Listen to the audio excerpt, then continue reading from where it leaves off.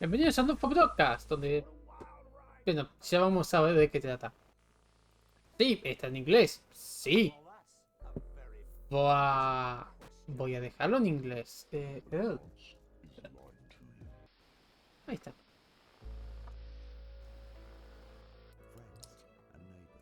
Ah, no. Eso no, eso no, eso va después. El audio está en inglés. ¿Podría ponerlo en español el texto para que mucha gente entienda qué pasa?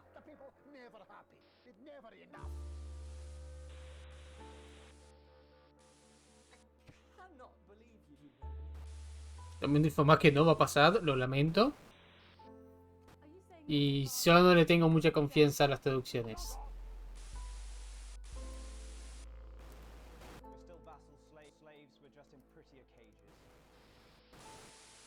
Pero bueno, ahora sí. Mucho más no hay. Te quédate el juego, ahora lo van a ver. Campaña, el Thunderstone. Esto es un DLC. Sí, tiene un pase de temporada esto. Pero no los voy a jugar porque no los tengo. Entrar nombre del juego. Bueno, el mismo que en el perfil. Modo historia. Empezar la historia sin el estrés. Los mecanismos que no son de transmisión están desaparecidos. Los videntes espectadores son muy persuasivos. Interno. Menos desafiante. Las mecánicas de no transmisión son menos demandantes. Los espectadores no cambian tan fácil. Transmisor. Recomendado. Experiencia balanceada. Las mecánicas de no transmisión y las ratings de espectadores proveen un desafío razonable. Showrunner. Un desafío.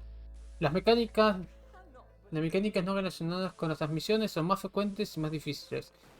Los espectadores van a dejar de mirar más rápido. Bueno, y esto, pero lo vamos a ver después. Vamos a jugar en Blockcaster.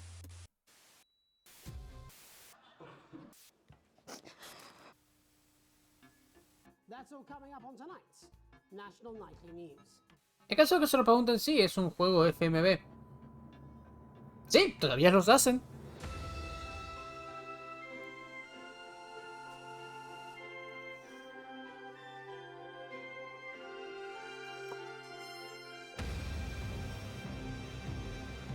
Not for broadcast.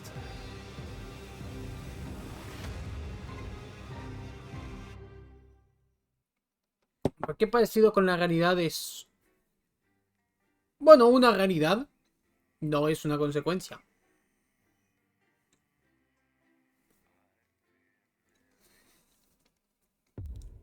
Día 1. La elección.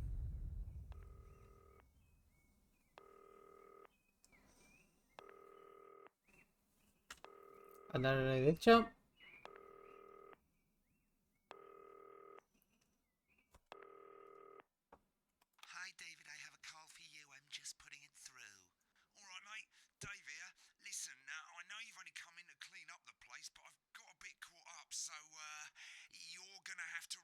Tonight. Now, don't worry, it's not hard, and I'm going to stay on the phone and help you. First, I'm going to give you a quick tour of the broadcast room, so if you're not doing it already, look forwards towards all those screens. Right, look up at the top. That coloured bar is your audience. You want to keep the viewers going up and not down. Underneath that, you've got the screens. The one on the right is the broadcast screen. That's what the viewers are seeing at home. It's only a couple of seconds behind the master screen there in the middle. That's the one you control. Now, the four small screens on the left show the different signals coming from the studio, and you can choose between them using the numbered buttons on the vision mixer at the bottom left. Don't worry, I'll talk you through it and you'll pick it up in no time. Now, have a look to your left. These plugs control everything in the studio. I've left them set up for you, so provided you haven't fiddled with them, all you have to do now is throw the master trip switch and we're in business. Once you've got the power on, face the front again. You can see on the broadcast screen that we're in the end titles for the show before us. Fortunately, they go on for fucking ages, so there's plenty of time for me to explain... Oh, right, okay, they're over, so we haven't got long now till the broadcast. Right, quickly, mate, look down under the desk. You can see a load of videotapes on the left. They're your adverts. Pick any three and load them into the machines on the right. When you've done that, look up to the front again.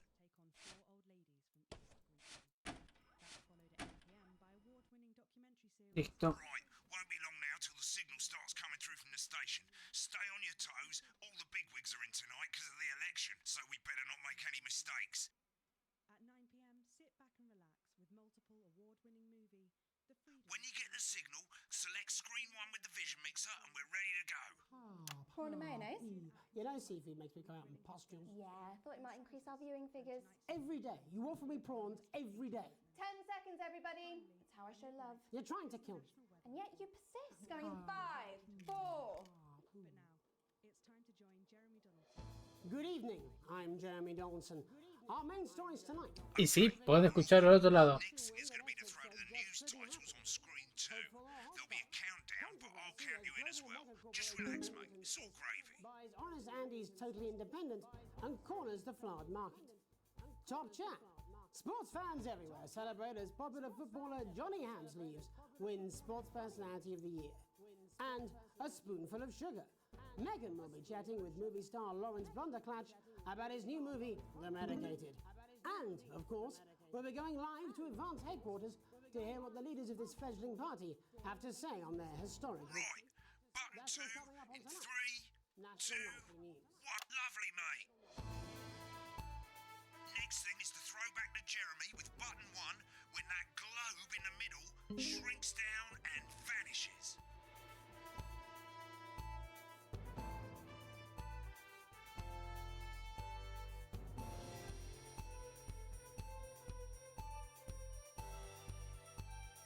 Pueden usar el teclado también. Here it comes. Switch to screen 1. Lovely, mate. But first, the votes are in and it's a decisive win for Advance. We often get a bit of interference around this time, mate. Keep your eye on the machine at the bottom right. Use that slider that's flashing or your scroll wheel to move the wave up and down, keeping the green bit in the white bit. But critics have accused him of a severe lack of actual policies and of being deliberately vague. The opposition parties have all conceded defeat to Advance's overwhelming mandate, but have yet to appear publicly. However, former Home Secretary... Right, it's going well. All you've got to do now is play the advert at the end of the segment. Make sure you don't play it too early or we'll all get fired. Now the clock at the top is counting you down to the advert. When it reaches 0, press one of the 3 play ad buttons over there at the bottom right. I normally play the first one at the first break and so on, but you can play them in any order you want. I'll count you into it as well, but keep your eye on the clock. To hear the co-leader's acceptance. And 3, 2, 1, advert. 1 minute back, everybody. Jeremy, I need you to fill after the ads. What? Why? Wanker Snatch is running late. Oh, I thought I'd ask him about the election. Personally, I wouldn't try to confuse him with any big words. Not a dream. This is reality. This is the story of you and how you're stupid I'm and deeply asleep. uncomfortable with your It's about bullshit. how you were promised the Elysian fields, but you ended up filleting Satan for the salty. Wicked. We've made it to the first outbreak. You're doing great, mate. But this is where it starts getting a bit trickier. This next sequence is what we call a multicam sequence, because you're going to be cutting between multiple cameras to keep things interesting. A lot of it's down to personal taste, but here's 3 good rules of thumb. 1. Try and keep the shot on whoever is doing the talking. 2. Don't stay on the same shot for too long, 10 seconds at the most. So if you're on the person who's talking, try and throw in the odd reaction shot or pull out to the wide shot for a bit just to keep it interesting. 3. Don't stay on reaction shots for too long. A couple of seconds is usually enough. Then the audience want to see who's doing the talking, yeah? Stick to these rules and you'll be fine. It's not as complicated as it sounds. You've seen programs on television, haven't you? Make it look like those. Might as well get screen 1 selected now. No need to wait for the broadcast to start. Try and stay ahead, mate. Tour. Alan James is right We're coming back in front of you. Alan James. Alan James. Alan James. Alan James is right. Alan seconds, everybody. James. I'm Alan James. Coming to a city near you. 5, 4, 3. Welcome back to the National Nightly News. Later, we'll be hearing from shock election winners. Ahora ahora explica qué Ready to pasó. go to Megan on screen 4. Is here with a star of both stage and screen. Megan? Thank you, Jeremy. Megan Wolfe, culture correspondent. And today I have a guest who starred in everything from Shakespeare Right, to the go to Shot Blunderclatch films. on screen I'm 3 when she excited to be says his joined name. today by none other than Lawrence Blunderclatch. Thank you so much for coming on. Oh, my dear, I do hope you believe me when I tell you that being with you here today is among Switch the to 2 for the wide now. May I say, having you here with us is among ours. Right, now just try and stay on whoever's Your talking. latest movie, which is called The Medicated. The medicated, yes. Wow, what was that like? Well, as I said to Peter at the wrap, that's Peter Jensen, the director. Give us a look at Megan's reaction. He's a Lovely. wonderful chap, Now back he to really Thunder is. Twat. I've worked with him in several movies, all terribly successful. I said to Peter, what a wild ride this has been. And do you know what, Megan? I really meant that. Wow, that is fantastic. And am I right in saying that the character you play in this movie is quite an academic one? Absolutely right. A scientist. Was that a challenge at all?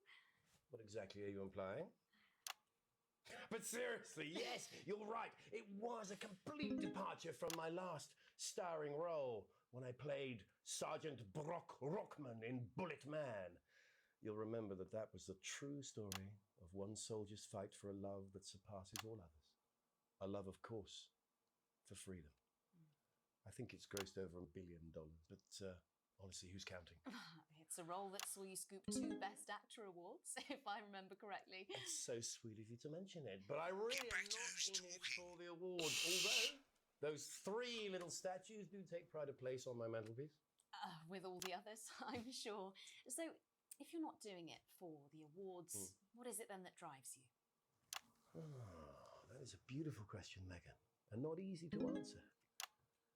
Like you, I'm afraid. Cut me, and I will bleed. And often, that's how it feels, doesn't it? Doesn't it?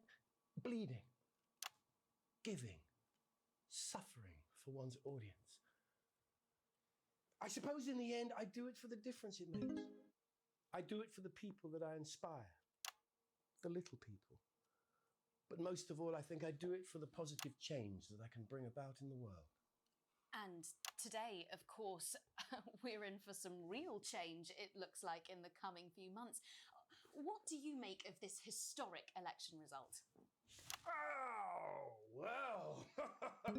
Well, now you're asking. Historic election result. Indeed. Historic is the word. Well, it's difficult, isn't it? Very difficult. But I think I've always been quite clear that when it comes to politics, Been on that shot a bit one long. should always strive to not fuck things up. Shit, he swore. Oh, well, don't worry, he won't do it again. Sorry, I said fuck. Shit, he did it again. Okay, don't panic. I'll explain how to deal with swearing at the From break. The Medicated, which opens next week Right, around they've the swapped country. the shot of Jeremy on screen 1 for a VT of the movie clip.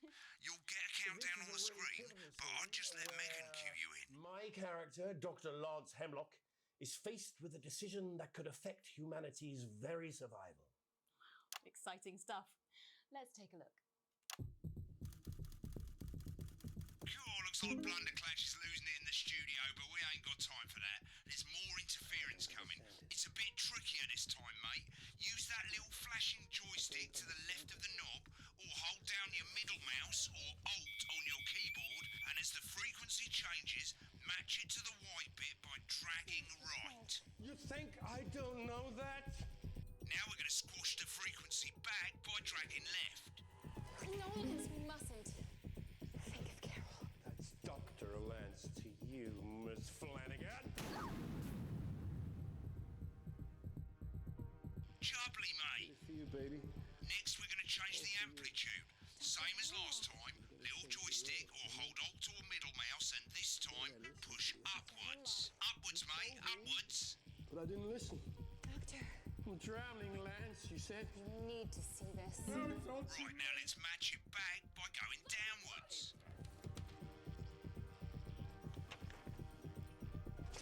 The virus.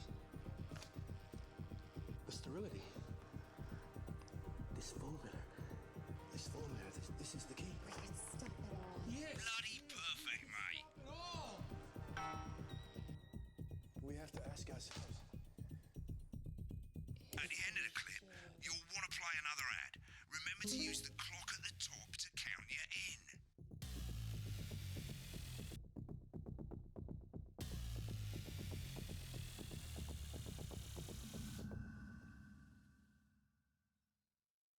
Right, I guess I better explain how to deal with bleeping out swear words. As you've probably noticed, the broadcast screen, here, is about 2 seconds behind the master screen, here.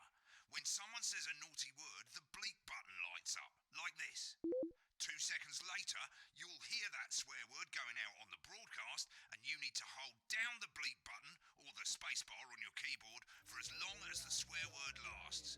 It can take a bit of practice getting used to hearing 2 things at once. Just stay calm and you'll get it. And if you can't tell when to bleep, just above the button, you'll literally be able to see the sound scrolling by.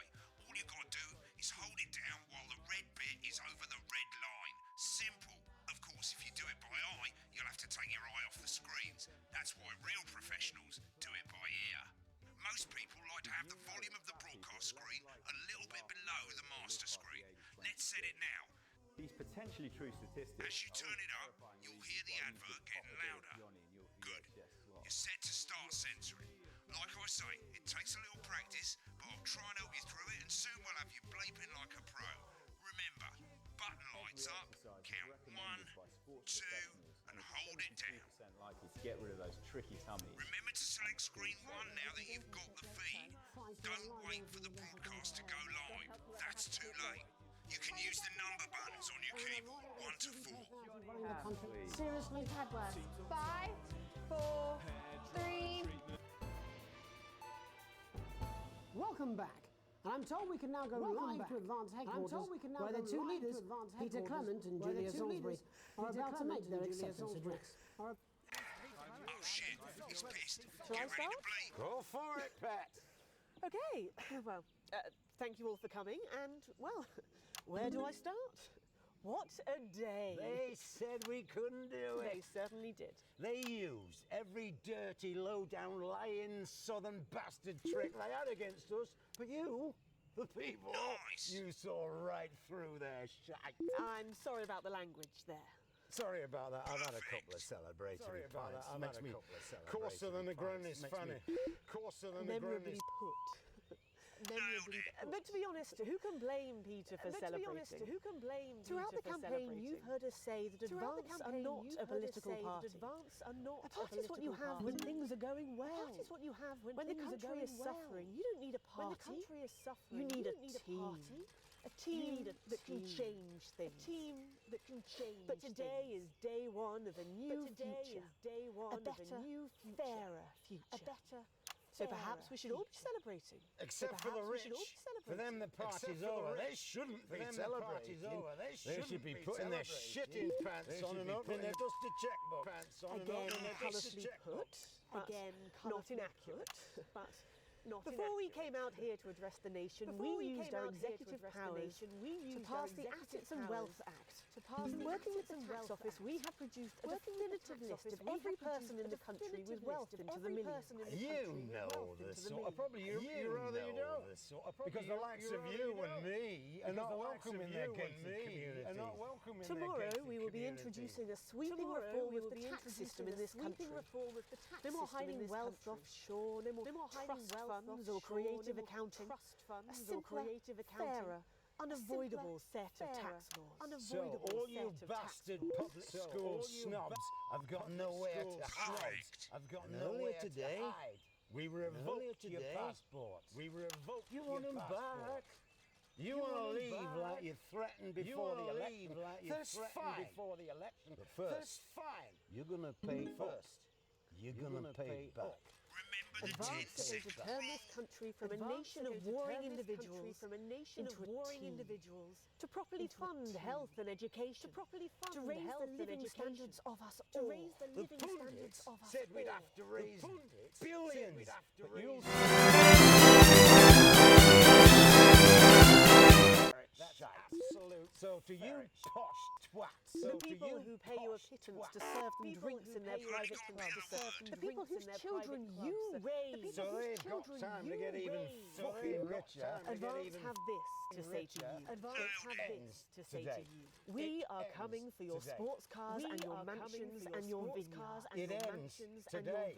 We will put the wealth of this country back where it should have always been. In the hands of the people who created it. In the hands of the people who created it. Today. Yes. It ends today.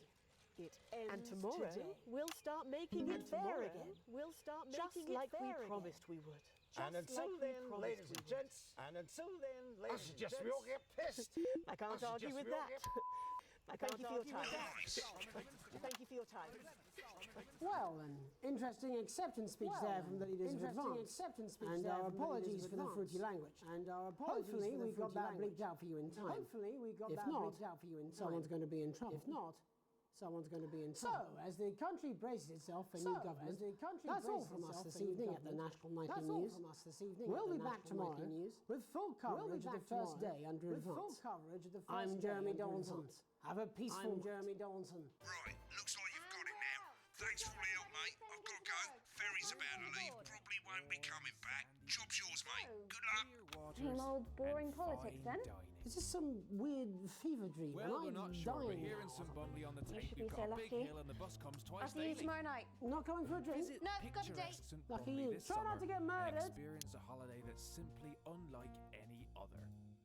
León. Sí, ya te dije que iba a ser el simulador de noticias de LATAM. ¿Pensaste que te estaba jodiendo? ¿Pensaste en serio que te estaba jodiendo? Y ya vas a ver por qué. Perdón que no leí antes, estaba más concentrado en el juego que en leer. Me mataste. Oh.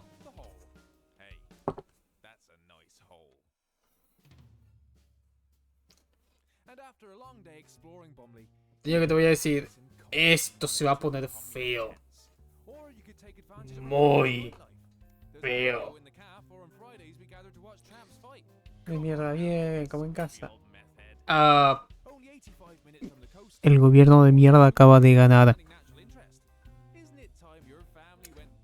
Ups.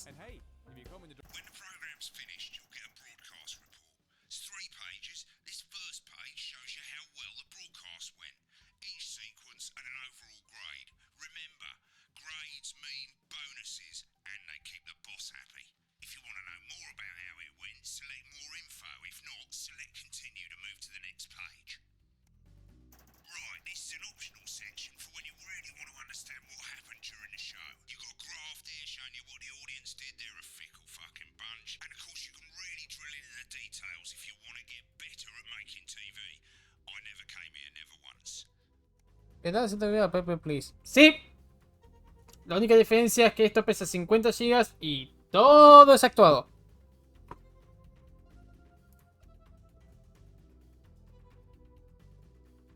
Es lo que hay. Ah, no, no es lo que hay. Me gustó. Y la cosa, créeme, cuando te digo, la cosa se va a poner fea. La cosa se pone fea.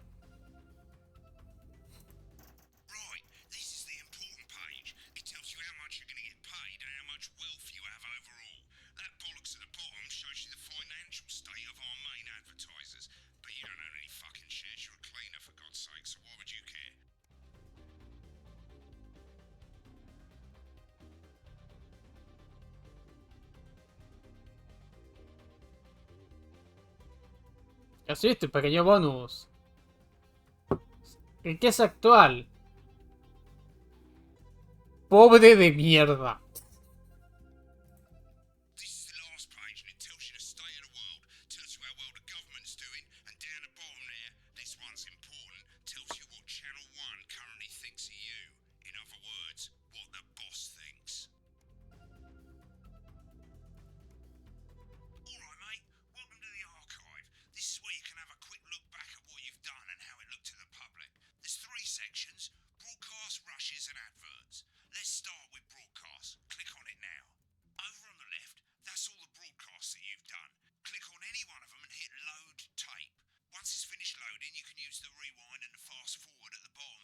To help you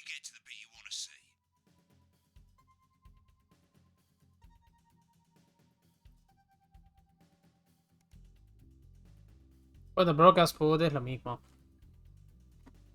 Y sí, dice 3. De nuevo, créanme, el cuarto día es peor.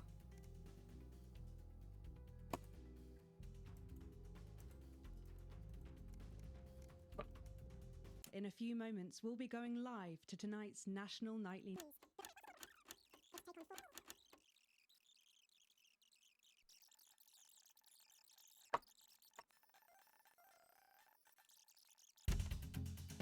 Right, click on rushes and let's have a look at those. Right, this is the rushes room. It's pretty simple. The 4 screens you can see, they're going to show you the 4 signals you got from the studio during the actual broadcast. Difference is you can mute any combination of them, so you can have a listen to the stuff you're not allowed to show. Acá teníamos Canal 4 Open. When you're done listening to the backstage secrets, hit back. Corrían Windows XP de fondo.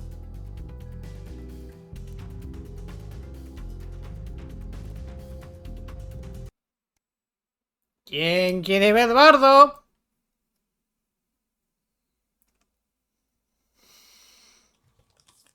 These aren't my cards. Please tell me these aren't my cards. No, they're the right ones, apparently. But this gives me nothing, Jenny. They must see that. I know. I think they think you won't have anything to say. Oh, for God's sake, come on. It's a huge day. He's not an... Absolute bonehead. I don't care, Rob. I'm not doing it. I agreed to do one beastly interview a day. I made that completely clear when we started. Check my contract. Hi, I'm Megan. Oh, piss off. You're on thin, bloody ice, Rob.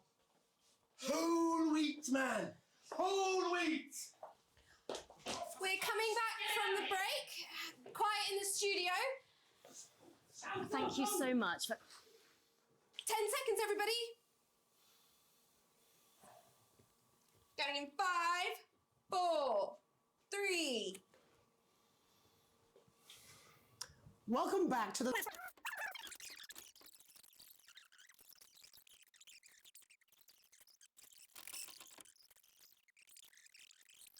May I say, having you here with us is among ours. Bless you. So you've...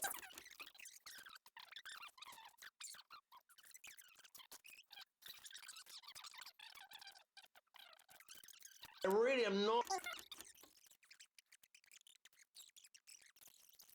Historic is the word. Well, ¿Cómo es tu británico? Yo pensé, fuera de joda, vos vas a decir, yo pensé lo mismo, yo pensé, este juego tiene actores australianos.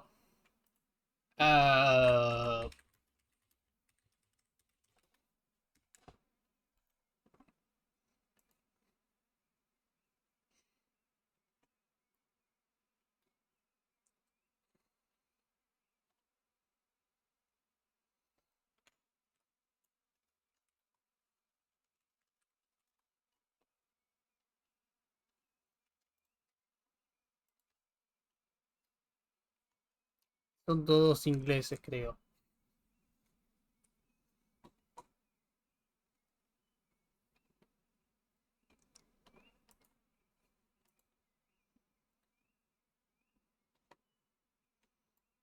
Lo que no me acuerdo es dónde lo vi.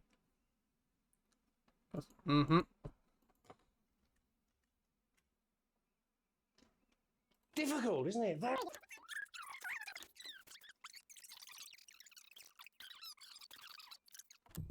And we're out. Rob, get the car. We're out of here. Mr. Blundercatch. No!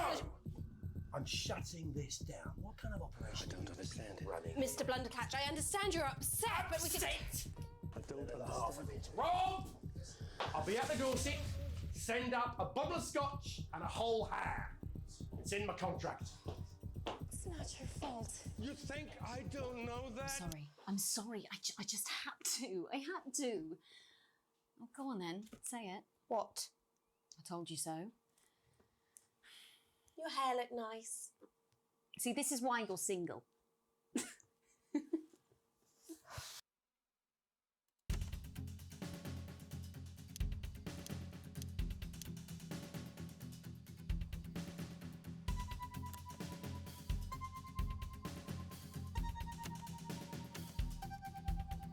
Ah, claro.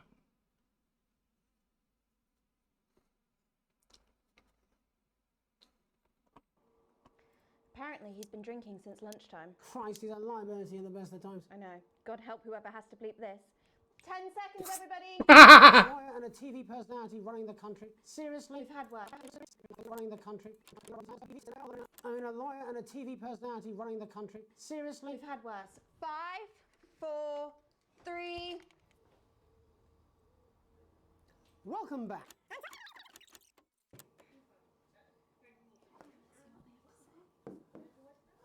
Have I nearly hit the source this morning?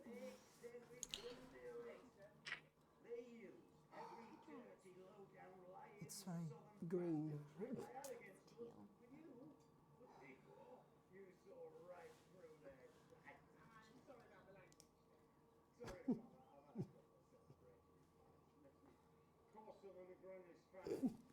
Es inglés, hay que ponerse era una costumbre. Porque los británicos son así de refinados, ¿sabes?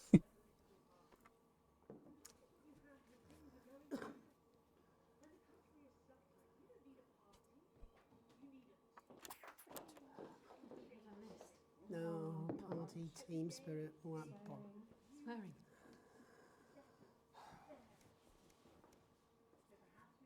Y no vamos a hacer esto para cada una de las cosas. Por Dios, no, si no, esto no termina nunca más.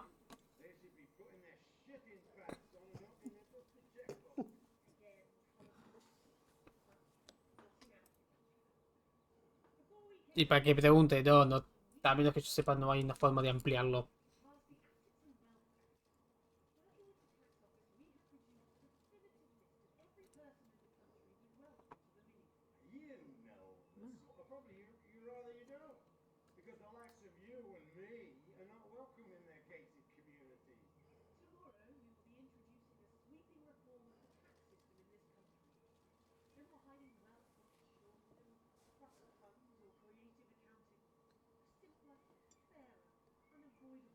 Oh, es un cliché para algo.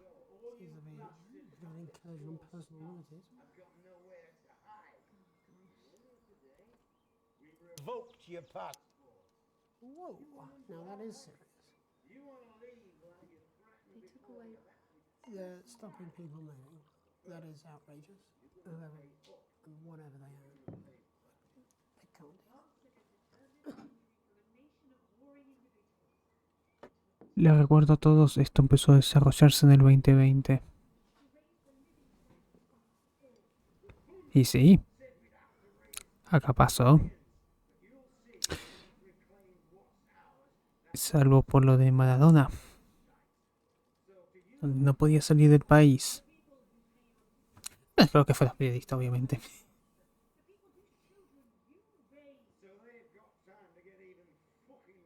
Acuérdense de eso, más adelante van a ver por qué.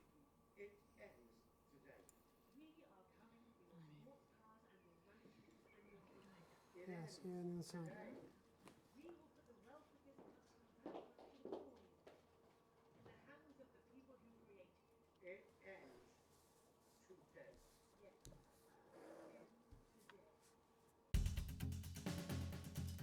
Bueno, y estos son los anuncios.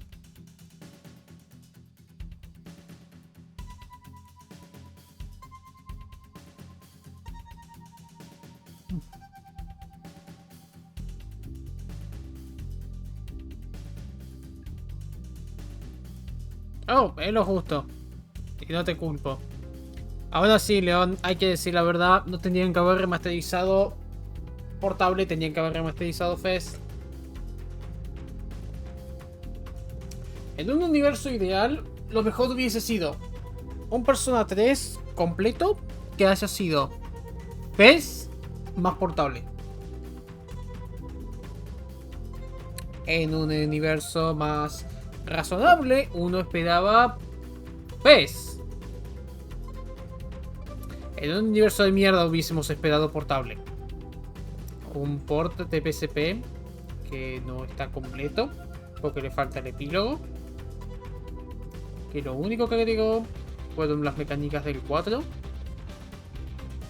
Y el personaje principal femenino, con cambios en los enlaces sociales. Ah, y el juego se convirtió en una puta novela visual.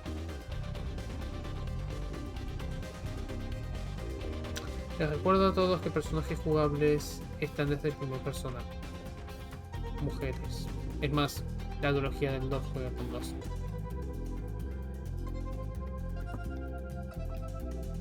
¡Volviendo al juego! Sarah Salisbury es una de las líderes del partido Advance. Día 3. Un formulario inesperado. Llegaste en casa para encontrar un sombra con nada más en usar. Una carta te dice: el equipo quiere conocerte. Oh, mierda. La curiosidad te gana y decidís abrirlo.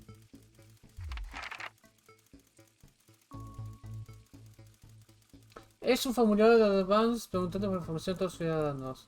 Ya está la primera parte. Primer nombre, tu nombre, Alex Winston. Tu esposa, Sam Winston. Tus hijos, Charles Winston y Susie Winston.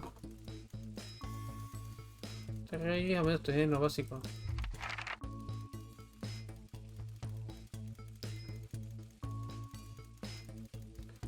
El resto de las preguntas tienen para completar. Parecen ser obligatorias. Pregunta 1. Al empezar un nuevo trabajo, vos serías amigable y te introducirías con tus nuevos compañeros. Ser productivo y entrar a trabajar. Amigarte por mismo y orientarte con el nuevo lugar de trabajo. Recordar con amigos sobre viejos trabajos.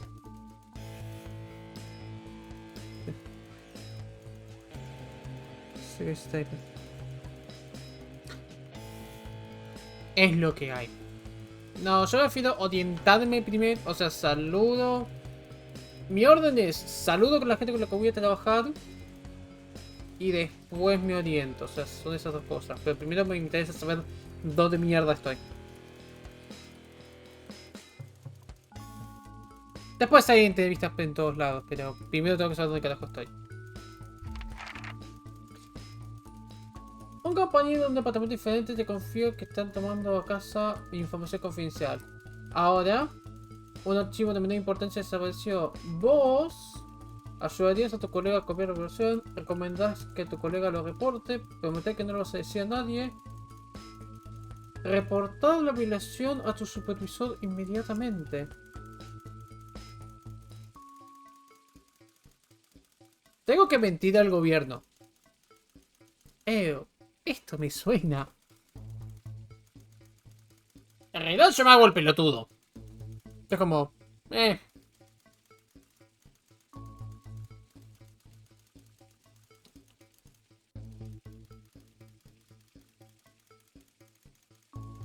No soy un botón. Yo no reporto a la gente. Salvo que tenga relación conmigo ahí. No, recomiendo que lo reporte, es lo más neutro que hay.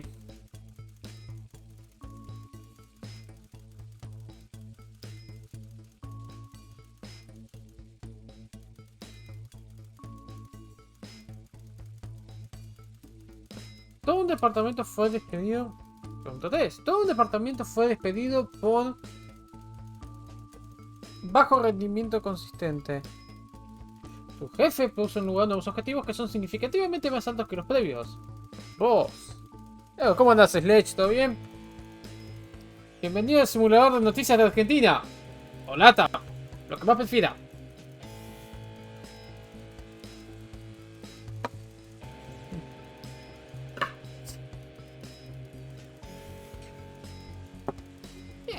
Tranca. Te dando el tiempo hasta octubre. No voy a mentir, estoy llevando el tiempo hasta octubre. Esto no estaba planeado. Vos. ¿Dejarías el trabajo? ¿Dejarías el trabajo a tiempo? ¿Te quedarías tarde para asegurar que golpees el primer hito? Llegas al trabajo temprano y No, te vas al trabajo temprano y vas directo al bar para hablar con tus cambios entre los colegas. Te abandonas el trabajo temprano y vas a tu casa para ver a tu familia. Ah, voy a tiempo. No cambia nada. ¿Estás al programa de tipo 22? Probablemente. ¿Qué pasó?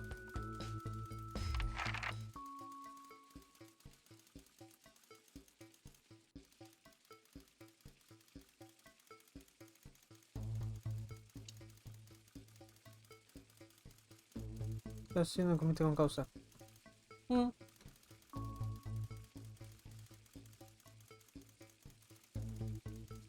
Sí, no creo que haya nada más. ¿Por dónde lo van a hacer? ¿Por Discord o lo van a hacer por cosa?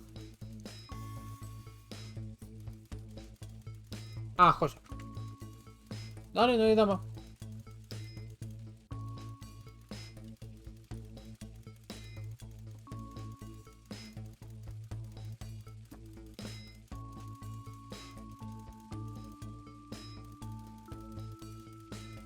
Dale.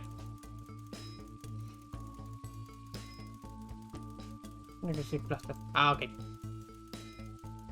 Dale, dale, no hay nada más.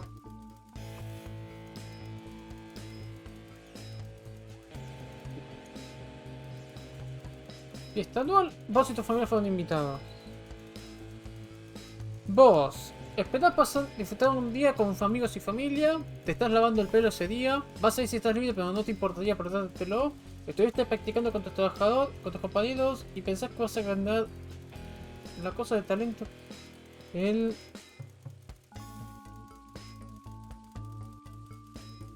concurso de talento este año. Estoy esperando pasar un día con amigos y familia. ¿Qué estos juegos de terror? No, básicamente... yo sé que manejan las pantallas de un noticiero. Y bueno, acaba de ganar un gobierno radical. O traducido mejor idioma, acaban de volver a ganar los peronistas.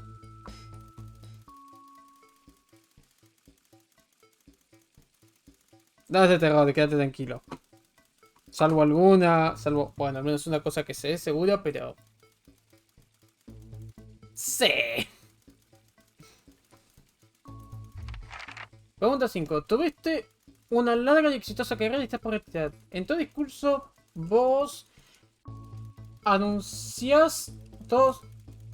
Listás todos tus logros y todas las buenas memorias que te de trabajar ahí. Das una reseña honesta de las ventajas y desventajas de la compañía. Te sentás en los desafíos y los problemas que encontraste.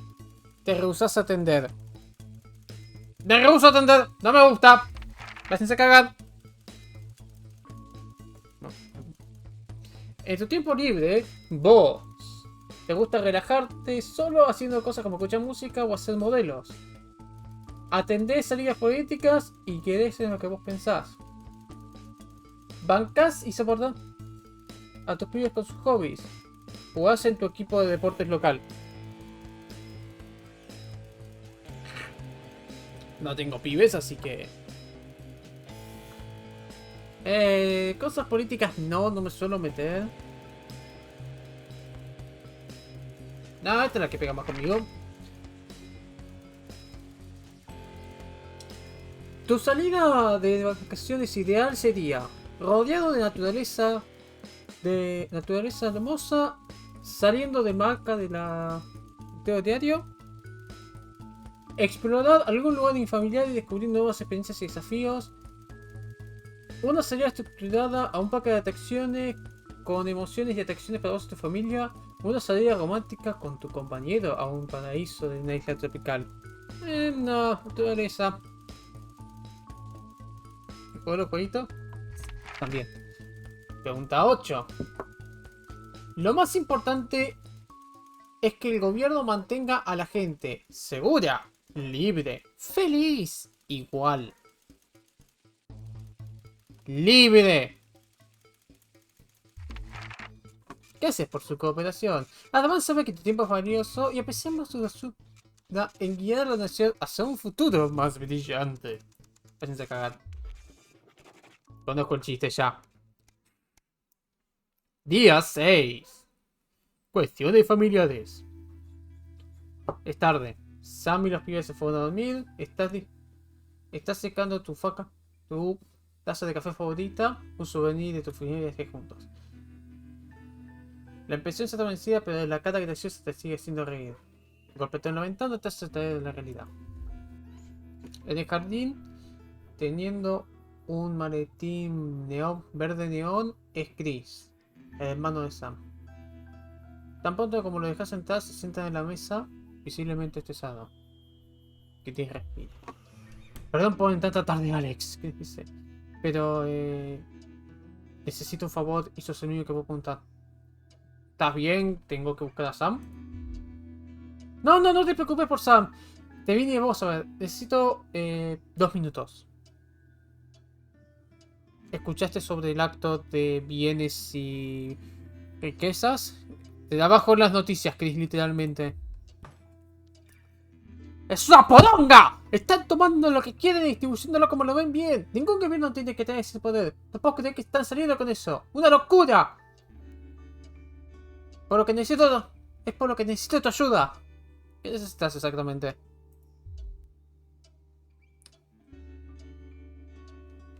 Los ojos de Chris descansan en la mesa. Mira, sé que es mucho pedirte, pero... necesito que me prestes tu pasaporte. ¿Para qué? Para irme del país. Se llevaron el mío y la mitad del país. Y la mitad del puto país. Pero siempre dicen que vos y yo nos vimos similares, así que...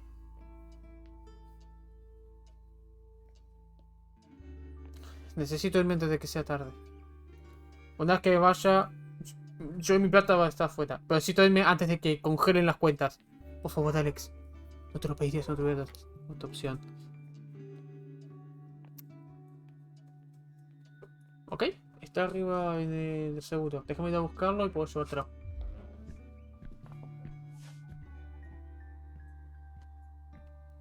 Prepara las escaleras a tu cuarto. Con cuidado no despertar a Sam, quien está acomodado y domina como...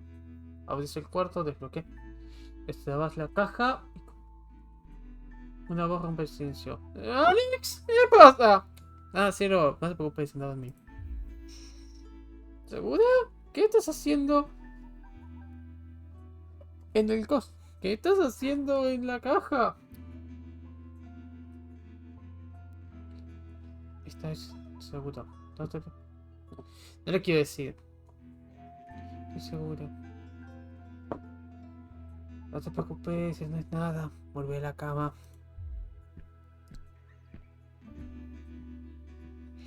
Cerrás las...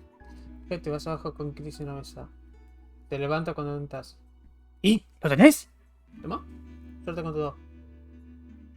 Solamente avísame y pido otro nuevo porque bueno. ¿Veas que eso es eso?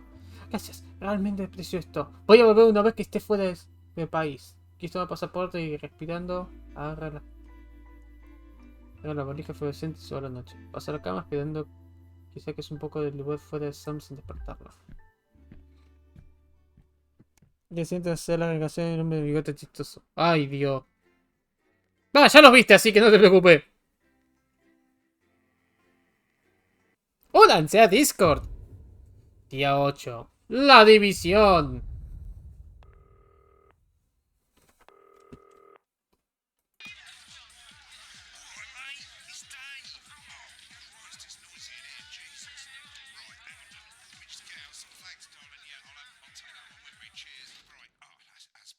Let's get set up and get on with it, eh? So I can get back to my guests.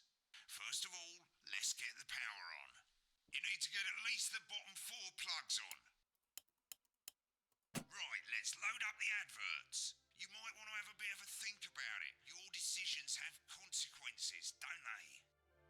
Sí, las decisiones tienen consecuencias. Mr. Snugglehugs, ¿tenemos que jugarlo?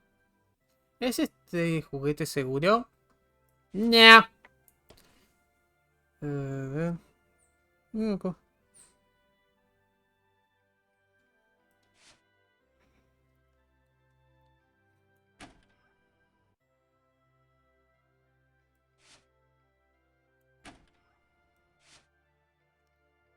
Una nueva piel de crema con un...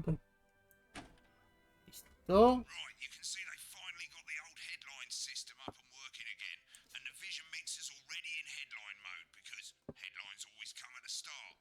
It's really simple, mate. These 2 buttons at the bottom of the vision mixer, you can see they now have A and B on them, and they're to help you pick image A on the left bottom screen here, or image B on the right bottom screen here. It's really simple. This little clock here will count down the number of seconds you have to make your decision. Provided you make a decision in that time, you're fine. And you can change your mind as much as you want until the clock reaches 0. But if you don't make any decision, you'll be fired before you even get to make another choice. I I just want to say one more thing, mate.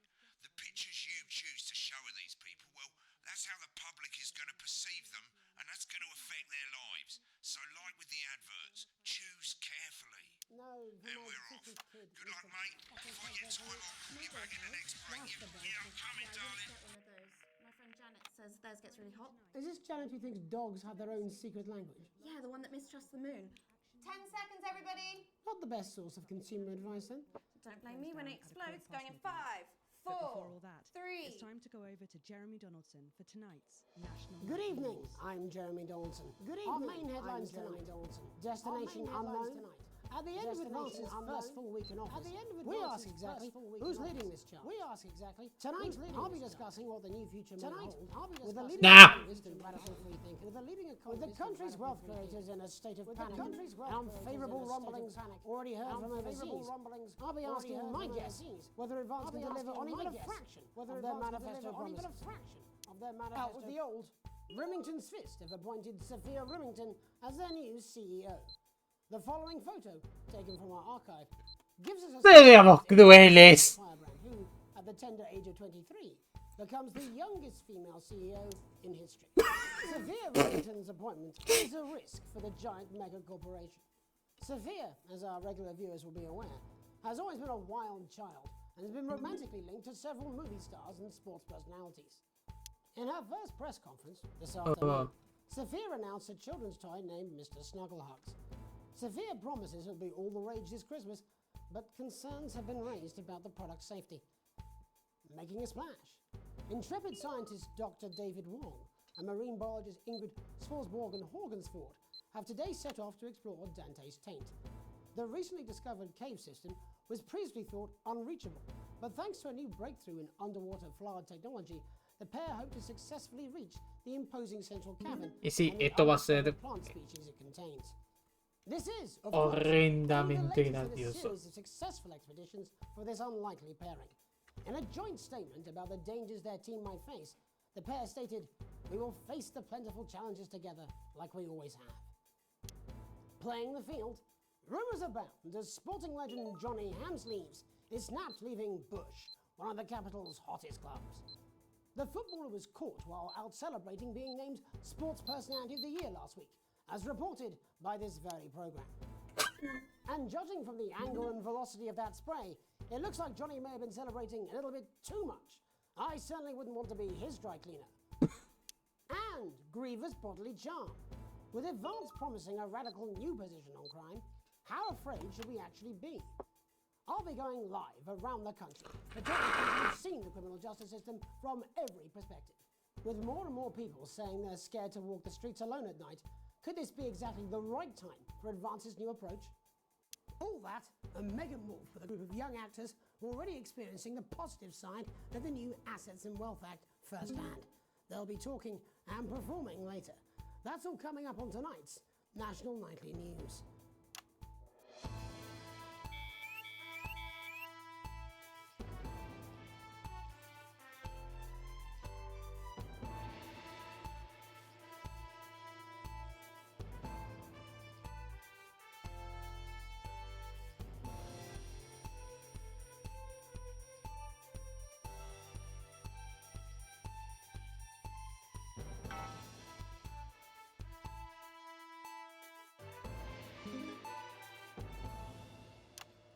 In the wake of the government's swift enactment of the Assets and Wealth Act, we're talking about Advance's first week in office and what the new future holds.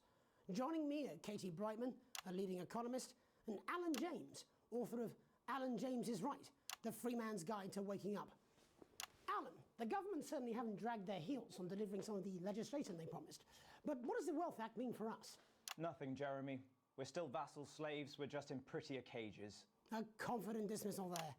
Katie Brightman, do you agree? I'm afraid I don't, no. I think that Advance have realised that the current economic system of unlimited, unending growth is untenable, so they're changing things up. There I agree with you. They're moving to the next steps in the grand plan. Grand plan, Alan? It's all in my book. Alan James is Right, Jeremy.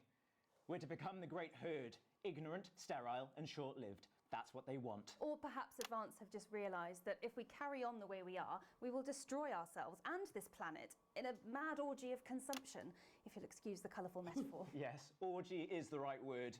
Only it'll be the overlords having an orgy on our poor broken backs. It's all in my book. Alan James is... Shamelessly self-promoting? Katie, how do you think the rest of the world will respond to this new approach? I think they're watching carefully. Advance are the most disruptive threat that the world powers have faced since the last Great War. Yes, Katie's right. War is inevitable. Thank you, but that isn't And this will not be a war like we've ever seen before. We're talking millions of deaths. We're talking high-tech weapons that can level entire cities. We're talking... Out of the wrong orifices? Mock me all you like, Jeremy, but when they murder your parents and they poison your food and they take you away to their camps for hypno-brainwashing, who will be laughing then? That might be a great way to sell books, Alan, but you know full well that isn't going to happen in a democracy. Democracy is dead.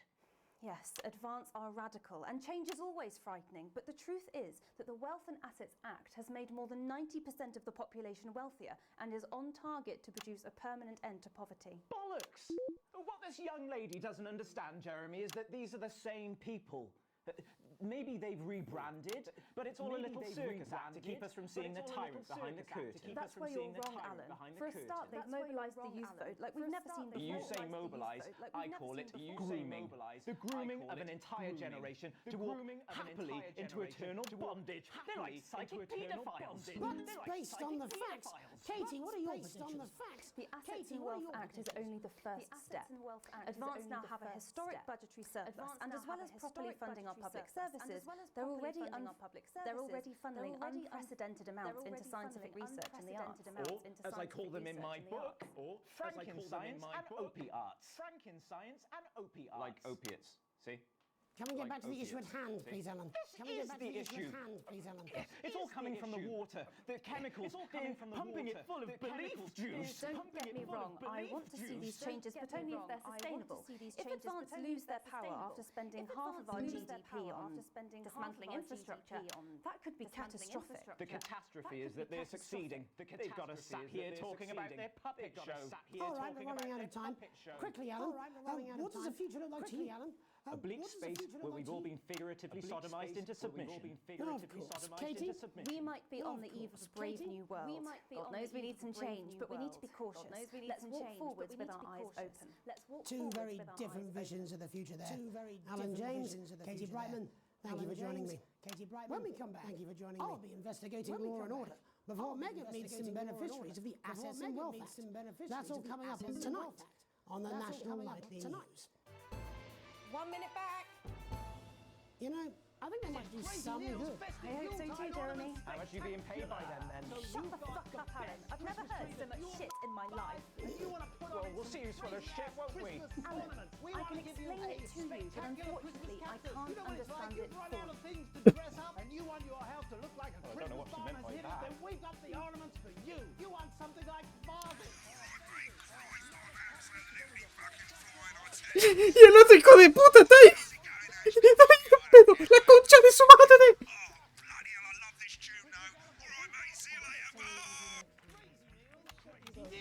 This is a clear out of the storage lot of the second one still abandoned. Like you abandoned her children. It's a rainbow on crazy fun. Don't be a prick. That's Get yourself a crazy deal with me.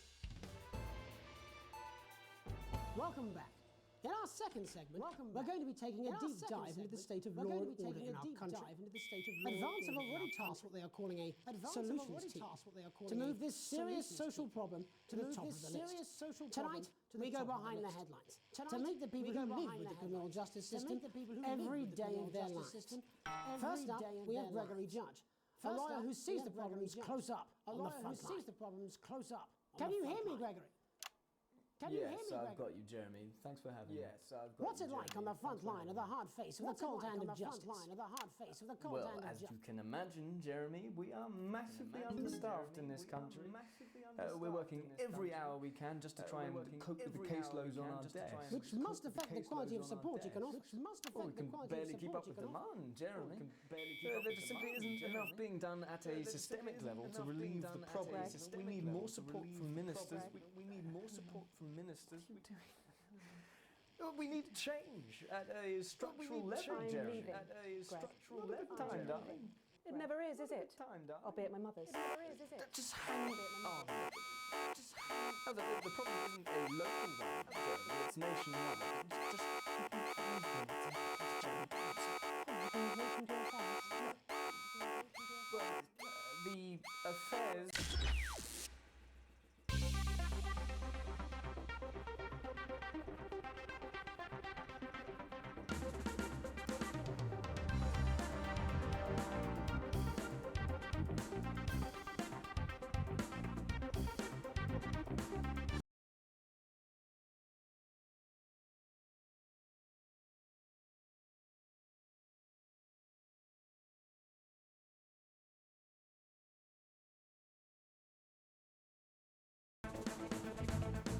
Es la primera vez que veo esta pantalla.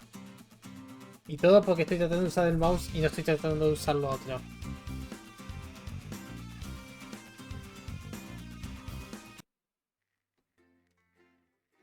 ¡Sé pelotudo! ¡Es barato!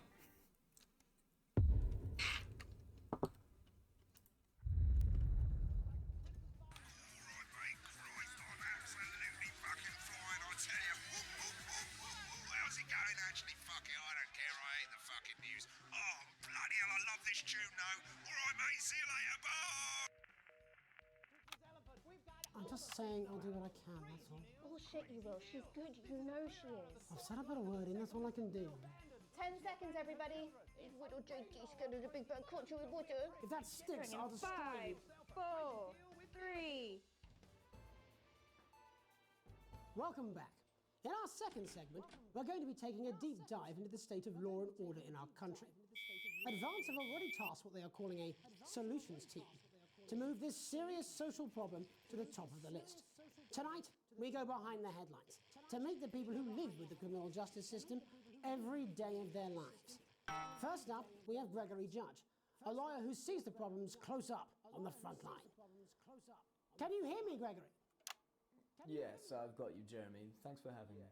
What's it like on the front line of the hard face of the cold hand of justice? Well, as you can imagine, Jeremy, we are massively understaffed in this country. We're working every hour we can just to try and cope with the caseloads on our desks. Which must affect the quality of support you can offer.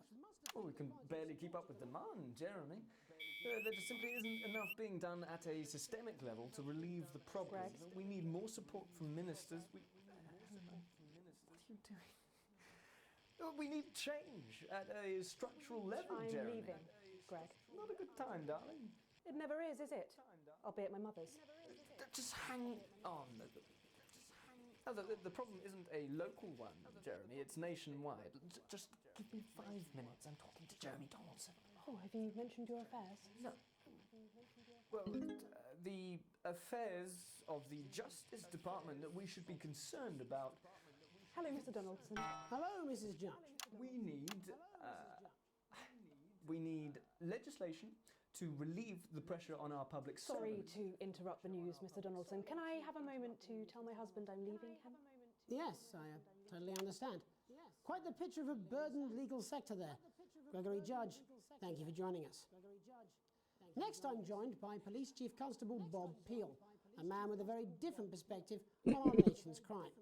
Do you think there's a problem with the system, Bob?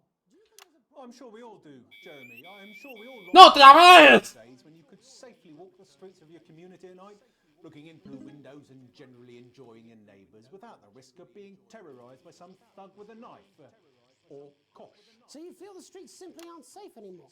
Where have we gone wrong, Bob?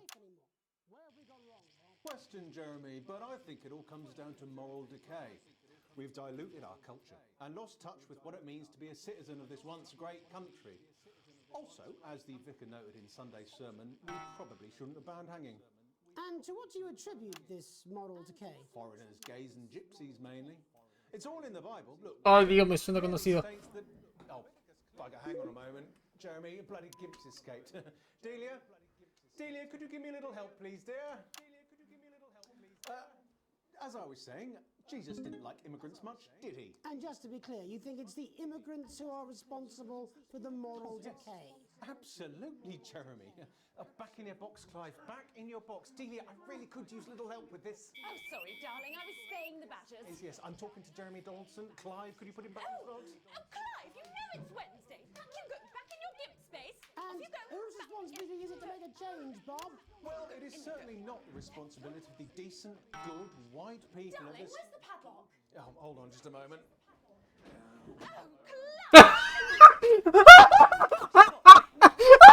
I'm not having this again.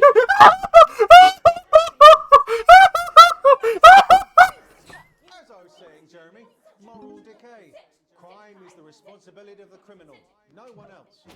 Look, everyone has a sob story, but we don't all end up as barbarians, do we? Look, when our daughter Alice comes home with an A-, does she go on a killing spree? No, she takes 3 of her pills and hides under the stairs like a normal child. Thank you, Bob. Bob Peel there, really locking down the police's position on morality for us. And finally tonight, hopefully uninterrupted, it's time to get to the heart of the matter. Tony Dawson has recently been released from prison after serving 3 years for aggravated assault, burglary, and menacing a SWAT. He's agreed to talk to us today, which is also, I believe, his birthday. Many happy returns, Tony. Cheers, Jez. Call me Titwank Tony. Everybody else does. No, I'm not going to be doing that. Can you tell us what it's like in prison, Tony? Titwank Tony. Prison's a mixed bag. Structure's quite nice, but it's a constant battle against institutionalization, as you can imagine. And obviously, Titwanks are quite hard to come by. I'm picking up that you're not alone there, Tony. I'm picking up that you're not alone there, Tony. Yeah, sorry, my friends are throwing me a surprise party. Yeah, sorry, my friends are throwing me a surprise party. Okay, well, we're trying to get back to that party as soon as possible. First, let me ask you this. Do you feel that your time spent in prison helped to rehabilitate you in any way, Tony? Titwank Tony! I don't think it's as easy as that, Jez. I don't think it's as easy as that, Jez. Sopen! Yeah, I think asking that is an oversimplification. It sounds like it's getting quite busy there, Tony, but let's try and soldier on. Since leaving custody, have you been able to find a new job? Yeah, all the boys are here. Big Chris, Little Chris, Big Chris, and Vampire Chris. Little Chris, and Vampire Chris. This one's, yeah? Yep. One sec, love. Tony's on the news. One sec, love. Tony's on the news. Rehabilitation's difficult with the current system, Jez. Just not set up for it, you know? It's inherently unjust. It's inherently unjust. So, do you feel tempted to... I'm sorry, who's this guy? You are joking. Chrissy's free bollocks has only got Mr. Fancy, oh. He's only got Mr. Fancy, oh. Not now, fellas, I'm on the news. Not now, fellas. It seems like we've caught you at a bad time. I can't really hear you, mate. It's getting a bit busy here. Yes, we seem to be losing the signal there, Tony. Well, we're just trying to get that signal back. I think we... Yes, Tony? Tony, 2 seconds. How does this happen, Tony? Can you hear me? Well, we seem to have lost hopefully you, the viewer at home, have managed to gain a broader understanding of the serious and complex issues around law and order. After the break, Megan will be live with some plucky young thespians. Don't go away. We'll be back. Don't go away after these messages. We'll be back. 1 minute back, everybody. Alan J. Mate, I ain't got long and I'm quite drunk. It's been a great night. In this next section, there's a bit of music. If you edit in time with the music, you can see the result on the vision mixer, and the public will love that. Don't worry if you don't, though. You won't get punished for it or nothing. Just try and stay in the groove. Also, one last tip. When the music starts, turn down the broadcast volume. Right, enjoy the music bit. God, I love music. God, I'm so pissed. I think I might go and throw up in a bit. I'm sure he's on his way. Come on, it's welcome back. How hard can it be? This is on you. 10 seconds, everybody. We're going to open on Megan. Camera 2. Going in 5, 4, 3. Welcome's Black. I'm Megan Wolfe, and on tonight's Culture Spot, I'll be chatting with one of the first beneficiaries of the Success and Wealth Act, a team of inspiring young people from Scritchford Sixth Form College who today received a grant from Advance to take their play, Hey, Friendship, on a tour of local secondary schools. Welcome to you all. Well, let's start with you two, Harriet and Charlotte Winstanley-Hamilton. Girls, you must be thrilled. We are, Megan. We're overwhelmed, to be honest. And I believe you two are sisters, is that right? Yes, Charlotte's my oldest. I'm the older, more popular one. Only joking. Harriet and Trey were really the ones who came up with the whole idea. So, Harry and I were shooting the breeze in the cafeteria, and I said, hey, let's actually do something. So I went to look for a drama teacher. But she'd been laid off due to budget cuts. Fortunately, I directed a pantomime when I was at university, so I knew the ropes, as it were. Right, yes, but you're the maths teacher, aren't you? Yes, that's me, Jeff Algebra, maths teacher. Maths is really important. Oh, thanks, Steve. Maths is really important. Yeah, thanks, Steve. As is theatre. It's one of the oldest art forms in history. Aristotle believed. I just think that when we travel around all these problem schools and the poor kids see us, they say, hey, I really want to be like those attractive kids. And that's a very beautiful and powerful thing. We touch our audiences and they touch us right back. I suppose with a surname like Algebra, there was really only one choice of career for me. My wife, Angela, and I, we often laugh about it. Angela Algebra. Yes. We just want to bring a bit of song and joy into people's lives. And teach people about the difficult issues. The issues in the play are what really matter. And I think you're going to be showing us an extract from this play, aren't you? Yeah. That's right. To put into context, I play a young first year who's having some troubles at school. Her character doesn't actually have a name, yeah, because in a way she's like all of us. It's like a metaphor. Maybe she's you at home, or like maybe she's you, Megan. Maths is really important. Yeah, thanks, Steve. Put it in, coach. Yes, thanks, Steve. Right, well, I'm going to have a little chat with your teacher while you run off and get ready. I can't wait to see it. That's it, that way. So, Jeff, when did you first hear about the grants? 2 days ago. A letter from Advance arrived at the school. Now, the headmaster thought it was all a prank, but his secretary retrieved it from his bin and brought it to me. Wow, how did you react? I also threw it in the bin. But then Harriet and Trey rescued it, and they rang the number at the bottom of the page, and next thing you know, we're on tour. Wow. Well, I think we can all guess which way you'll be voting from now on. Do you know what? It's funny, because Angela and I don't usually vote. We're not very political. I'm a mathematician, of course, and she's a paraplegic, mainly. But we did used to watch that Peter Clements DIY show back in the day, and so we thought, why not? Let's have a go at this whole democracy thing. Okay. And here we bally well are. Good stuff. Fucking brilliant! So, let's have a look at a short section of Hey, Friendship.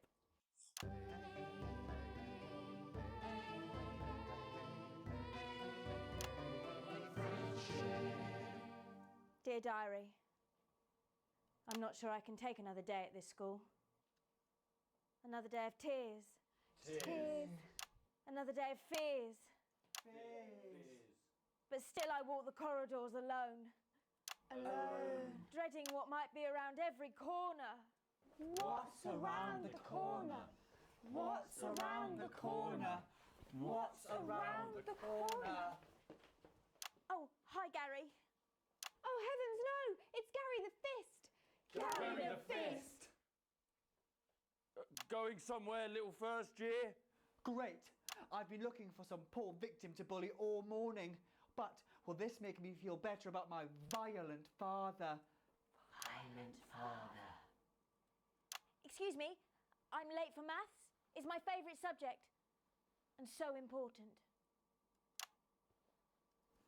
Maths is for losers. What? Maths is for losers. My arm's stuck, coach. Keep going, for fuck's sake! Right, maths is for losers. Now, give me your lunch money. Double lunch for me today, but why am I only truly happy when I'm eating? Not today, Gary the Fist. What do you mean, not today? Who are you? Oh, my arm's free, coach. Brilliant, keep going. Right, who are you to stand up to me? I'm Gary the Fist, and you're just a sad little girl with 2 gay dads who's all alone. That's where you're wrong, Gary the Fist. These are my 2 new friends. Vanessa is captain of the netball team. Yeah. And Blake owns a motorbike. Yeah. But I can't fight all three of you, and I don't have any friends of my own.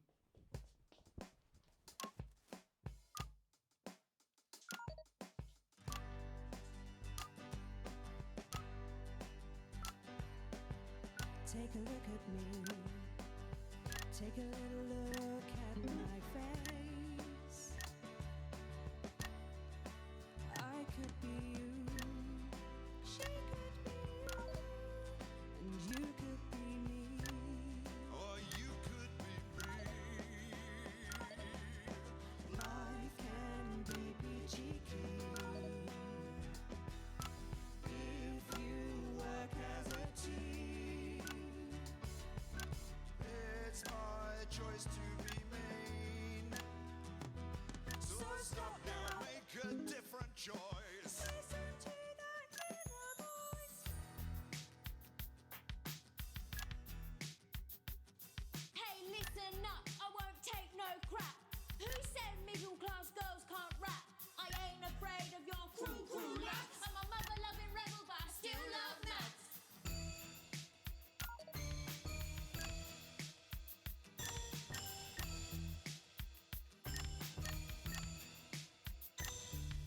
Hey, kids, I'm Gary the Fist. People think that folks like me probably shouldn't exist, but that's just prejudice, and I'd do better if you knew the way that I became Gary the Fist.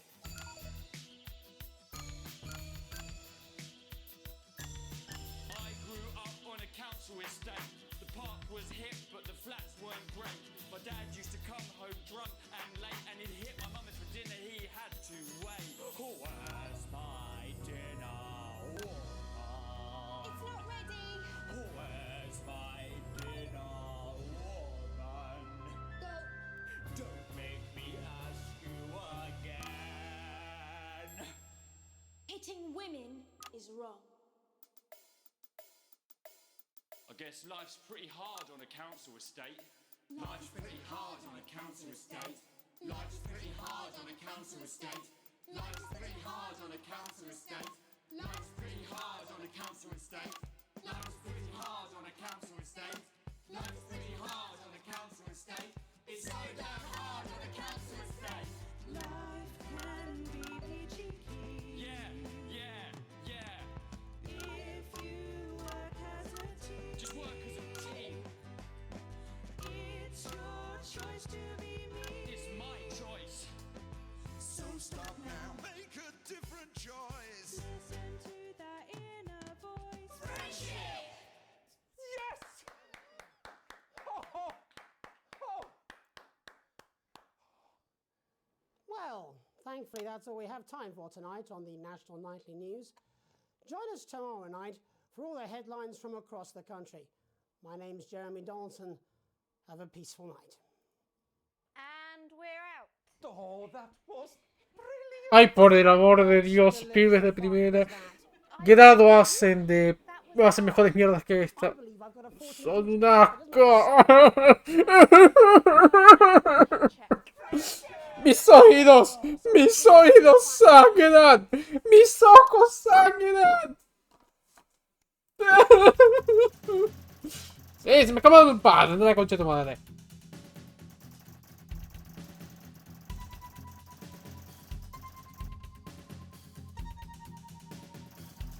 Recibiste un pequeño bonus. Pobre.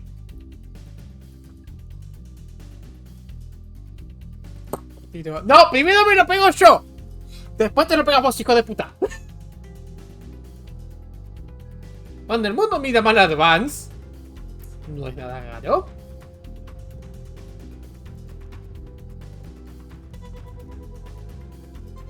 ¿Todo desbloqueado? Ah, eso es un modo extra. Eso para después.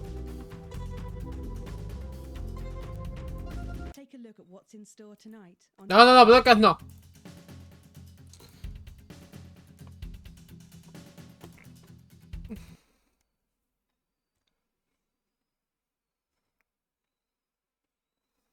I'm just saying I'll do what I can, that's all. I'm just saying I'll do what I can, that's all. Bullshit, you will. She's good. You know she is. I've said I put a word in, that's all I can do. 10 seconds, everybody. Is little JD scared of the big bad culture with water? If that sticks, I'll destroy you. 5, 4, 3. Welcome back. In our second segment. Can you hear me, Gregory?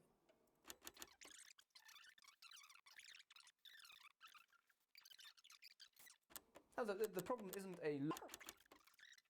this department that we... Quite the picture of a burdened legal sector there. Gregory Judge, thank you for joining us. Next, I'm joined by Police Chief Constable Bob Peel. I cannot believe you, Ellen. I would have expected this from your sister, but not from you. When are you going to realise I'm not her, Greg? Oh, trust me, between the drinking and the arse, I'm very aware. Terrorised by some thug with a knife.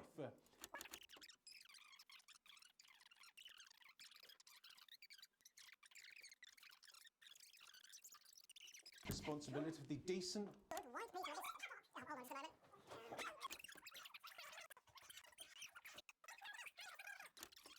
Look, when And the police's position on morality force.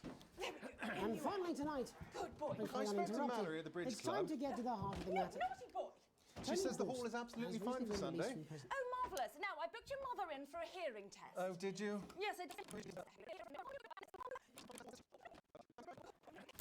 In you are. Good boy. I spoke to Mallory at the Bridge Club. No, naughty boy. She says the hall is absolutely fine for Sunday. Oh, marvellous. Now, I booked your mother in for a hearing test. Oh, did you? Yes, I did. Now, how's your IBS been? Ah. His birthday.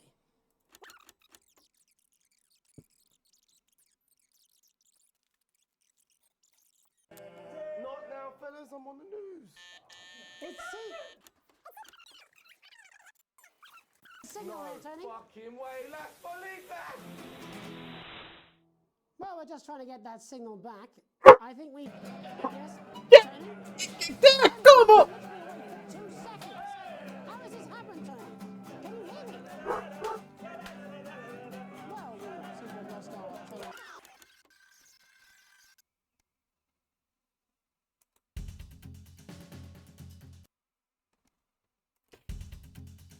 Claro, tenía que ver. Cada vez que la gente me causa risa. Perdón. Ah, lo de Teletón. Ah, lo demuestro. Desbloqueaste el Teletón. Our main headlines tonight. Ah, no, eso no fue mejor. Bueno. La puta madre. Mira lo que esto. Día 15. Una noche tardía. Pasa al teatro un poco más temprano y Sam ya está ahí esperando. Vestida full. Sonreí ampliamente cuando juntan sus manos y se sientan en su caja privada. Podrías acostumbrarte a esto, ciertamente. Los boletos llegaron en tu puerta el lunes con un agradecimiento de Chris. Vas a recibir tu pasaporte de vuelta pronto, aparentemente. El show no es de tu gusto usual. Una ópera pretenciosa en un lenguaje que vos sabés de hecho que Krista sabe hablar. Bueno, aún así los tragos pueden dejar así nomás. Cuando el show finalmente termina... Ay, por Dios, cuántos sospechosos esta gente tiene cita. Se paran en línea para conseguir sus abrigos y Sam con una impresión graciosa del conductor. Brazos moviendo. La pareja enfrente tuyo habla de la relocalización de la gente que no pudo pagar por sus nuevos impuestos. Suena mal. Sam sonríe gradualmente mientras vos pensás de que... ¿Qué piensa Chris? Sagua.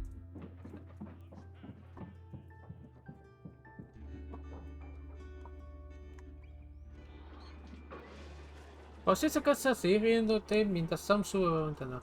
Te das cuenta de que tu pibe de 14 años no está de vuelta. Nada tan nada con una actitud elegible. Dice que está en la casa de un amigo. Confío en él, vamos a ver dentro de poco. Es una noche. Tiene que empezar a tomar responsabilidad por sus prevenciones al tiempo.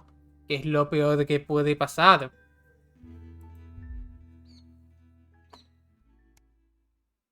16. Una llamada de la escuela. La máquina contestadora intermida. ¿Quién puede llamarte mientras vos y tu esposa terminan de trabajo? Buenas tardes, este es un mensaje para la familia Winston. La señora Smith está llamando de recuerdo a su hijo, Charles. ¿Sí? Estoy seguro que hay una explicación razonable, pero no estuvo en la escuela hoy y no escuchamos de usted que estaría ausente. Le gustaría recordarle que necesitamos que todas las ausencias sean autorizadas por adelantado o en situaciones excepcionales para que los padres llamen de primera de la mañana. Por favor, que no pase otra vez. Gracias. Adiós. Bueno, alguien tiene que explicar algo.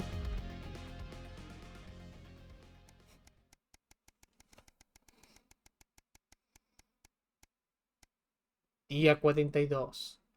Un recordatorio gentil. Estás moviendo a través de la pila de correo acumulada. Cada nueva tarifa es un peso pesado como... Hasta que un flash de azul se usar. Reconoces el logo de avance sobre y lo dices. Querida residencia Winston. Este es un segundo recordatorio de acuerdo a el esquema de redenciones de bienes y... Por favor, ponga su pasaporte cerca de la próxima fiscal lo más pronto posible para registrar el esquema. No puede recibir su parte en la red nacional sin someterse a cuentas. Sabías que había consecuencias. No lo hace tan fácil. Trabajamos como un equipo y estamos recompensados como un equipo. Adelante juntos. Julia Salisbury y Peter Clement. Dos pelotudos. Si se aseguró, es lo que importa. Espera.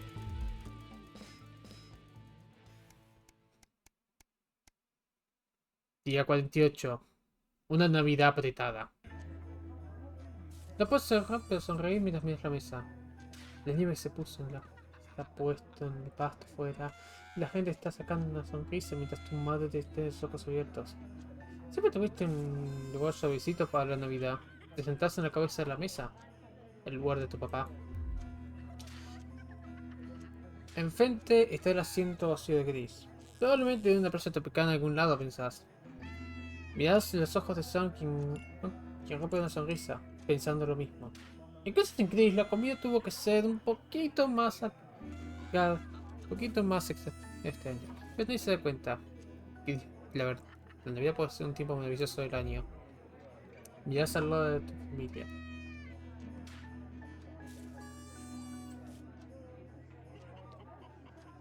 Estás teniendo una linda Navidad, abuela. Quedas ansioso. Haces un brindis. Un brindis nunca viene mal, ¿no? Mirás. ¡Feliz Navidad a todos! Me alegro de que estén acá. Bueno, la mayoría. Medidas de salud. Tu hija Susie te haga la oportunidad para...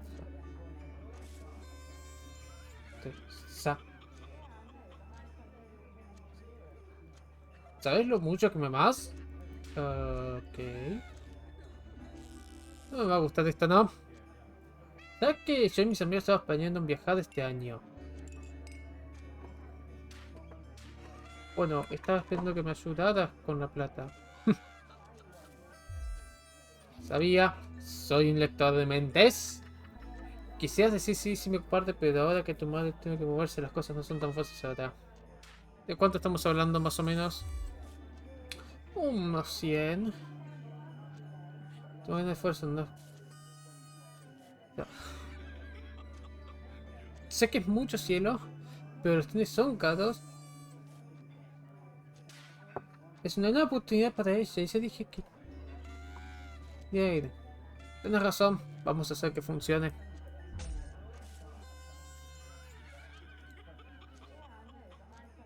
Riqueza actual. ¿Qué es la plata? Una ilusión. ¡Ay, en serio! ¡Es genial! ¡Gracias, gracias, gracias! El ambiente es mientras Sam se pone un sombrero de pan en la cabeza y Charlie está haciendo chistes. El cuarto asesina con voces de risa. Mirando a tu familia, tu madre te susurra. Papá, estoy muy ocupado. Te pasé el ojo con... Te sentís suertudo. Que escape de Tom. ¡No podemos! No tenemos pasaportes. Un largo fin de semana. Que el cierre de este puto maletín no cierra. Este aniversario. Cada año vos y Sam se van por el fin de semana, nuevamente de campamento. No cagas plata. Estuvieron mirando esto por mucho. Finalmente tienen un par de tiempo juntos para que puedan olvidarse del ruido de la vida. ¡No hay pibes! ¡No hay trabajo! Solo un poco de romance en esta paz y tranquilidad. El cierre finalmente se rinde y arrastrarás el maletín bajo las escaleras. La contestadora está tilando en la jaula. Buenas tardes, Alex. Es el señor Postman. Te solo para informarte que vas a ser requerido de este fin de semana. Tu corazón se hunde. Una información vino a luz de acuerdo a las tensiones actuales entre nuestra nación y los poderes foráneos, y National News va a trabajar para asegurar romper la historia.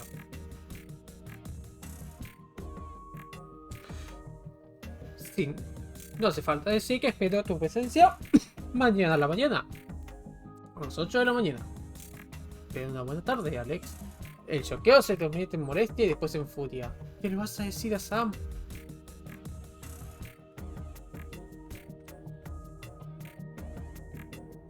Sam baja las escaleras, saliendo con emoción. Besándote, agarra los llaves del auto y empieza a cargar. No me gusta hacer esto. Pero tengo que averiguarlo.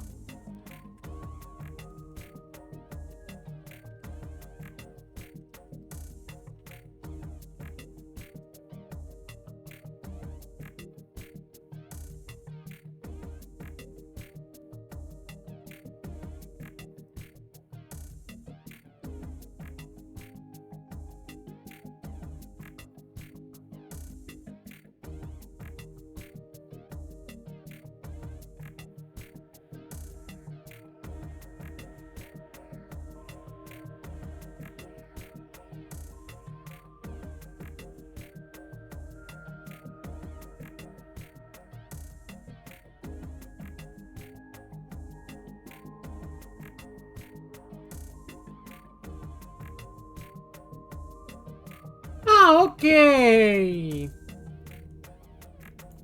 Ok, no pasa nada. Ok, no pasa nada.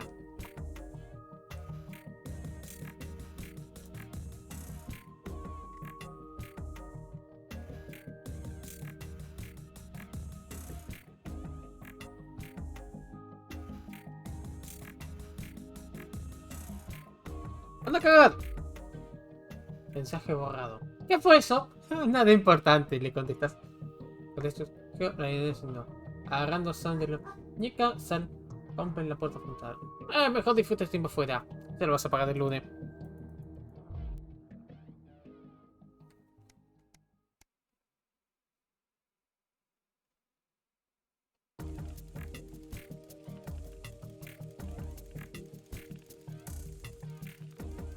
Cuando llegas a trabajo el lunes a la mañana, escribe un par de miradas de tus colegas.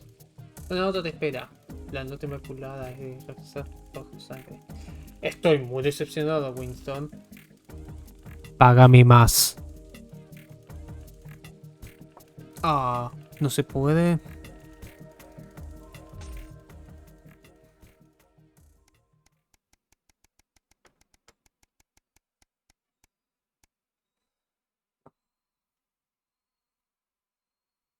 Un papel de permiso. Te dijo Charlie. Mira tú. Dice. ¿Estás buscando tratar de alcanzar? ¿Sos un miembro activo del equipo? ¿Te gusta sacar los beneficios de la cooperación? Entonces unite a los Advanced Go-Getters hoy. Juntos. No suena mucho como el club juvenil que tanto te contó. Y te pone un formulario en la mano.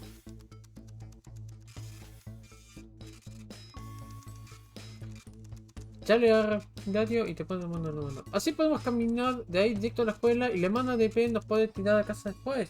Así que no se tiene que hacer nada.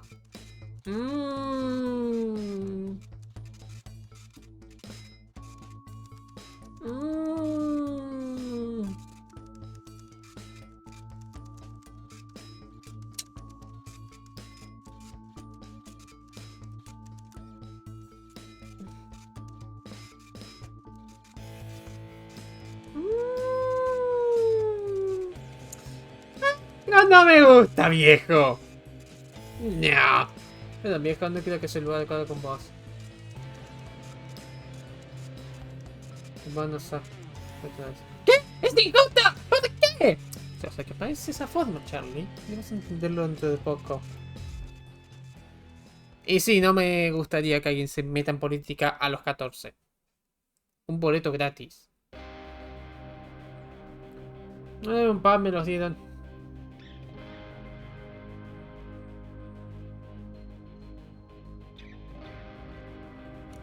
Pan me los dieron, no pueden ir. Dame está enfrente tuyo con 2 boletos. Ves en títulos. Alan James tiene razón. Enfrente tuyo. No sé. ¿Vos qué pensabas? ¿Deberíamos ir? ¡Ey! Boletos son boletos gratis. Es un personaje y va a ser divertido, al menos. No creo, el tipo es un enfermo. Adam James es un pelotudo.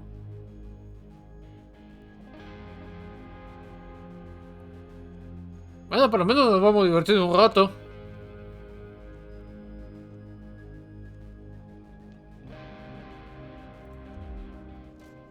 El show es entretenido, pero mucho menos gracioso de lo que pensaste. Es un muy poderoso hablador y algo que en tu mente. Quedándote de cama esa noche, muy despierto puede que te golpea. No era risa. Era un rugido. Claro. Era los 20.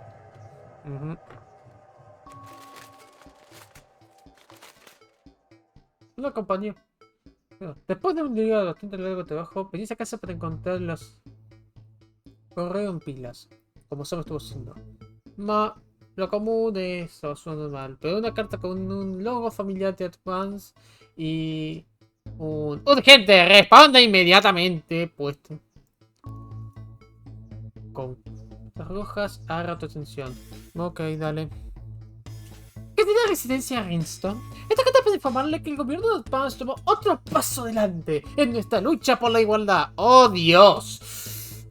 Nacionalizando las corporaciones más grandes, las corporaciones privadas más grandes y redistribuyendo sus recursos entre los ciudadanos de este gran país, el programa de bonos de negocio asegura que el bienestar creado por la gente se ha entregado a la gente. ¡Oiga! YPF estaba en peleas ahora con eso por culpa del petizo pelotudo de mierda.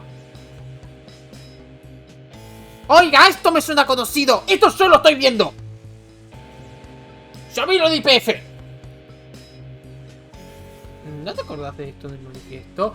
¡Oh! Me pregunto por qué. Me pregunto si este gobierno corrupto de hijos de puta no está haciendo cagadas. ¡No! ¡No, León! ¿Vos qué crees? No es como que esto haya pasado... ¿Cuántas vamos hasta ahora? ¿5 o 6 veces? 10. Bueno, por lo menos me van a dar algo de guita. Cada vez que va a ser parte. Va a ser un socio de una de estas 3 instituciones elegidas con cuidado. Elegidas por los fans por su consistente alto rendimiento y seguridad financiera. Por favor, todos los retornos van a ser basados en la opinión pública y no pueden ser garantizados. Por favor, elija uno de los siguientes. EOB, Eye of the Beholder, Dead Inc. Ya sean cosméticos, ropa o coutura, no sé qué carajo es couture, vemos la belleza en todos nuestros clientes. Ear Steel Limited, siempre es un robo del loco Neil. Pleasure Corp, nuestro negocio es el placer, desde el deporte a viajar o incluso un poco de tiempo privado. No podés decir que placer sin liquidez. ¿Qué carajo es couture?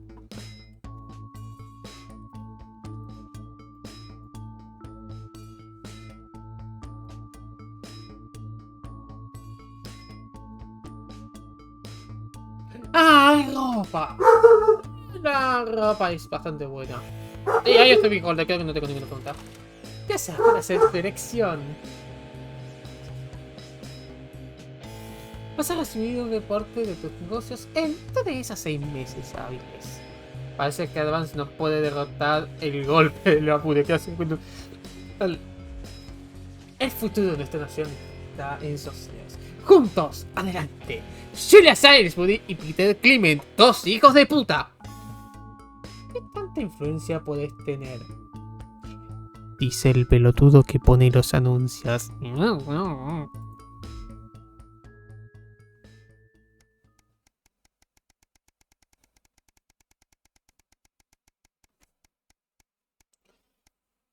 Día 153. Usar reloj para marcar tus... Gente, me estoy meando y quiero cagar. Así que voy a ser honesto.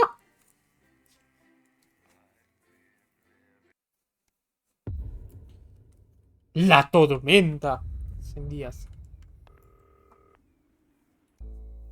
Un segundo, en serio, quiero ir a mirar. Quiero ir a mirar. Así que vamos a hacer algo bastante raro. Voy a poner una pausa ahora. Va a haber varias. Pónganse cómodos. Y un segundito porque...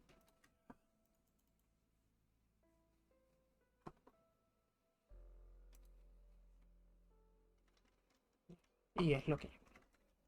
Así que nada. Bueno, música y ya volvemos.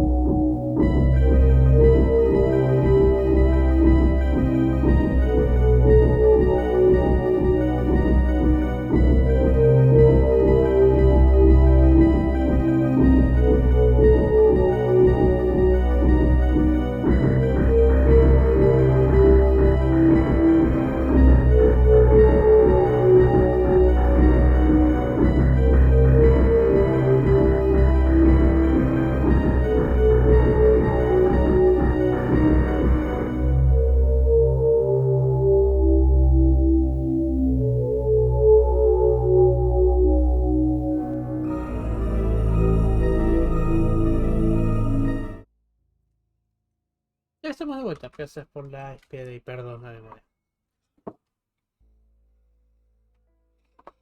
Bueno. ¿Seguimos? Good evening, Alex. It's Bozeman here, your boss. While you're powering up and getting the adverts loaded, I thought I should just tell you that we've had one of those public information films from the government, and it's mandatory that you play it. You still have a free choice for the other two, so read those tape labels carefully, but make sure you play the advance advert, preferably at the second break. Right, that's the lot. Have a great show. Total pimp. God, that looks nasty. Oh, how's it going with Steve? Why are all men such pricks? That one, eh? Apparently he has a complicated relationship with his fish. No. Sorry, are you saying he chose his imaginary friend in the sky over you? I don't know why I talk to you. You're probably just a really awful date. 10 seconds, everybody. Like I said, all of you. Did your personality accidentally slip up? Pricks. Going in 5, 4, 3. Good evening. I'm Jeremy Donaldson. And I'm Megan Wolfe. Our main stories tonight. Uncooperative. A mysterious symbol has appeared overnight on thousands of buildings throughout the capital. Tonight, in an exclusive live interview with Prime Ministers Julia Salisbury and Peter Clement, I'll be asking what this mysterious symbol might mean. Critics have been quick to dismiss the graffiti as a publicity stunt, or an act of frustration by a tiny disorganized group of those who will never, under any circumstances, be content. We shall overcome. Trapped in Dante's taint for more than a month now, doctors Ingrid Svorsborg and Horgensvoord and David Wong announced today that they're considering two possible options. With two of the finest minds in science working together, hopes are still high for the eventual return of the team to dry land. While both options are still on the table, support seems to be growing for a daring escape attempt. If a group of fungus experts can't fix the most advanced craft ever conceived by man, then who can? Bloodbath avoided. As the last Mr. Snugglehogs is found and destroyed, we ask, how could we have been so blind? Fortunately, this station wisely chose not to advertise Mr. Snugglehugs, and the subsequent disappointing sales turned out to be a miracle, as only 7 children were horribly injured by the lethal toy. How much worse could it have been? Thankfully, we'll never know.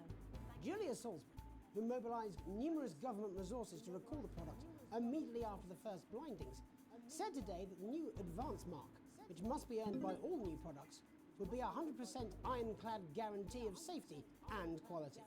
Fallen angel?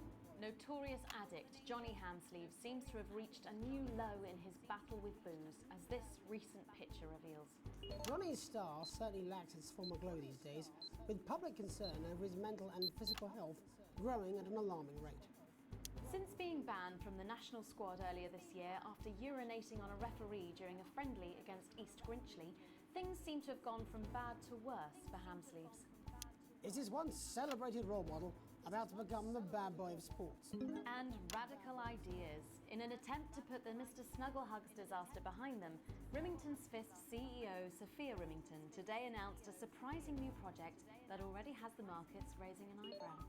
Known for taking risks and bold strategies, could the adventurous CEO be leading the business giant down a dark alley, or taking it to a new level of success?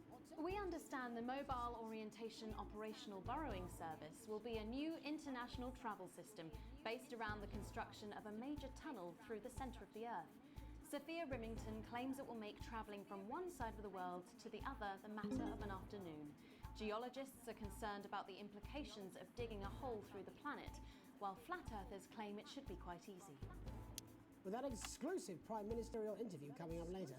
And our very own Patrick Bannon live at the first annual Sports Board final. You won't want to miss a second of tonight's National Nightly News.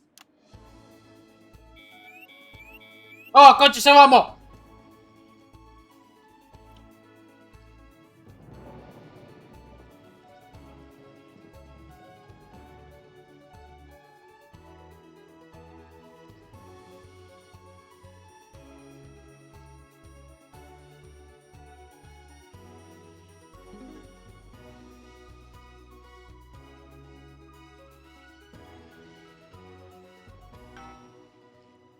But first tonight, while Advance is certainly proving popular with the majority of the country, who've seen their wealth and standards of living increase considerably. For some, the transition has not been as pleasant. That's right, Megan. The formerly aristocratic members of our society have had to make major adjustments to come to terms with the new regime. Robin Short is in suburbia investigating rumours that these previously privileged people may be planning some kind of protest. Robin? Thanks, Megan. I'm here in moderate Hatchings to talk to Wentworth and Penelope Somerset Bentley, who were relocated to the house you see behind me after Advance passed the Assets and Wealth Act on their first day in office. Tell me, how are you settling into your new lives? Well, quite frankly, Robin, we're not settling in at all. Our neighbours are whitewatters. It's simply untenable. I hope you'll forgive my language, but it's as steaming as a Wednesday hatch basket with too much spatting. Steady now, Penelope. Sorry, Robin, my sister's under a lot of pressure. She had to dress herself this morning and she still hasn't quite recovered, Robin. My goodness, that must have been quite a shock. She really struggles with women's, Robin. Well, at least you've been rehoused in a nice big house. Big house? This grubby little gaddis spatch only has one staircase. And the breakfast room and the dining room in the same bloody place. Imagine that, having all one's grub in one room. One room, Robin. So what would you say to the people that feel that your family has had it far too easy for far too long, and that these redistributions are both fair and just? I hardly think we've had it easy for fussle's sake. Only one of our swimming pools was even heated. But realistically, what can you do? Well, you've asked the right bloody question, Robin. Thank you, Wentworth. I wasn't the youngest ever editor of the Swinstead Middle School Inquirer for no reason. I think our toilet butler was from Swinstead. Dear George. Oh, I wonder what happened to him. I remember! Daddy tried to shoot him in the buttocks and he ran off into the woods. Oh, good times. That's probably my last happy memory, Robin. Tragic, but what can you do? We will rise and rebel. We wage war on our revolting rulers with righteous words and rebellious writings. Our best guess in our quest for redress is... ¡Ay, quiero ver esto, por Dios! Oh, what's that? Daddy! Daddy, it's Daddy! Please don't do that. We can't show this on the news. Right, you buggers! Tilly-ho! Tilly! Get the dog! Tilly's our mummy. She's proper cracked off too. Well, at least you are showing some shame. Free at last! Somerset Bentley, glad to meet you. See, the protest has started already. Nice sharp work, boy. Thanks, Daddy. He gets that from me, you know. And forgive me, what are you trying to achieve here? We just want to be fudding well heard, that's all. Oh, language, Penelope. We are nude, not rude. Sorry, Daddy. We want the world to realise we won't roll over and run away. We will revolt. We will rise again. Yes, we bloody well will. Stuff and piff pop.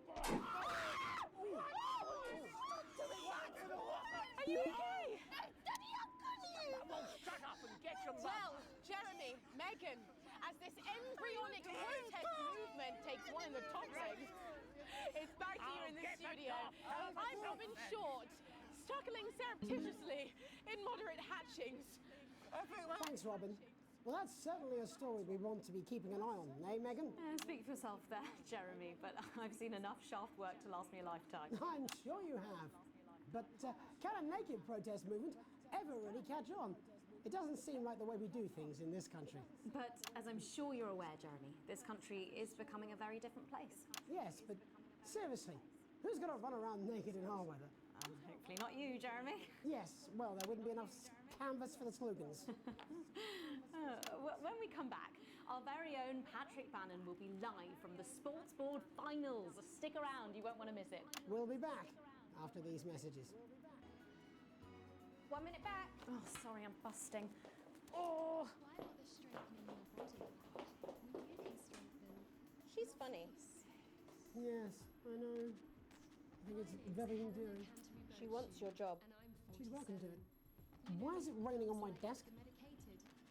Alex, Boson, we're getting reports in that naked protesters might try and spoil the sports board final by waving their fleshy bits about.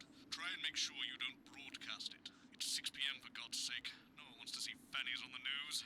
Bozeman out. Oiga, eso. We believe your skin deserves the best, so the new formula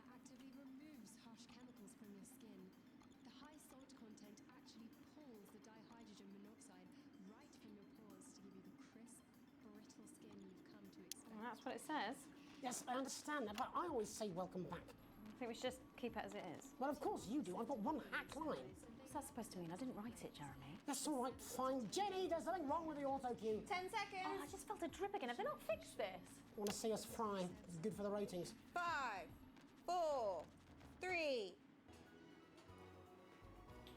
Welcome back to the National Nightly News. I'm Megan Wolf. Coming up later, we'll be speaking to the Prime Ministers about their exciting new healthcare facilities, transition centres. Nice to see they care. You're absolutely right, Jeremy. But first, we're going now to our own Patrick Bannon, who's reporting live from the finals of the new game that's gripping the nation, Sports Board. Patrick? That's right, Megan, you join me live here for the final of the first annual Sports Board Championship. It's been a hotly contested competition so far. I think it's fair to say these two have been dancing around each other all season. First up, we have Eddie Striker. She's the more experienced of our two players today. Striker has got an accuracy of 7, a danger rating of K, and a 12-month driving ban. Striker's known for her signature move, the Lanky Hamster. And facing her tonight, hoping to prove himself with a career record of 12 outs, 14 finishes, and a divorce pending, it's Mr. Wingspan himself, Tommy, the Fingernail Harris. Just waiting on the ref now. The slapping ceremony is taking part. Still going on. Striker go first. Striker, of course, first to start as she won the trivia round earlier on by some margin. D-Robe. Harris, perhaps the brawn and not the brains. Stupid. Eddie Striker. Nice start there from Striker. She's determined not to let the nerves show. Not after last time. On to Mr. Harris now. Tommy. Using his arm to pick up the ball. Not a bad shot there from Harris. Back to Striker for shots number 3. All right. She's gone to sort of throwing it under her legs. Not bad if you ask me. Was there contact? Don't know why you complained. To Harris. Bit of business with the ref, but it got sorted out. Back to Harris now. A ball in the hand is worth 2 in the bush. Football. Move back. I'd say that's fair, but what do I know? Oh no, and Harris is not going to be happy with that. So really not a good start there for Tommy Harris in round 1. We can only hope that round 2 treats him a bit better. But first, of course, after the arguing with the ref section, it's time to change ends. Now we have the ceremonial changing of the ends.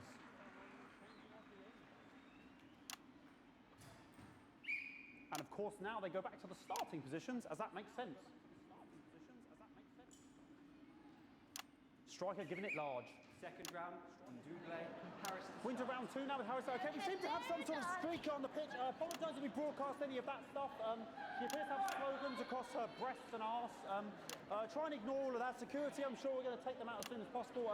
Apologise if we broadcast any of that. As I said, we're going to get the situation resolved as soon as possible. They're trying to carry on play, but it's proving a bit difficult, and I'm struggling to follow. Because it's quite an eyesore, and women's body, yeah. All right, great. Okay, so back into round 2 now, and Harris absolutely determined to close that massive gap. Eddie Striker. No, it's just some of the tightest play I've seen ever. Harris. And was that the fitted thumb screw? We haven't seen that since the Heats. What a brilliant move. Back to Striker. And we know what that means, ladies and gentlemen. That is, of course, the ground sound. Excellent bit of play here on both sides of the bucket. I don't know about you at home, but I'm finding the technical mastering display here absolutely blooming jaw-dropping. The ref has spotted something in Harris's neck or head. And Harris is having an absolute shocker. What a miserable start there for Tommy Harris. But he is a late bloomer, of course, the boys said that. And after all, it is a game of 2 halves. 4 rounds and 7 subgenres. But now, of course, it's time for the half-time show. Sponsored by Remington Smith. On my whistle, on my whistle. Nice piece of music here to start the half-time show. Okay, another posh protester loose on the court here. We can only apologise for that. We'll do our best to shield you from having to look directly at it. He's running around here with his genitals on display for all to see. and ruining what was shaping up to be quite the dance interlude there. Now he's thrusting himself in Harris's face, security's on it, and the bucket has been knocked over! I cannot stand it when the bucket gets knocked over.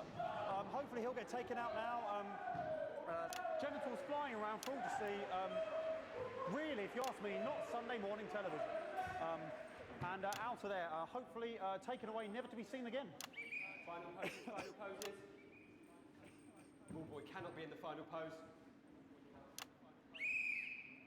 And a lovely finish there on both sides of the bucket. I wouldn't like to call that one. And as we head into round 3, I'd love to know what's going on in these two players' heads. But unfortunately, because of science, we can't. Thank you, thank you, thank you.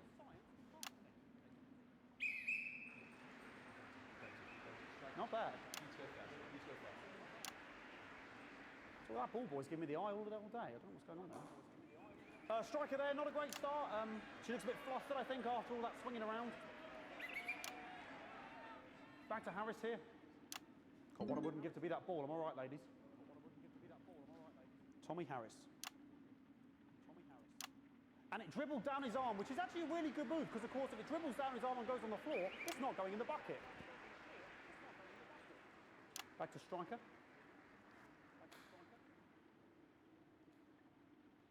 And striker's gone for the animal bonus there, but of course, perhaps... And yes, Harris has counted with a tiny bell. That is wonderful play. Of course, we've seen that before. Look at her face. She is absolutely gutted. What a mug. That could have been the clincher. What a massive shame. Harris receives possession now. Harris to serve now. Harris, of course, undefeated by Kestrel in his last 4 bouts. So, here we go. Tommy Harris. That's all right. Not bad there. He threw it quite far away from him, which is quite a good idea. Very clever there. Perhaps a little contact. A caution from the referee, who's being, if you ask me, a little bit harsh. Ellie Striker. And she's let the nerves get to her. What the hell was that? You hate to see it, don't you? You cannot believe it. Oh, for God's sake. Okay, like, I mean, this is a mess now. I don't know what I can be doing about this. I mean, sort of breasts and genitals for all to see. I mean, there's only so much I can do. They're sort of everywhere, aren't they? All right, I'll try and carry on. The players are trying to carry on, but of course it's difficult because these protesters, hopefully we can get them taken off soon so we can carry on with the match. Nonsense is going on here. Yes, yes. We want our money. Yes, very good. Take them away. Bloody wasters, absolute wasters.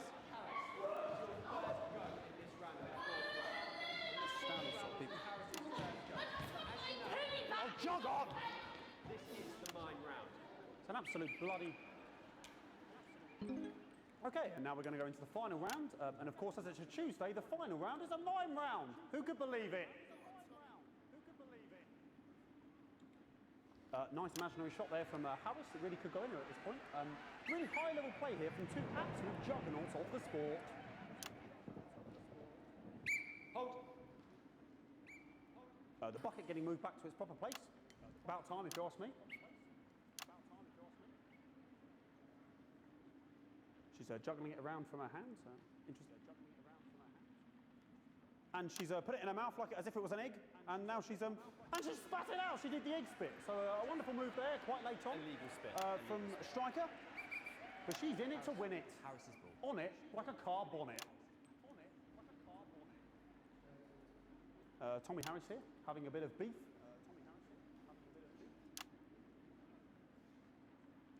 And he's peeling it as if it were a banana, which is an interesting move. Not sure if he hasn't had his potassium or what's going on today with Harris. And he's throwing it, and the banana was the ball! What a fantastic move there from Harris. Unfortunately, that is the end. What a pathetic, there we go, Jeremy, that is over. How can he look his 8-year-old son in the face tonight? What a lump. We just have to wait for the referee now to announce it to make sure it is all official. Contestants in, please.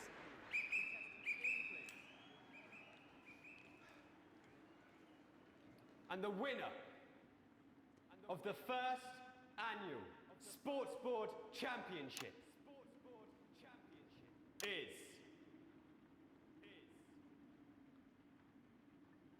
everyone!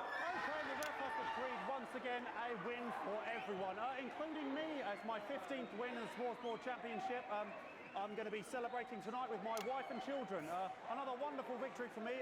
Here come the on-site security to collect their medals, their 6th and 7th respectively. And thanks again for watching the Sports Board Championships. What more is there to say? I'm Patrick Bannon, looking forward to celebrating tonight. And all I know is left to say, Jeremy, is back to you in the studio. Patrick Bannon had an extraordinary final. Historic sports board, Jeremy. I didn't know you were a fan. Oh, yeah, I can wrench a doubler with the best of them, I'll have you know. I certainly wouldn't bet against you. When we come back, I'll be talking live with Prime Ministers Julia Salisbury and Peter Clement, who apparently have a big announcement you wouldn't want to miss. That's coming up after these messages. 1 minute back. Fucking microphone shocked me. What? Fucking microphone just shocked me. Where's that sound guy? Everything okay? Oh, the mics are just trying to kill us now, apparently. You'll be fine. You're unshockable. I'm immune to your cheap flattery. I'm wearing you down. Boozman again. Just heard from the chaps in maintenance that this storm is causing the odd power surge, and some of your controls might be a bit, dangerous. Now, I know you're tough, and you can take the odd shock for the sake of a perfect news broadcast, but too many in quick succession can stop the old ticker. I'm sure you'll make the right decisions. Boozman out. Buckets. We seem to have sprung a leak. Well, several, actually. You're going to need a whole new lining up there. Triple suit, that should be. We'll look into it. Minister, it's so good to see you again. Miss Wolfe, your star seems to be in the ascendant. It's a great time to be alive. Too bloody right. Peter Clement. Megan Wolfe. My, but that's a firm handshake you've got there. She's tougher than she looks. Am I here? Here, with Mr. Clement on your left. Right you are, pet.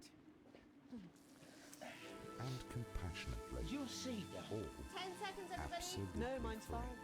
Have you had a little accident? Your head 5, 4, 3. Welcome back. I am delighted to be joined by Prime Ministers Julia Salisbury and Peter Clement. Welcome to the National Nightly News, Prime Ministers. Oh, please, it's just Julia and Peter. We don't believe much in titles. It doesn't seem very advanced. We're delighted to be here. Well, firstly, I should ask how you feel about the graffiti that's been springing up across the capital. Should we be worried? Oh, no, you definitely shouldn't be worried. Well, not unless you've got a fatal paint allergy anyway. But yes, it does seem that there are still some people we haven't been able to help. You know, whingers most. You know, people who've yet to benefit from the many advantages of the new future. And you know, Megan, as my old mum used to say, there are some pissants who just don't know how to be happy. We're working hard to reach these people, find out what they're angry about and how we can help. The door to my government is always open. Someone's tripping on me. But we didn't come here to talk about what may yet turn out to be some alternative arts project. Which we no doubt will have funded. When we want to talk to the nation about something far more exciting. Yes, your office briefed us that you have an announcement to make, but they were being surprisingly secretive about it. Let me ask you a question, Megan. Okay, it's not usually how it works, but... What scares you? I mean, really scares you? It's death. It's talking about death. We're all afraid of our deaths. It's part of being human. Sorry, are you saying that advance have cured death? That'll be a vote winner. Yeah, that was definitely a drop there. But while we may not have cured death, we hope we found a way to make it much less scary. And much less painful and much less expensive. Look, which is me close-up camera there? Which is me close-up camera there? When I was 13, my mum came and got me from school. He had to go to the hospital. My granddad, he'd collapsed that morning, so we'd all to say our goodbyes. And I went in to see him. He were all frail and pale. I was scared because I'd only seen him the week before, and he'd been fit as fiddle. And he said to me, Peter, he said, it's the right time. I don't ever want to be a burden to the people I love. Was that the last time you saw him? Nope. 3 days later, he were back home. He lived with us for 9 miserable years after that. He had to be fed with a rubber spoon. He had a commode, so he'd just take a shit right there in the lounge while we were watching football. He wouldn't even wait till half time. Sounds, it was awful. were awful for us, and this is the point. It were awful for him. Oh, Vlad. He could see it was destroying me, man, watching him slowly fade away. And he would beg her to turn off his breathing equipment at night, but she couldn't. Or she wouldn't. It were a crime, you see. And she didn't want to lose the children, as well as her old man. No family should have to suffer like Peter's did. And now no family will have to. The health service is today opening the first of 300 new transition centres. The transition centres will handle everything for your last days. The legal, financial, medical and emotional costs are all catered for and paid for by the government. So even the poorest citizen gets to pass on with dignity when they choose. And that choice is important. This is a service only for people who choose it. For people who feel they've run their course and don't want to burden themselves or their families. Ma è una famiglia detto! With a slow, long, humiliating decline.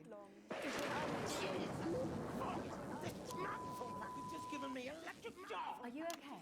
I don't know. I think it's from my asshole. Are we still on the air, Peter? Yes, sorry, my apologies. Oh.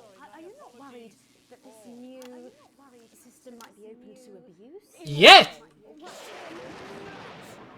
Sorry, I've got a shot to get. Can I get a little bit of help here? Please. That the older generation might feel somewhat...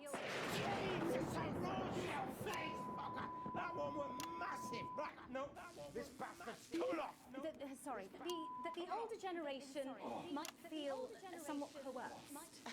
Coerced into spending their final days eating gourmet food and drinking fine wine and luxury spas and gardens. Look, I am perfectly capable of... Prime Minister, please watch your language.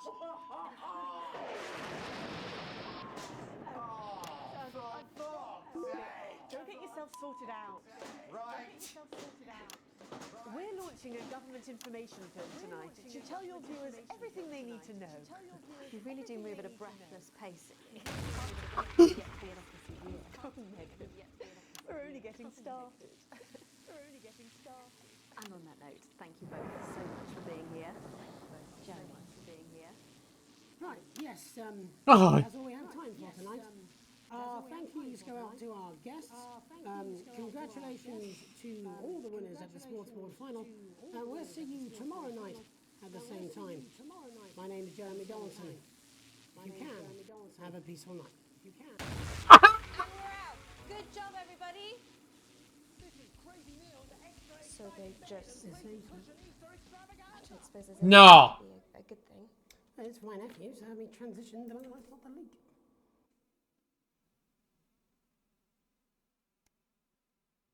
Ah!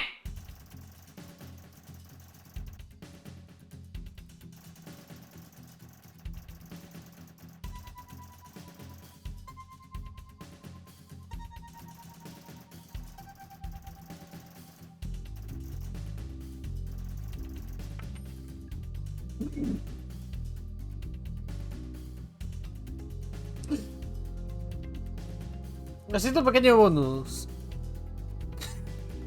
Ay, Dios. Riqueza actual. Vendiendo un riñón a...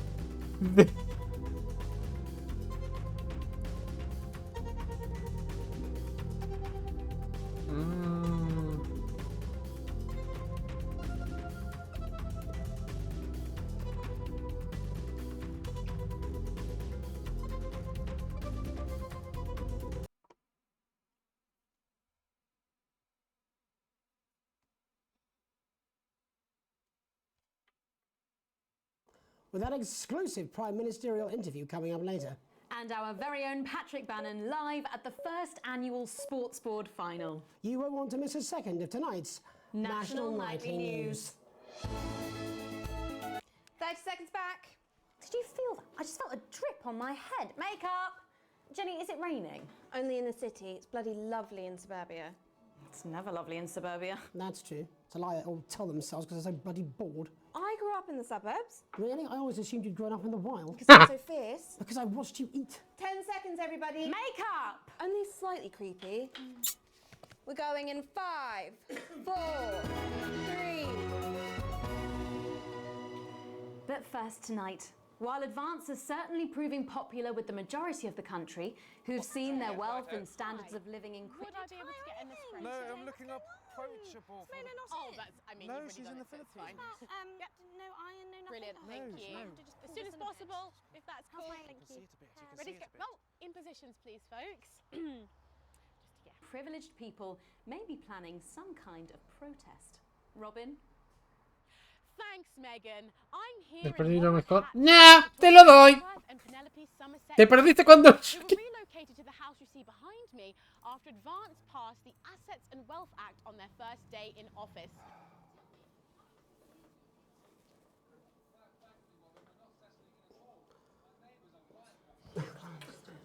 Where do you find these people? Do you know what? It's enough. It's enough. Do you know what? It's enough. It's enough.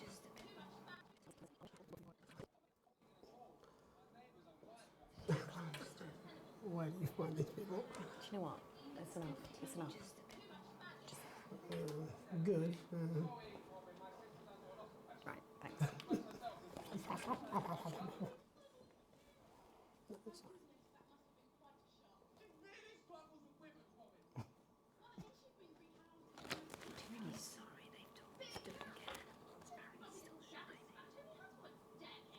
Oh, what was that, guys?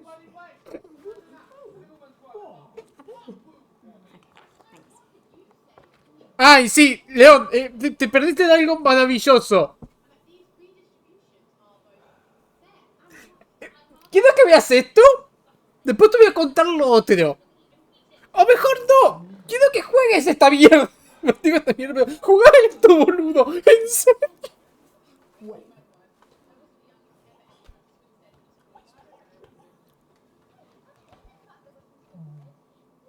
Sail away at the break.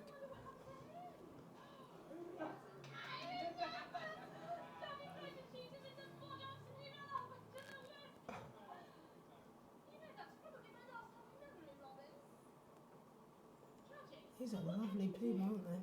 We will rise and rebel. There we go. We wage war on our revolting rulers with righteous words and rebellious writings. Come on. Our best guess and our quest for redress is an unrest and undress bearing just protest.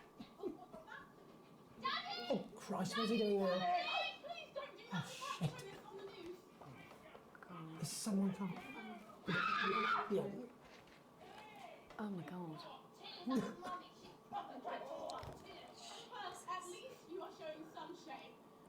Oh, who's this? Somerset Bentley, glad to meet you. See the protest has started already? Nice sharp work, boy. Think that real And forgive me, what are you trying to do here? We just want to be fudging well heard, that's all. language, Penelope. We are nude, not rude. We want the world to realise we won't roll over and run away. We will revolt. We will rise again. ¿Cómo se está aguantando la risa? No lo sé.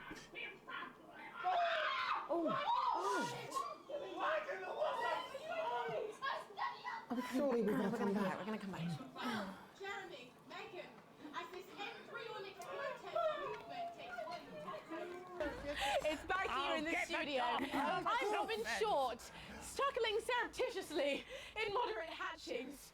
Thanks, Robin. Let's Can we get some And my cappuccino. Oh gosh, no, I've got it. Oh, Wenty, does this hurt? Does it look? No, crikey! Jesus! Christ!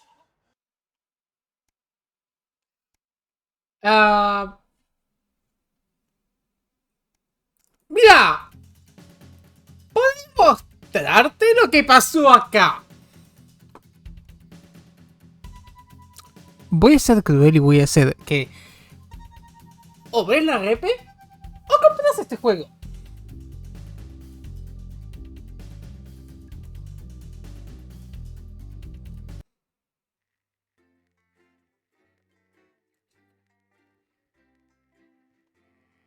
Pero quiero que sepas algo.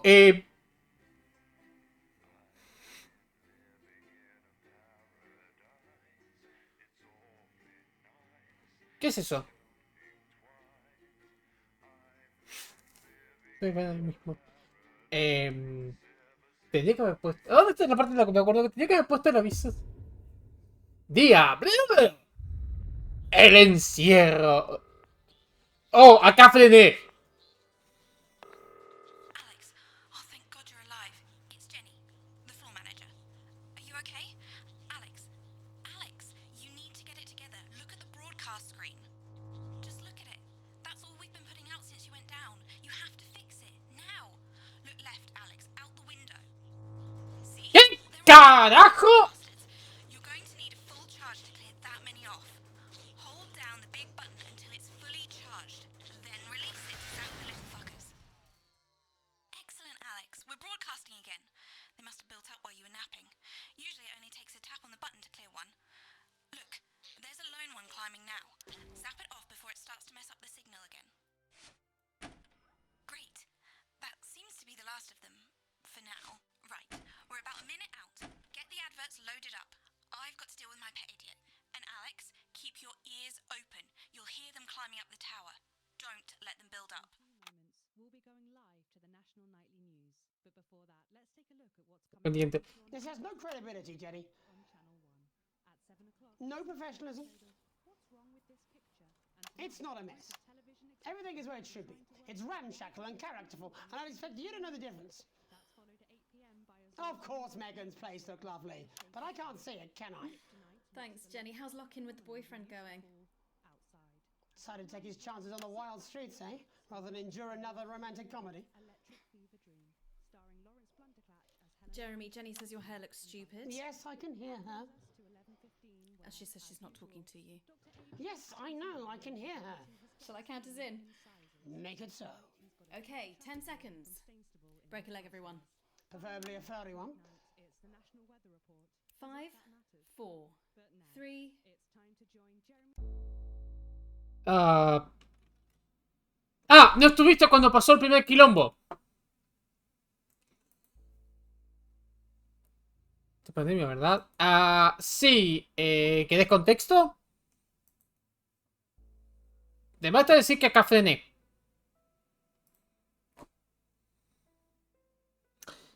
No. Sí, vos pensaste que esto se desarrolló en el 2020 y estaba en Early Access. Es lo que hay. Bueno.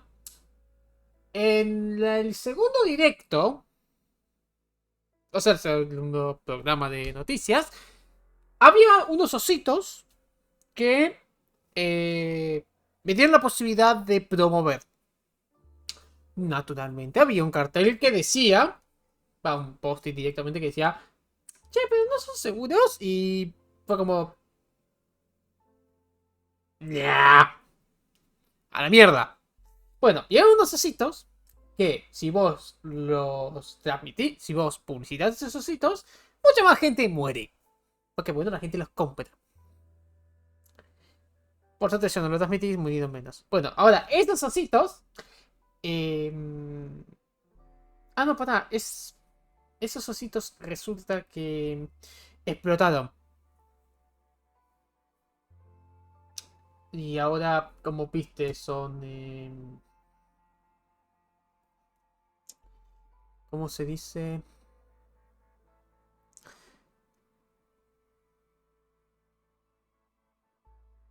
Que nos quieren muertos. ¡Sí! Good evening, I'm Jeremy Donaldson. And I'm Megan Wolf. Our main stories tonight. Snugglepugs? It's been almost 5 weeks since all the Mrs. Snugglehugs toys woke up simultaneously in factories worldwide. Sí, lo contaban acá, with their perdón. husbands. The Mr. Snugglehugs we have so short-sightedly destroyed. And now, as this photograph suggests, they may be changing tactics. Built to surprisingly traditional gender stereotypes, the Mrs. Snugglehugs have been arming themselves with a variety of household implements. All the more reason to make sure that cat flap is taped up good and tight. This frightening new development means that even those previously thought to be relatively safe, like the young and fit, must take care to watch their backs. And keep Espera el their ears tercer open segmento. for the soft steps of sinister feet. Ahí es donde Going frené. stir crazy, With no signs of Mrs. Snugglehug's batteries running out, and the government lockdown now in its 31st day, domestic relationships across the country are taking some unexpected turns. Dramatic reports are beginning to emerge of uncharacteristically bold behaviour in homes across the country. And we're not talking about the model planes that occupy so much time in the Donaldson household. In response to a nationwide lack of toilet paper, which was, of course, raided by the Mrs. Snugglehugs to construct their vast hives, many of the nation's adults have turned to a more childish solution, or at least that's their excuse. Old dogs, new tricks. Bad boy celibacy Johnny Handsleeves announced today that he just can't wait until this lockdown's over so he can start his new career. It is, of course, up to each of us to choose how we spend this brief spell of collective unconsciousness. But if this photograph, sent by the man himself, is anything to go by, Johnny seems to be making some interesting decisions with regard to his time at home. Making his announcement by drunkenly shouting at his neighbours from the steps of his Capitulo accommodation, Johnny was heard to repeatedly yell, "I'm gonna open a fucking florist," before failing to get back inside his house and slipping it off over a low hedge. I'll take a dozen roses, Johnny. The shape of things to come? In their own version of a lockdown for more than 45 years now, the descendants of Doctors David Wong and Ingrid Svorsborgen Horgensvord and their unfortunate team today managed to get a personal statement to the surface using flagellized imaging equipment. Many of the Svorsborgen Horgensbrood, as they've come to be known, have certainly captured the public imagination, with a recent vote naming Helvetica Svorsborgen Wongensvord the most likely to survive a massive electric shock. Greetings, Upsiders. This is Time Svorsborgen Wongensford reporting from Dante's Taint on our 3007. No voy a usar Advance. No. Fucking cave. Every ¡Concha! Oh, is that something new on the wall? Of course it isn't. It never fucking is. And Mum and Dad talking about science all the fucking time. Who cares about science? I'm young. I want to do young people things like vandalism and teenage pregnancy. But every eligible partner in this undersea toilet was grown from the same fungal front as I was. That's a rocket turn off for stars. Why haven't you come to save us yet? We're practically human like... Shit, Dad's coming. It's hard to believe they've been down there so long now. Everyone knows time moves differently underwater, Jeremy. That's why baths take so long. That's right. And as anyone will tell you, the deeper the bath. The quicker the relativistic forces of temporal causality will have a measurable effect upon the fixed dimensional parameters of your environment. Yes, I've said that many times. Papers, please. With the lockdown becoming Perdón. passport is becoming increasingly important, Alex. The government caused controversy today by announcing a fresh charge of passport fraud with an imaginative form of punishment for those found guilty of this brand new but incredibly serious crime. The international community have been critical of Advance's decision to begin branding those found to be abetting passport fraudsters. The red hot metal may seem painful, but I'm told it's actually preferable to most music currently in the charts. And Advance speaks out, with the snuggle struggle proving a test to governments around the world. Advance HQ released a curious statement this afternoon. In the accompanying release, they asked us to stress that they have been listening, and that this Nah. is taken as a response. El borracho, como siempre. We've certainly done our bit on this show to contribute to the political climate. But let's not forget, how we behave in our home lives is what really matters. Let's hope it's not just me who filled out that questionnaire, Jeremy, or we're all in trouble. Let's play that statement. Good evening. One of the many new jobs I have in this current crisis is to liaise on a daily basis with the Department of Perambulation, and they have made me aware of these. Now, these are genuine... Esto me golpeó personalmente porque es lo que pasó. ¡No te la ves la concha de su madre! Few of these with you tonight under the loose heading of what the fuck is wrong with you people? How difficult is this to grasp? How difficult is this to grasp? James from Anger Hampton, who says he needs to go out because he needs to go out. There's a duck in the park that I like to try and feed on. I call him Mr. Quackington. And I think we're really starting to bond. No, James, they make their hives in parks. They make their hives in parks. From self-righteous on sea, wants self-righteous on sea, so she can deliver homemade meals to the elderly. No, Katie, stay at home. No, Katie, casseroles die, and Shirley can get by with tins of creamed rice from the 1950s. Creamed rice from the 1950s. Lewis, and you from Hamble Bamblebury. From those screams you heard in the alley last night behind your house are best left to the police. Now I want to make as clear as I can. As clear as I can. First, stop sending me stupid sodding requests and stay inside. Pretend it's not happening until we tell you it's all over. Thank you. Ridiculous stuff. Later tonight, Jeremy will be probing heartthrob reporter Patrick Bannon, while I take a deep dive into some controversial opinions with two familiar faces. And then, in our third segment, and presumably because our editor is also working from home, there's going to be a bloody quiz. I can't wait. Don't do that. And in a moment, Jeremy Grumpelson and I will be asking controversial CEO Sophia Remington where it all went wrong. And psychic scientist Dr. Delia Lywell will be joining us, presumably to provide a bit of false hope. Maybe she'll tell you how you're going to die, Jeremy. Too late. I'm certain it happened months ago. That's all coming up on tonight's National Nightly News. ¡No, concha su madre, no!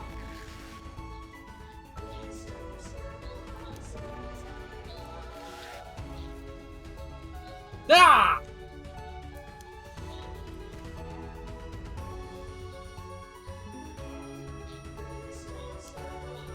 ¡Fuera, mierdas!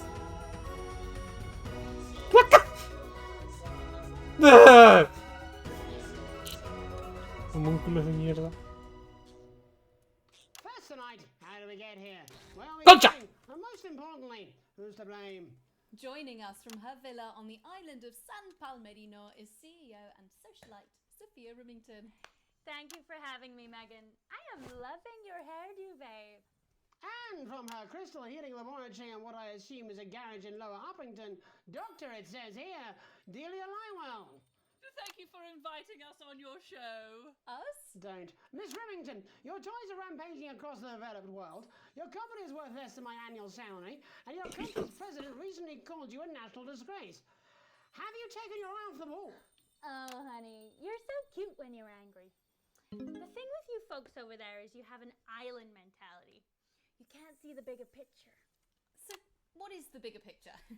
The bigger picture is lithium batteries. I've been running for upwards of 71 days now with no signs of them slowing down whatsoever. Imagine what that means for the future. It means we don't know when the hell this lockdown's going to end, doesn't it? You don't seriously believe Remington's fist can survive this? Lithium batteries are gonna change everything, tiny ogre. They're gonna power our new transport system, make No, David, no! affordable. Hell, they might even take us into space. But how can you make them with everyone at home? Oh, don't you worry about that.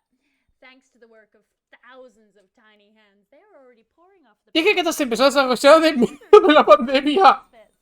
But surely you have no future. Excuse me, hello, yes, if we might. This is our area of expertise. What, multinational economics? Mr. Donaldson, to which all connected. Yeah, okay, I'll bite. Why not? There's clearly nothing better to do. So, what does your scientific process tell you about the future of Sophia Remington, Doctor? We see her on a balcony. Foreign soil, but not foreign land. An age will pass. Fascinating. Wasn't it just? Delia, you are amazing. We have to fly you out here to the island to do that for my guests. They're gonna love you. Unfortunately, all flights are grounded because of your tiny, deadly stowaways. Not all flights, honey. Dee, call me. And you, Maggie. The more the merrier. Bring your swimwear. Miss Remington, you seem completely ignorant to the seriousness of the situation. Do you take any responsibility at all for the global crisis? Careful! It's a trap. It's not a trap. Why are you helping her? She seems fun. You bet your ass I'm fun. Please answer my question, Miss Remington. Listen, are lithium batteries the most incredible invention the world has ever seen? probably yes. But, in fact, who am I kidding? It is definitely yes. But will they last forever? Sadly, no. One day, all the Mrs. Snugglehugs will just stop. It'll be like a miracle. And then we can all go back to the grand tradition of buying products again. Because I really don't mind telling you this, it is really hitting our bottom line. Except for sponges. We seem to be selling an assload of them. Dr. Lywell, do you have an indication of when or how this might end? Well, it's not an exact science. Not even a real one. But our senses tell us that there will come a day when there will be clouds in the sky, the grass will be rich and verdant, and the birds will sing at dawn, and that shall be the day when we walk forth again. I find that strangely comforting. That could literally be any day. Well, let's hope it's soon. Clouds, grass, and birds. That's literally every day. Let's hope it's not too soon. I'm kind of hoping we can make it to the 100 days. It sounds good on a commercial. Besides, if it lifts now, the children will have to go back to work in normal hours. Well, let us ask the eminent professors for 100 then. No, let's not, eh? I'll drink to that. Stay strong and party on. Sophia Rimington, Dr. Delia Lywell, thank you for joining us. When we come back, we'll be reaching out around the country to see what's really happening out there. Don't go away. We'll be back after these sandwiches. Well, she's a Hindenburg-sized fuck-up. I mean, she's fun at a social level. I wouldn't want to be on her board. Christ, no. She's going to drive that company into the fucking ground. Times are hard. We know that you're scared. But now, more than ever. Hello, mate. It's Dave. You're not going to believe this, but I've decided to come home. Listen, I'll call you back at the next break and we can talk about how I get me job back. Cheers, Alex. See you, mate. Fuck you! Isolation idealists, the healthcare heroes, and the lockdown lovers. Yeah, well, it's been a long time coming. Say, No, exactly. You said it, I've said it. aging. He must know. He's not Possibly stupid. more so. Under your pillow, though. We need to come together. Every single No, Jenny. one of us. You're not backing out on me now. We're in this No, together. no. What's going on? Hold on! Buying I've made the cake. You're on the balloons. No, damn it, no! I don't know how old he is. 40? 70? Eye of the beholder. Yeah. If you'll have Okay, to go coming out in back. public eventually. In 5, 4, 3. Welcome back to the National Nightly News. Welcome I'm back Megan to Ruth. the National Nightly Now News. it's time to I'm take a Megan trip Ruth. around the country Now to it's hear time how to the take a trip lockdown around might the impact the country to nation. hear how From the some lockdown friendly might impact the faces. nation. From Joining some me are friendly respected faces. academic Katie Joining me Brightman are and respected author of academic Alan Katie James's Brightman Pipes. and Alan author James. of Alan Thank you for James's joining Pipes. me. Alan James. It's a pleasure. Thanks Thank for you for having joining me, Megan. me. Thanks, It's a Megan. pleasure. Thanks for It having really me, is Megan. a pleasure, Katie. I enjoyed our heated encounter. I wish I could say the same. So first off, Katie, how are you coping? I'm holding up okay. The lockdown directive was so sudden that, like many people, I haven't been able to get home. Oh no, what happened? I was staying at a hotel after an international policy convention, and we had a particularly heavy night out. You know what economists are like. Notoriously hate splitting the bill. And I overslept, and as you can imagine, I've been here ever since. But there are certainly people much worse off than me. Exactly. My tour has been cancelled indefinitely, and I've had to refund every single ticket, even the cheap seats. Oh, Alan, I'm so sorry to hear that. Oh, Yeah. Alan, I'm so sorry People to are hear being that. quite rude about it. They don't seem to realise we've already spent it filling the beach house with beef. The crisis claims yet another victim. So, this is just a reminder that my book, Alan James's Reich, is now available in paperback. Unbelievable. What was that? Unbelievable. You're unbelievable. You. So, Katie, how do you think this might affect the economy? Should we be worried? Very, Megan. Not to sound dramatic, but this could be catastrophic. Unemployment has skyrocketed, and frankly, it will be a miracle if a lot of businesses can survive this. There you go, scaremongering again, spreading this latest liberal hoax. That's what they want. They want us quiet. They want us compliant. And they want us inside. A hoax? How on earth can you say that, Alan? Well, I haven't actually seen one of these supposed toys. Have you? Josie! No, but... Did you know 3,000 people die every year from regular toys? That's a lot of people. And this is no different.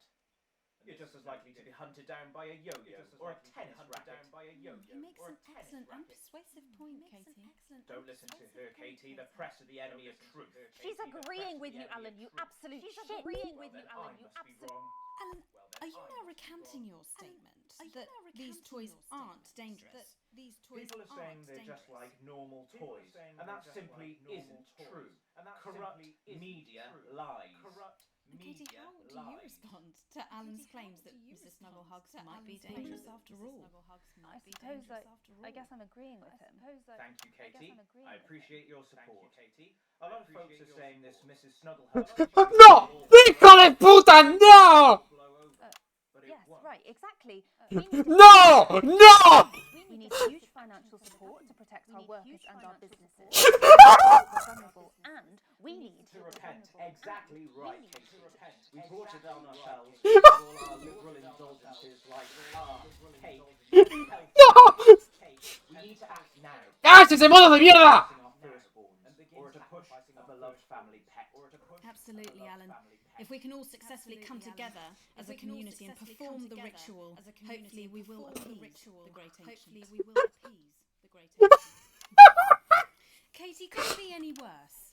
Luckily, over the past few years under Advance, they've invested heavily into health, so the system can actually bear the strain. Is it lucky that the Llama Lords have unleashed ordered man-made monsters on his own people to conceal the enemy within? Will you just stop for 5 fucking seconds? The Global Alliance of Fish People are amassing an army to kidnap us.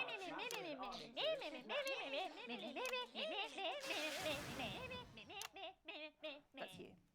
That's what you sound like. That's you. That's what you sound like. But I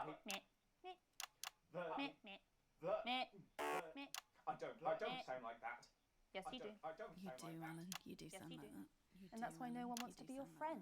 And that's why no one wants to be your friend. No, you haven't. I don't think you do, No, you haven't. Yeah, stop lying, Alan. Yes, Not lying. Alan. You are. Oh, good one. Not lying. You are. Oh, good one. Well, I'm telling. Alan James, Katie Brightman, thank you for joining me. Some real food for thought there from two of the territory's leading minds. Any moment now, I'll be heading over to Jeremy. ¡Oh, concha, soy el tío!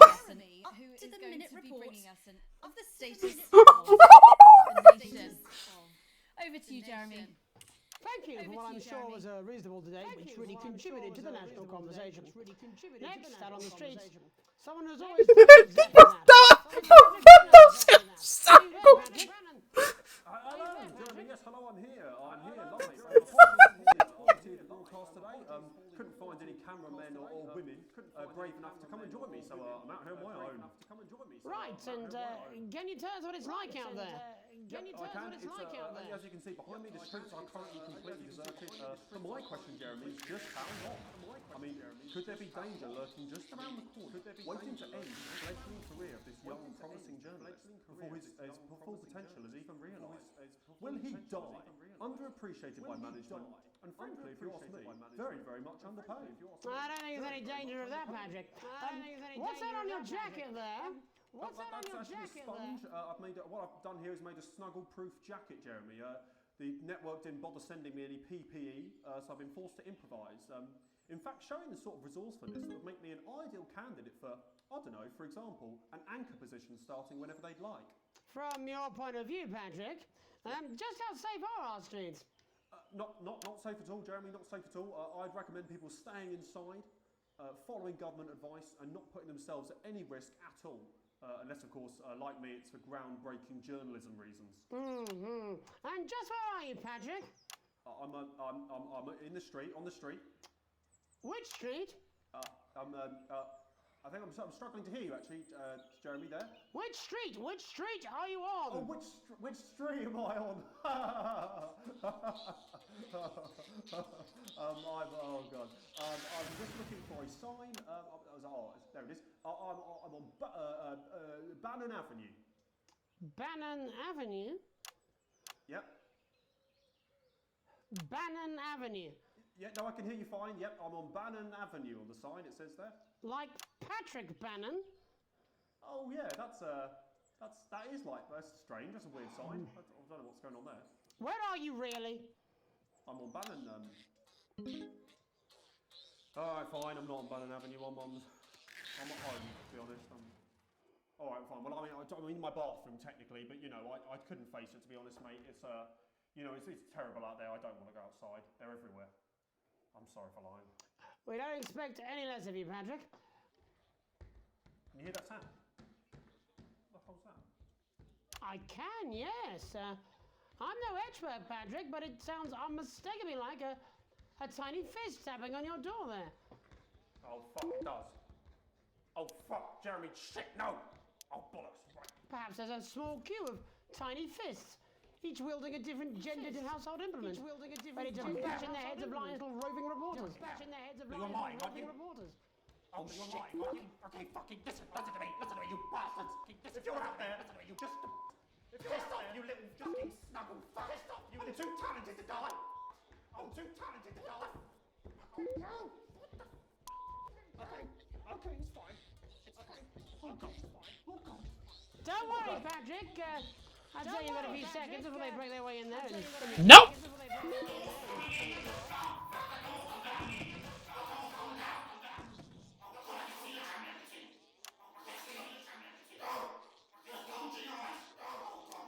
What do you see, Patrick?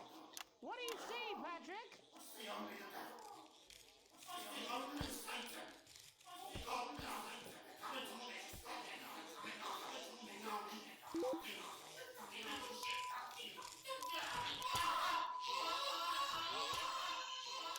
Thank you, Patrick, for that report. Showing the nation, and more importantly, management, just where you belong. It's time for another break, but when we come back, we'll be hoping to take your mind off the world for a little while, and who knows, maybe even bring you a few smiles. Join us after this. You're damn right. Yeah, I had them delivered.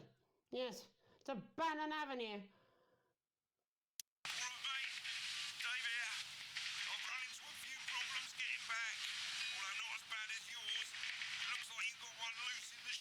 ¡Oh, concha! ¿Por qué cada cosa solo está como graciosito? Oh, ahí lo vi.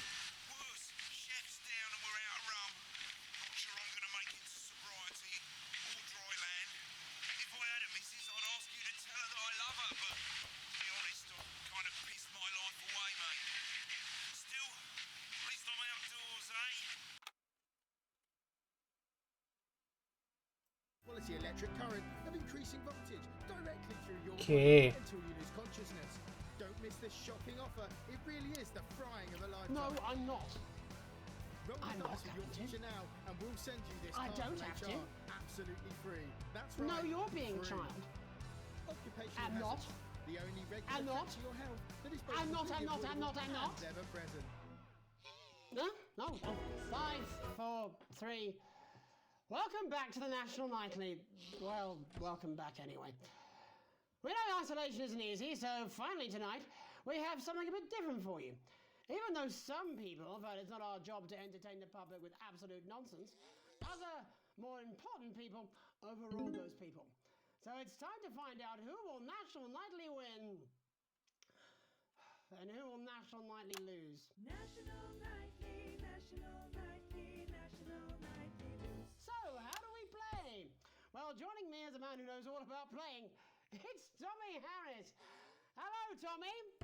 All right, Johnny. It's good to see ya. And how are you finding the lockdown, Tommy? What do you mean lockdown? The enforced isolation What is it? in the country. Yeah, I think I heard about that actually, yeah. You're in bed, Tommy. Yeah, What up? during that time, so... Of course, that's my fault. So, why don't you tell us how the game is played? Well, it's pretty simple, Jeremy, you sausage. I'm going to ask contestants from around the territory 3 questions about what else? Yours truly. And those people are going to get a chance to win a very special prize. And what are they playing for, Tommy? Drum roll, please. Jeremy. Oh. Thank you. This. ¡Que te muera, dije! Is that... What is that? It's my support, Jeremy. Oh. But I've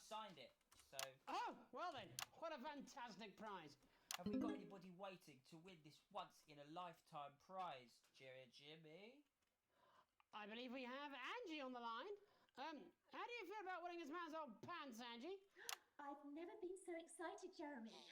And can I just say, I love you. Both of you. Well, you've said it now, haven't you? Oh, Angie, I love you. In a way. Tell us about yourself, Angie. Well, what can I say? My name is Angie. Always has been. I'm a human woman, and my dental hygiene has been described as acceptable. Brilliant! Right, well, shall we get this shambles on the way? Absolutely, John. Can I get 30 seconds on the clock, please? We haven't got a clock. Yeah, I did ask for a clock. So, well, why don't you start, and I'll stop you when it inevitably becomes unbearable to watch. I love it. All right, here we go. Time starts now. Question 1. When is my birthday? The 13th of August at 7:19 a.m. That is absolutely correct. Question 2. What? I said, what is my favorite color? Crushed praline 4. Correct, the color of my nipples. And finally, Angie dear, what is my star sign? That's a trick question. You were born outside of the human understanding of the cosmos. Unbelievable, that is correct. Stop the clock. Wow, that really was tough to watch. How did you do, Tommy? Well, ¡Que te mueras! You got every single question right, which of course means you lose and win absolutely nothing. Thanks for playing, Angie. Bye. Do we have another contestant on the line at Jelly Bean? We do indeed. We should have Sonia Artleach. Are you there, Sonia? Of course I am, Jamie, darling. Thank you for being here, Sonia. Oh, there you are, Tommy. Mwah. Let me guess, you work in theatre, don't you? Is it that obvious? What gave it away? Was it the glamour or poise? It certainly wasn't your inherent sense of Hola. humility. Tell us about yourself, Sonia. Oh, well, if you must play this game, I am a theatrical agent. ¡Ah! ¡Fuera!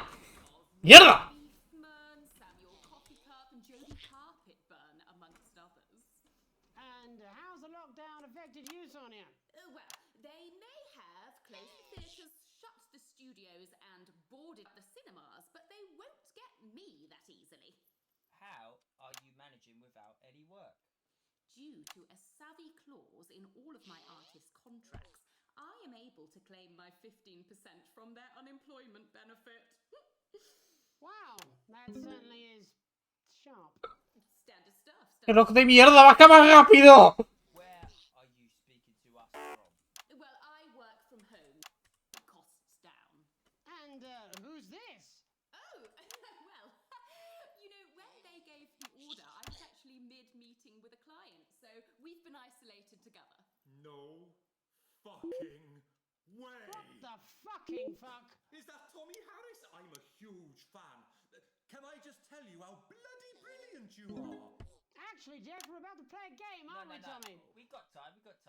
Well, if it's not too bold, I think I am in love with you, Mr. Harris. No, it's ¡Basta! bold. That's all right. Don't worry. Hey, I'd love to show you some of my stuff. I've been working on some new shit. ¡Oh, por Dios! ¡No! ¡No! ¡Fuera! ¡Ay, concha! People still let you near their children, do they? Yeah, that's right. Yeah. I've been developing some shows for younger children. Well, ¡Ay, por Dios! Quedan 10 minutos más. Absolutely dying to. Right, so, what do kids love? Timely child support payments from their absent father. Oh! And overproduced musical numbers. That's right. Animals!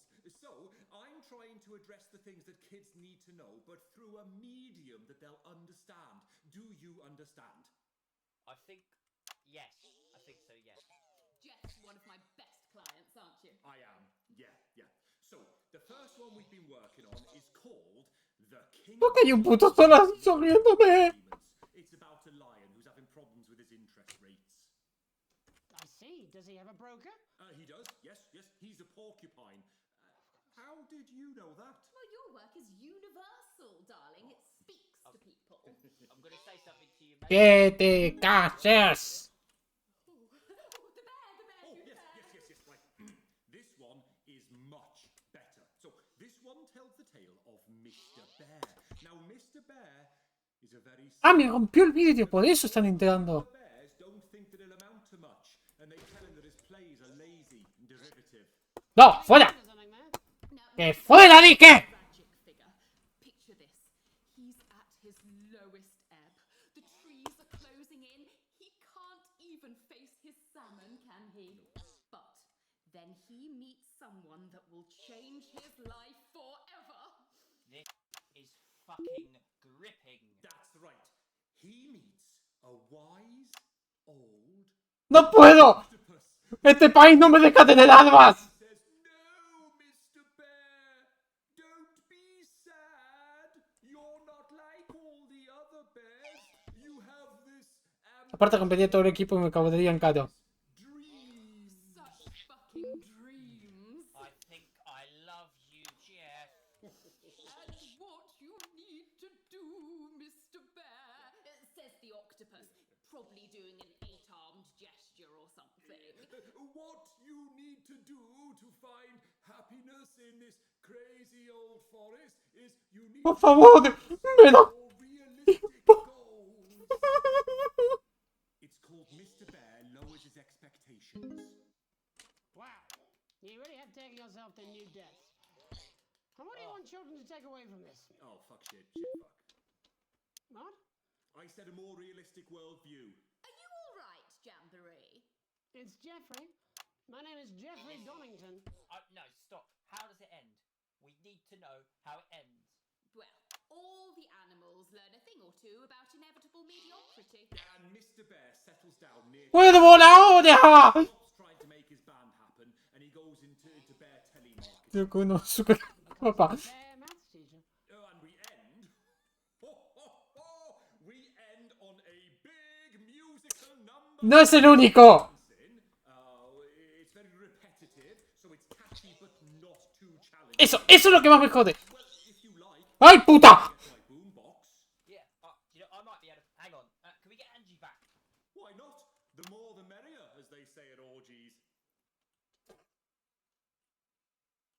Right, I'll just fill then, shall I? Coming up in a moment, it's the world premiere that nobody saw coming. Lights! Or wanted. At all. Right. I can only apologise in advance for what we're all about to...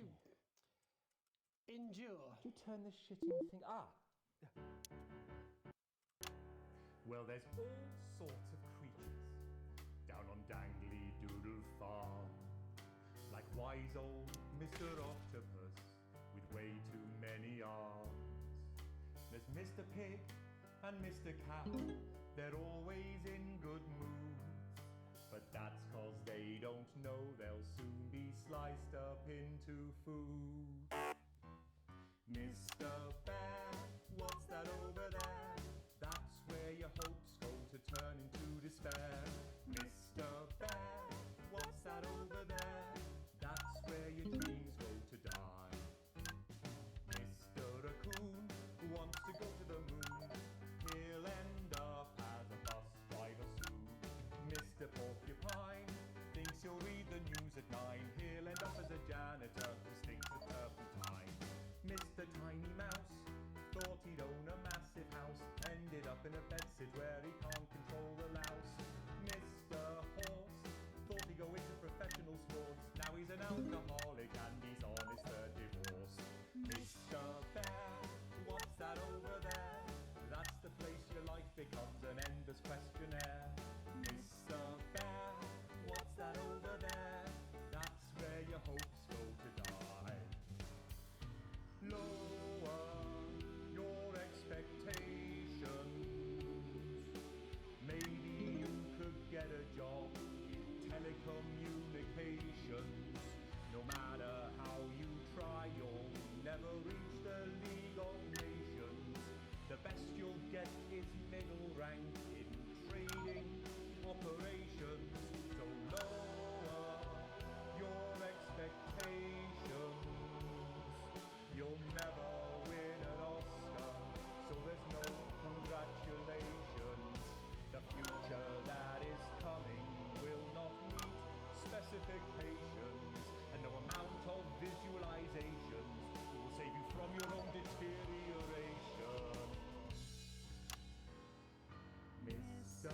Bear, what's that over there? That's a tramp who thought he'd be a multi-millionaire. Mr. Bear, what's that over there? That's where self-esteem goes to die. Mr. Bear, what's that over there? That's the disappointment that is waiting everywhere. Mr. Bear, what's that over there? That's where your schemes go to die. That's where your dreams go to die. That's where dreams go to die.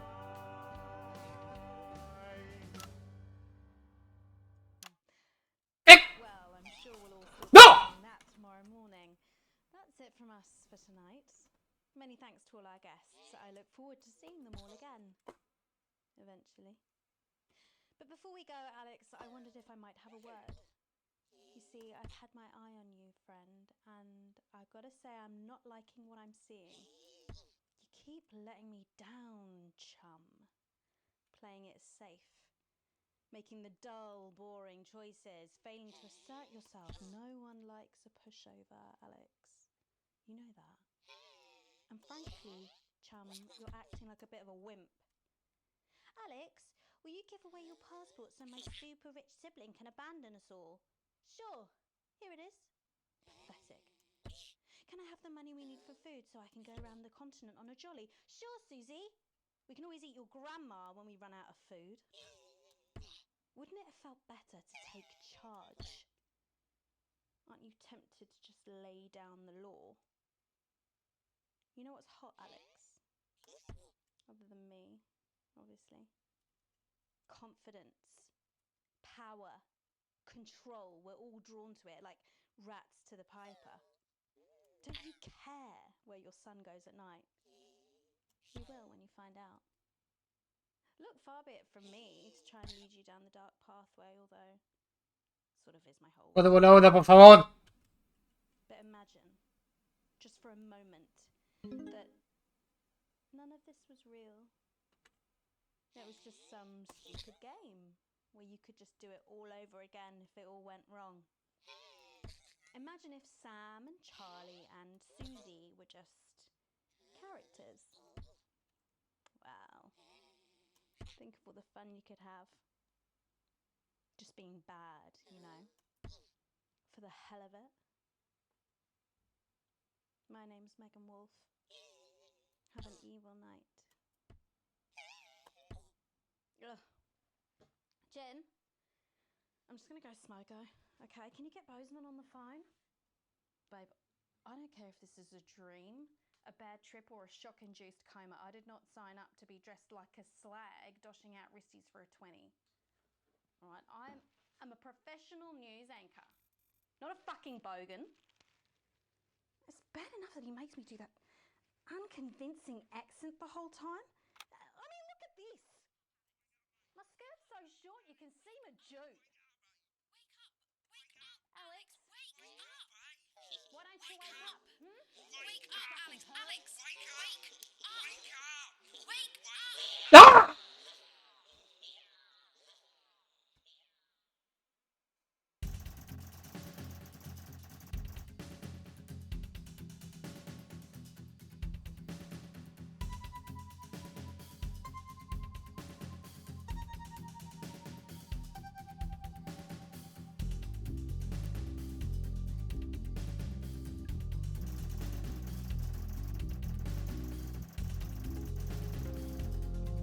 Sí, sí, sí.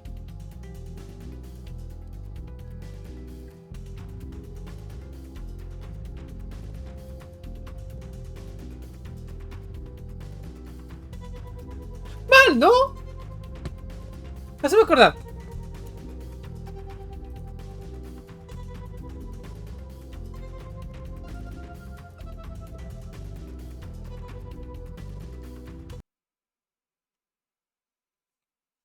Mal, ¿no?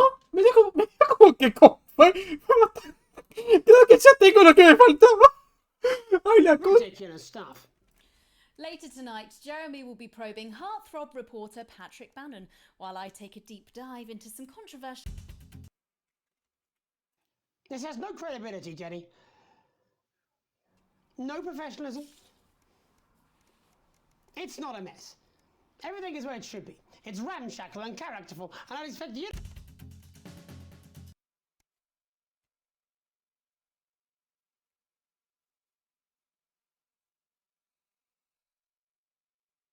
Ridiculous stuff.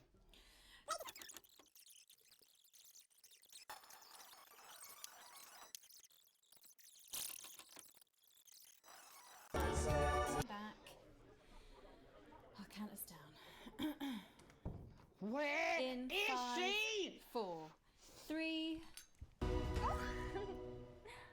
First tonight, how do we get here? Where are we going? And most importantly...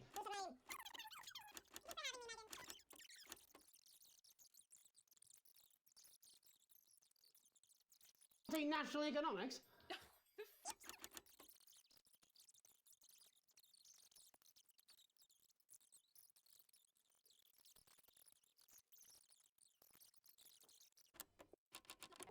Out around the country. Well, thank you for joining us. When we come back, we'll be reaching out around the country to see what's really happening out there. Don't go away. We'll be back after these sandwiches. I mean, she's fun at a social level. I wouldn't want to be on her board.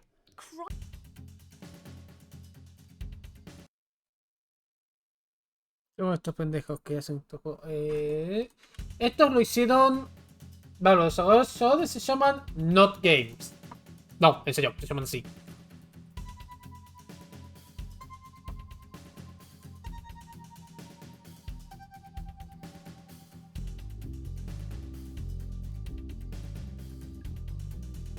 Ahora me hiciste dudar.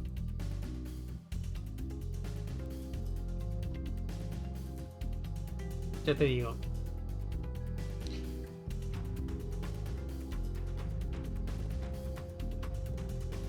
Pensé que era un Digital Revolver. ¿Devolver Digital?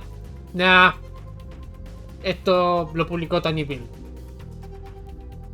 Estaba en Early Access. No. No me preguntes por qué.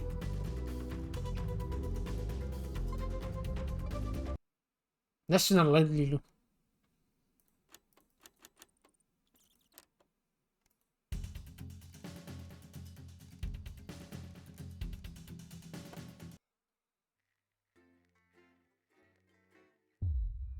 Día 153. Día 154. Un despertador.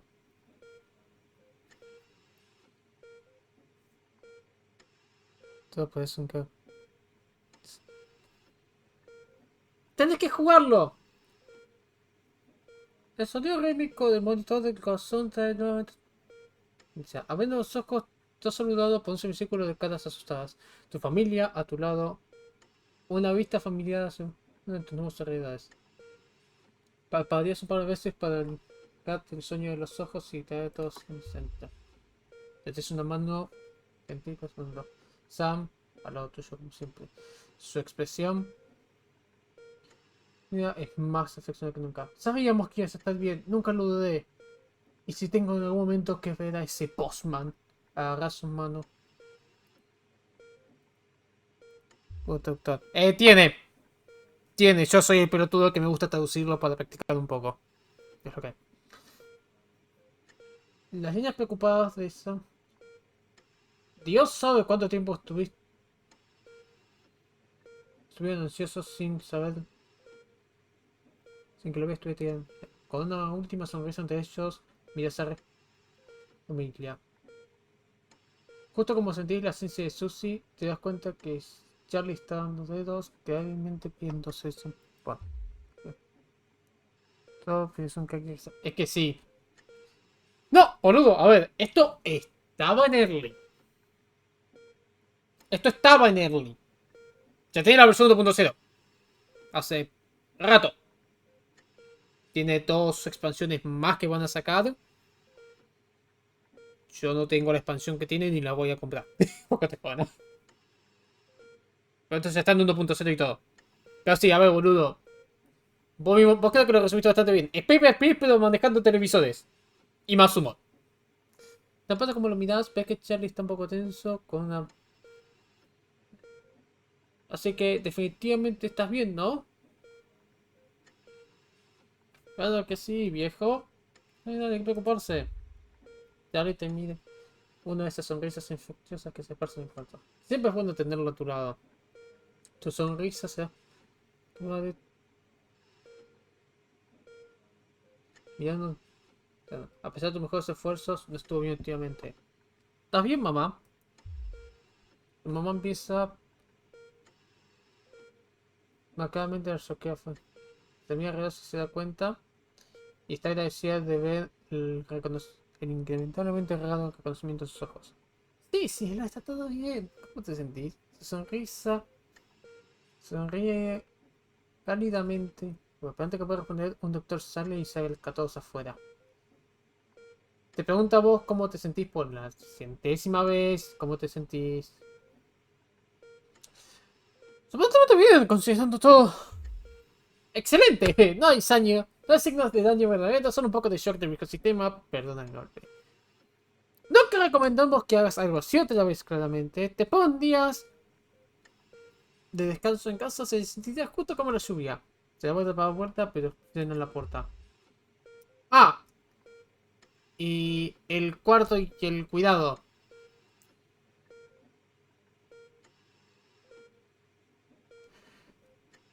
El doctor mira y se da cuenta de que te das cuenta que eso es caro. Fue todo pagado por un tal señor Boseman. Dejó esas flores, dijo que no te preocupes y que te tomas el resto de la semana. Te ve el lunes, aparentemente. Bueno, al menos podría hacer eso. O sea que Martipo no es un spooky. Y hay dos más. Pero no sé de qué son. Y de nuevo, voy a ser completamente eso, no me importa. Es lo mínimo que podría haber hecho.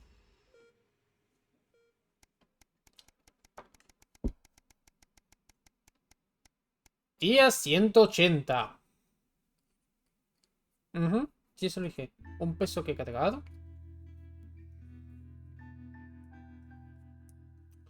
Uno supuestamente sale este año, quedan 3 meses, y otro sale el año que viene, así que... Llegas a casa desde una jornada bastante tarde y encontrás la luz de la cocina prendida, lo cual no es normalmente bueno. Todo está en la cama ahora.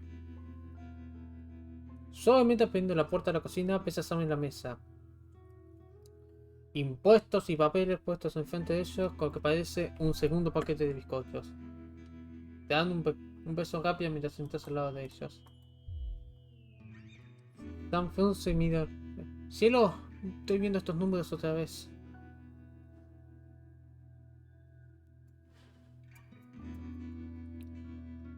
Mira en la puerta.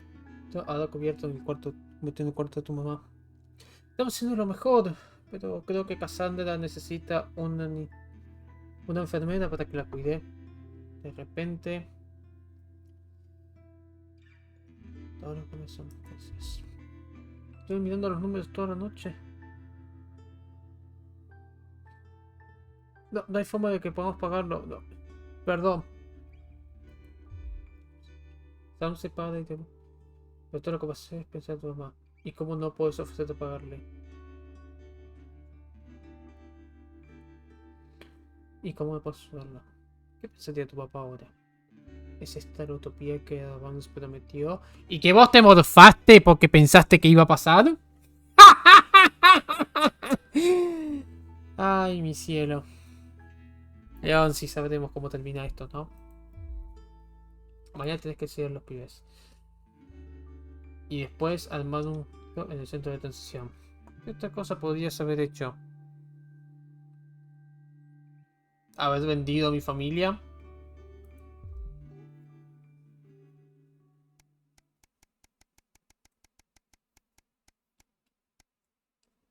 Día 199. Un nuevo camino. Están viendo la tele con Sam cuando Charlie entra por la puerta. La escuela terminó hace tiempo, pero estoy llegando a casa más y más. Está llegando tarde a casa más y más tarde.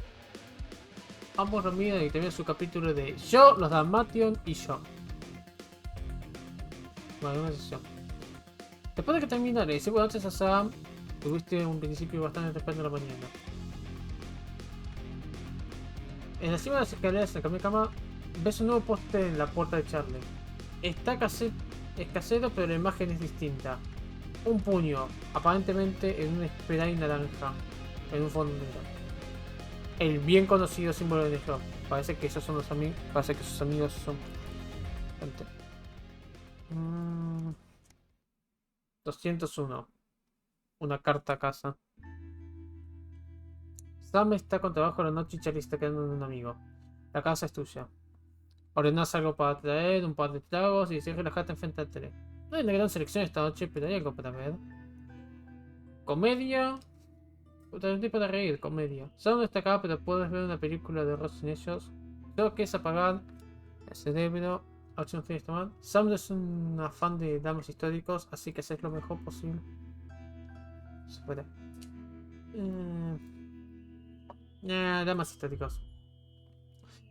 No, nunca fue algo en lo que te interesó, pero no está mal. Aparece un par de cosas, como que su verdadero nombre era Temujin.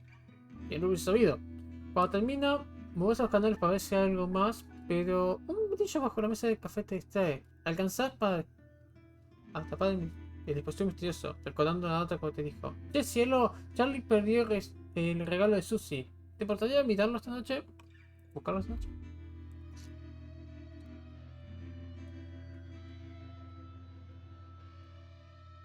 Mientras lo miramos más cerca te das cuenta de que el regalo es un encendedor para Chippy.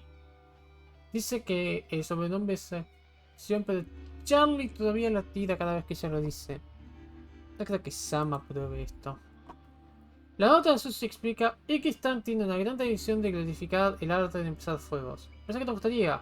No hagas nada estúpido, Susie. Esperemos que sea un souvenir y no un nuevo pasatiempo que haya levantado. O que empiece a levantar. No es lindo que haya pensado en él.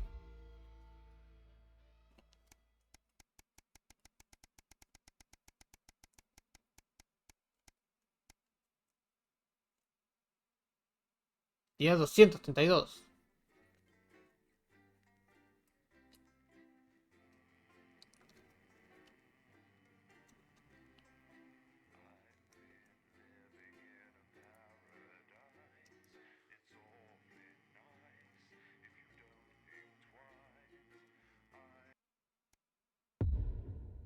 Día 232. El silencio.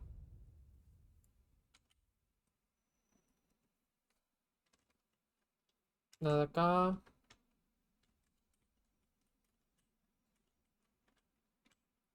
Wow, una cámara.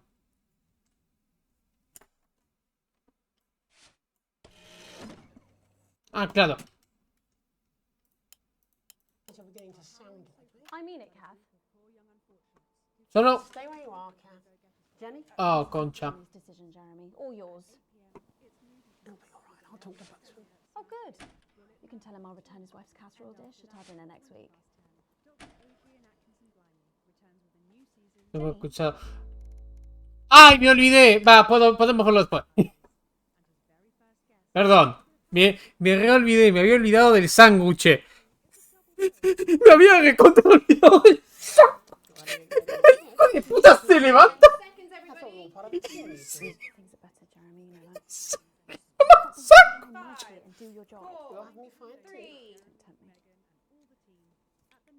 Good evening. I'm Megan Wolf. And I'm Jeremy Dawes. Our main headlines tonight. The establishment strikes back. The World Council has agreed today to impose punitive sanctions on the people of this country. The sanctions, which are broad-ranging, include restrictions on the supply of oil and gas, food, clothing, and even some medicines. But how should we react? We asked the public. What do you think about all these sanctions? I doubt it make a lot of difference, Pet. I've lived through 2 world wars and I smoke 40 a day. And if that ain't killed me, I doubt this will either. Thanks, Patrick. Fascinating stuff. Popular Prime Minister Julia Salisbury has released a reassuringly brave statement in response to the World Council's controversial announcement. This international declaration is nothing short of outrageous. No! Democratically elected government with massive popular support. We do not recognize these sanctions, and we encourage other socially progressive nations of the world to both resist and ignore them. Advance have struck fear into the heart of the international community. by showing that it is possible to have radical change for the betterment of the many. And whilst I wish we could improve other countries as much as we have our own, we do not rely on the help of others to thrive. This country is entirely self-sufficient. We are a team, now more than ever. And this team is on your side. Thank you. Defiant stuff. But what do you, the public, think of our government's stance? Robin Short found out. I was wondering if you could tell me what you think of the government. What? That shower of iridescent pricks? Punishing success and rewarding laziness? They're taking this country down the bloody Swanee. And it's not just me that thinks so. My wife Iris, she agrees. A whole lot of problems. Protests were held today at the controversial construction site for Remington's physics-defying MOOBS project. Since digging straight through the earth began 6 months ago, the project has been beset with problems, including localized tremors and the heat deaths of many of the workforce. Residents of the nearby town of Calamity today converged on the construction site with sincere, if misspelt, placards, demanding a suspension of digging until safety checks can be carried out. Encima, se va el sándwich. Los pone. Ay, me olvidé la salsa. Va. Hasta que. Ay. So, any thoughts about the MOOBS project, one way or the other? Well, that is something I really care about. Fantastic, great. So, what do you think about it?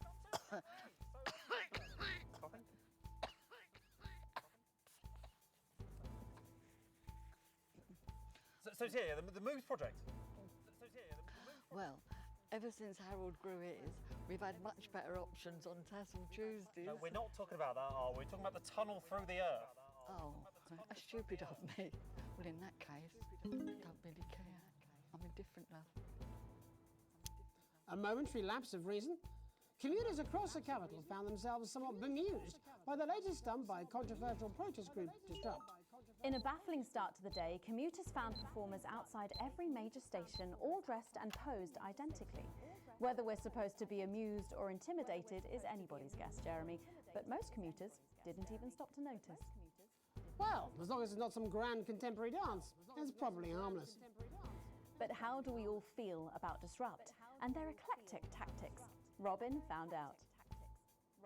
Can I ask your opinions on Disrupt? Are those the guys in black with the orange fist thing? That's right. Can I be honest? Of course. This is journalism. They scare me a bit.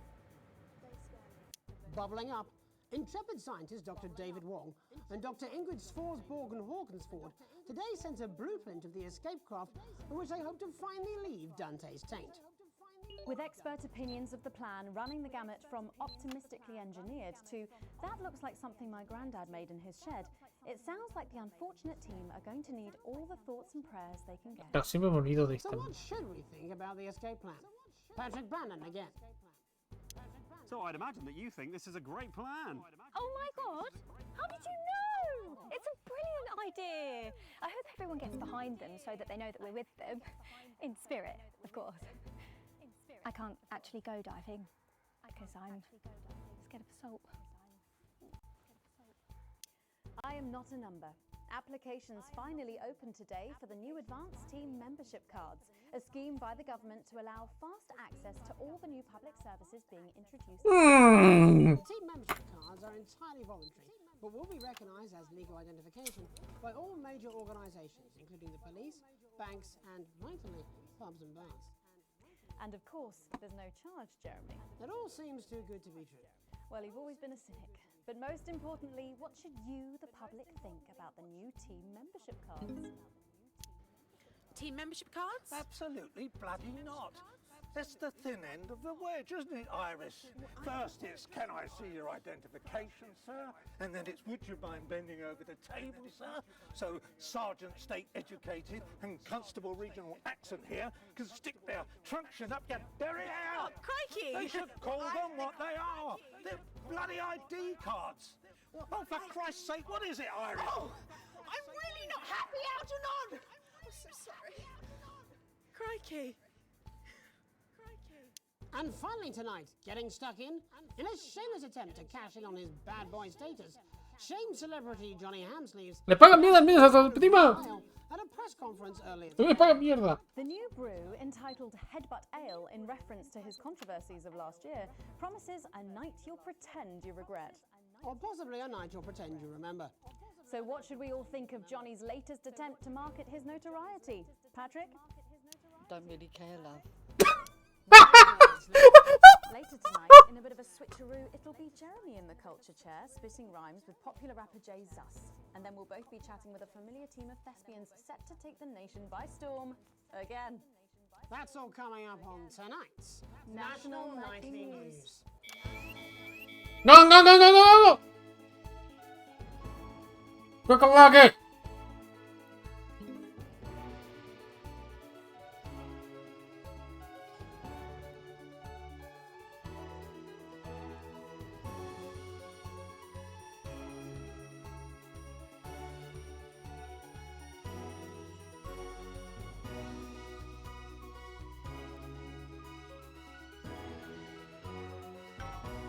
First tonight, thankfully, some news as we return to our main story.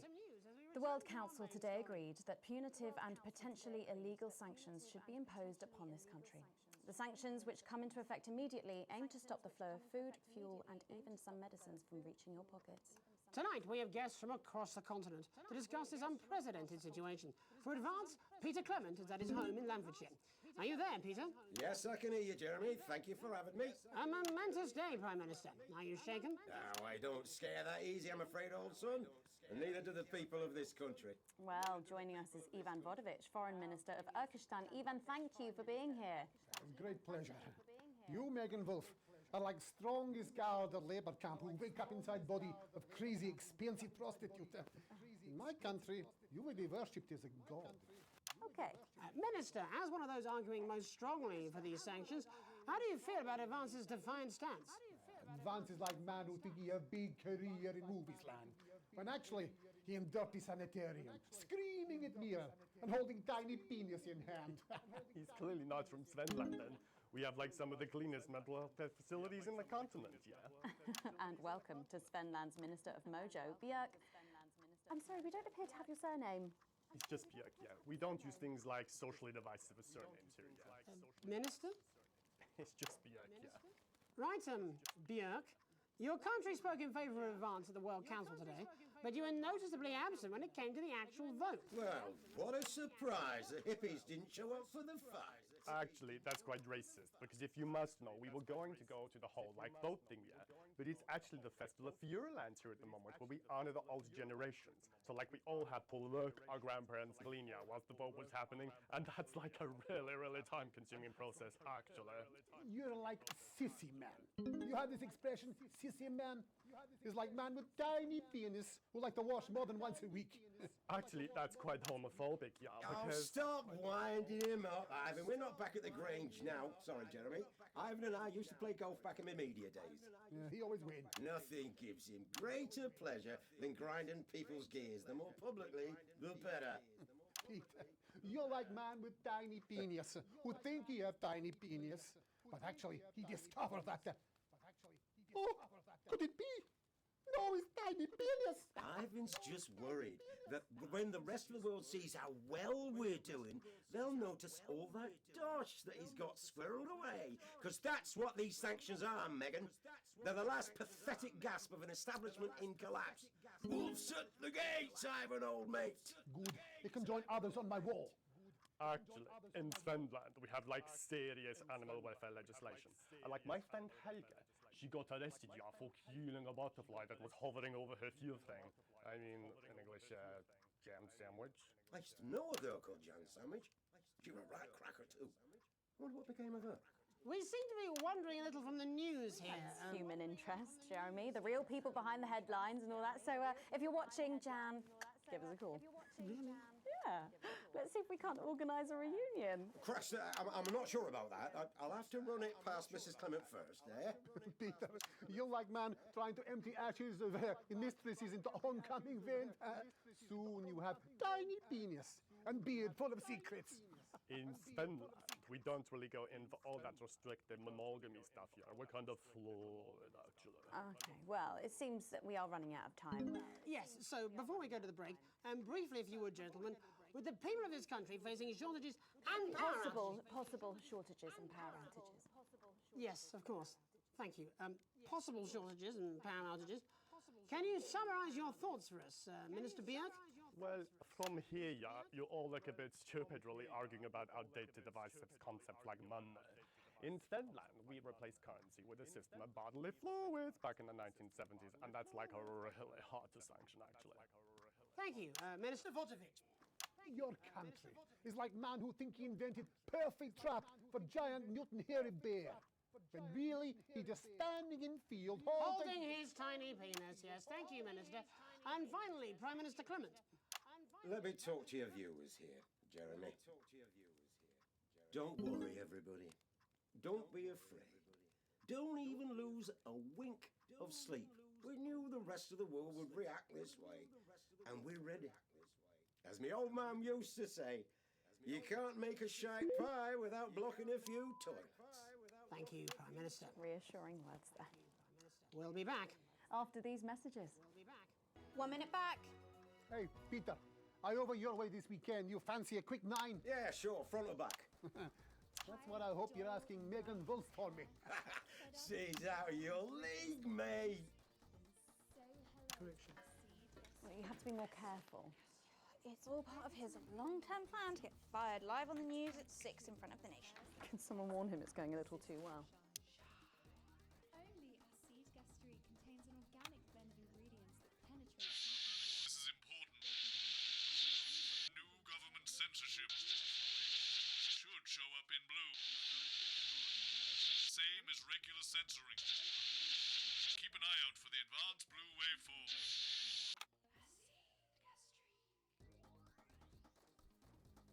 Are you still meant to bow to foreign royalty? What? Should I just like curtsy? Hang on. Have they given you the Crown Prince report? What? Megan? This is Jeremy, and he'll be interviewing you. Oh. Yo, thanks for having me on your show, man. It's quite all right. Yo, just a quick one. You're not going to ask me about the chimp, are you? Live in 10 seconds. Because he put that get up on himself. I'm just saying. Going in 5, 4, 3. Welcome back. I'm Megan Wolf. Later, we have an exclusive first look at a theatrical sensation everyone's going to be talking about. But first, it's time to go over to the culture spot with lovely old Jeremy Donaldson, who's joined by a very special guest. Jeremy. Thanks, Megan. I have the honour and privilege of being joined by hip-hop royalty. He's been called the son of the streets and the father of truth. Not sure how that works, but whatever. Let's welcome Jesus! Thanks, Jeremy. Yeah, it's a real honor to be here on your show, The News. You know, as a kid on the streets, I used to watch you through a window of the shop, so to be here right now is crazy. You've had quite the journey to be here today. Can you tell us about it? Well, you know, I try not to, well, you know, the past is the past, and I don't like to dwell on it. I understand. But yeah, man, the streets is all I remember. Like, my mother donated me to a charity shop soon after I was born. Elderly lady took pity on me. You know, she let me sleep on a pile of crime fiction until I taught myself how to walk. Wow, that's quite the childhood. And she died, died tragically. Right there in my arms, man. You know, I remember a tear falling as she laid there next to the used homeware. And in that moment, I became a child of the streets. I was just 18 months old. What a tale. What a tale. You're known for your direct and honest lyrics. Was your style informed by your troubled past? Oh, like I said, I try not to talk about it. It's just, it's just too hard. Of course. But my first album is about the story of the first 4 times I stole, so I wouldn't starve. A small group of infants came to see me as their de facto leader. They call me Mr. Cheese Slice. Anyway, we were like a family. So it would seem. Recently, you've been quite outspoken about the government. Yeah, fuck the government. Fuck Advance. Fuck Peter Clement. What is it that you object to so vehemently? Well, you know, they stole from us. They're taking our money and spending it, man. Redistributing it. Actually, homelessness has been all but eliminated in the last couple of months. So? Surely that's a cause close to your heart? Yeah, nah, of course, man. Very much so. I just mean, like, why do I have to pay for it, you know? You don't. People have been rehoused on property seized from the historically wealthy. And that couldn't have been you, could it? Look, I worked hard to be here. I built this from nothing, and I deserve to be rewarded for that. Would you say you worked harder than, say, a farmer or a care worker? I don't know. But if people are taking something from my music, choose to value it, buy it, who's to say I don't? And no one can take that away from me. Not even to help, say, vulnerable children? Mr. Cheese Slice? What is it you're trying to say?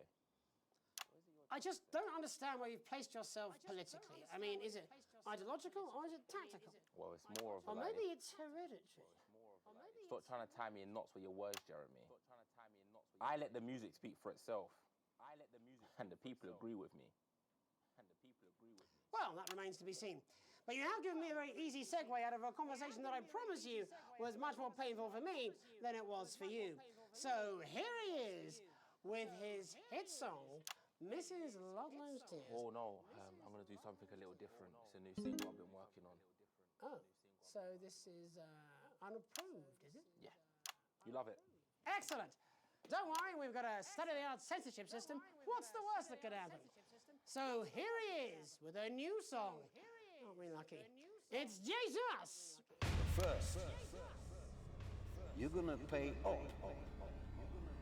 You're gonna pay back.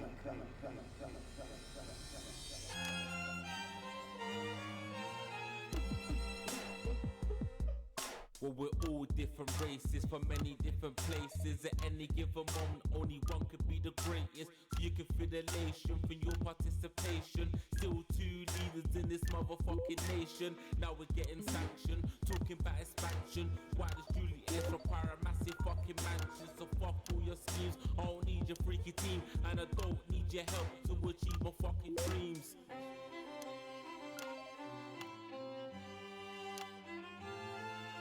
So don't make a fuss when you find you're one of us.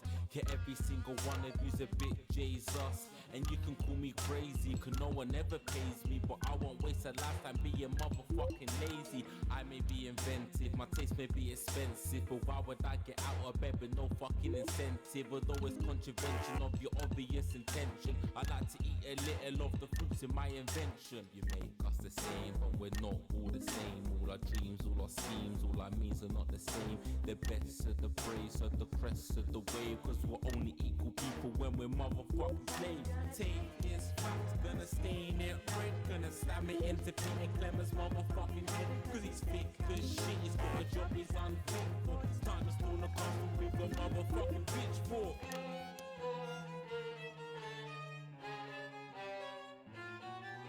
So this is for the snub ones, the push and the shove ones, the folks who feel the burden of their motherfucking loved ones. The ones who had plenty like a motherfucking Bentley. The ones who now finding out their bank accounts are empty. The ones of aspiration, who had to flee a nation. The ones who built a business that had dreams of perspiration. There's all sorts of people, the good and the evil. It only takes a glance to see we're not all equal.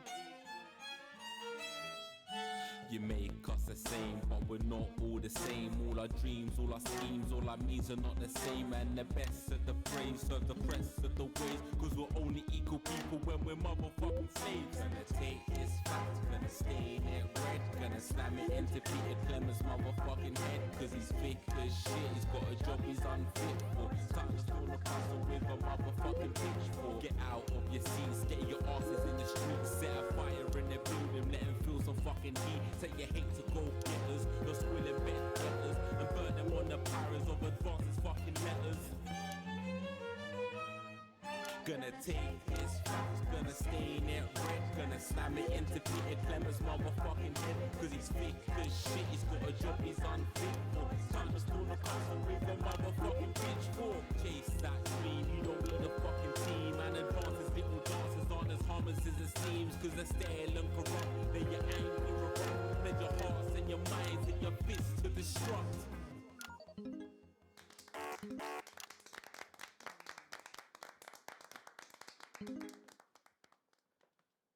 Jesus there with his new song.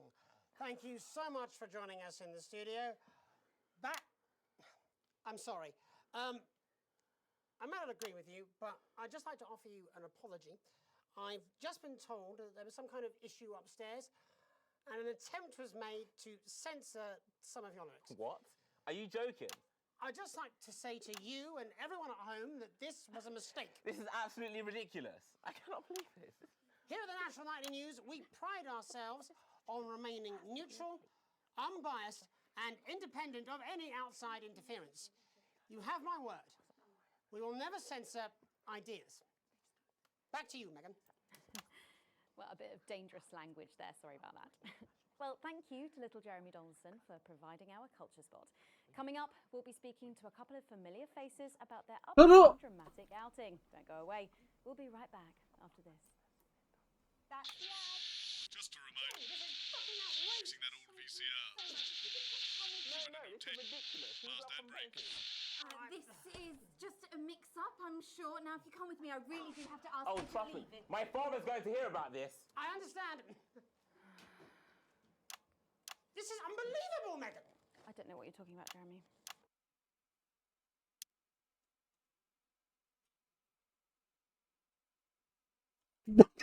¡Sos una basura! ¡Sos una mierda, León! ¡Sos una reverendísima mierda! ¡Anda a la concha de tu madre! A ver, lo único que censuré fueron las puteadas. Lo único que censuré fue lo rojo.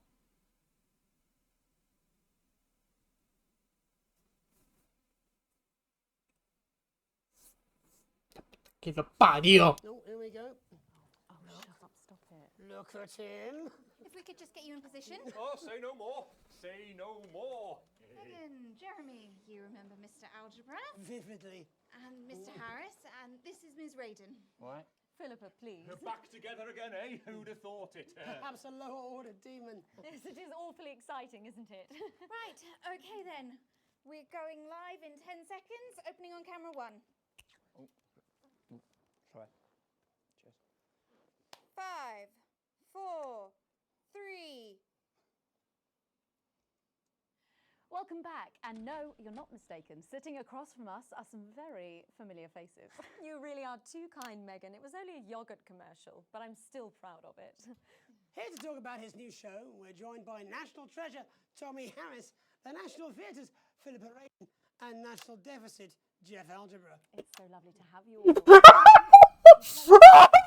You know what? It's about me. It's about my life. Where did the idea come from? Picture this. They're in limbo, mid-session, sweat is pouring out of me like an immense hog. And then Cindy comes in, she says, Pete's on the phone. That's Peter Clement, the Prime Minister. Yeah, Pete's actually a really good mate of mine. Oh, is he really? Yeah, no, he comes to training sometimes. He's actually a pretty good goal sweeper. Anyway, so, Pete, he says, Toby, he thinks my name's Toby, see? He says, how would you like to spread your message of team spirit and cooperation across this fractured nation? How would you like to really make a difference in these desperate times? What did you say? Yeah, right, yeah. So, Jeff, the question on everyone's lips is, what in God's name are you doing here? Well, after the success of my debut work... Ok, hay que admitirlo, León. Es un... a career in theatre, yeah? I've always been an admirer. Me daba tanto cagarme de risa. Ahora sí, fuera de joda hay que decirlo. Fue muy buen tema, han compuesto bien. Trousers off and got straight to work. Why did you do that? I do all my best work with my trousers off. Yeah, I've been told that too. No, I wouldn't say so. Right, Tommy, sorry, would you just give us a sense of what the show is actually about? It's about how hard it's been for me and some of the struggles that I've faced. It's like really getting to the heart of how tough it is to be me. I call it Tommy Harris. Jesus, that was hard. Catchy. We actually have some clips of the process of the show. Would you mind telling us what's going on here? Yeah, so the show is built around two things that are very important to me. It mixes scenes from my life as well as epic fantasy retellings of scenes from my life. But Dad, you promised you'd come to my graduation. I'm sorry, son. But you're an embarrassment. But Dad, you promised you'd come to my graduation. Back, demon! Back to the hells! The fuck? Philippa, what's it been like co-starring with Tommy Harris? I've always dreamed of treading the boards at medium-scale regional theatres, Megan. And for once, this show really gives me something to sink my teeth into. What's different about this show, then? Tommy, Mr. Harris's show really lets me show my tremendous range as an actor. I've always suffered from typecasting, forced to play the same tired characters in every god-awful yogurt advert or god-forsaken soap opera or, God forbid, a pantomime. But, you know, this show has really let me just go there. Jeff, the viewers at home will be dying to know exactly what is it that you bring to the show? Good question. I think these guys would agree with me when I say that it's my steady hand on the tiller, my arm round the shoulder approach that's really brought the production. Absolutely right. Jeff's contributions are immense. Can you give us a sneak of anything else that might be in the show? Yeah, all sorts, yeah. Yeah. We've got lots of exclusive first-hand experiences of Tommy's time in the underground sports scene. And some epic fantasy retellings of Tommy's time in the underground sports board scene.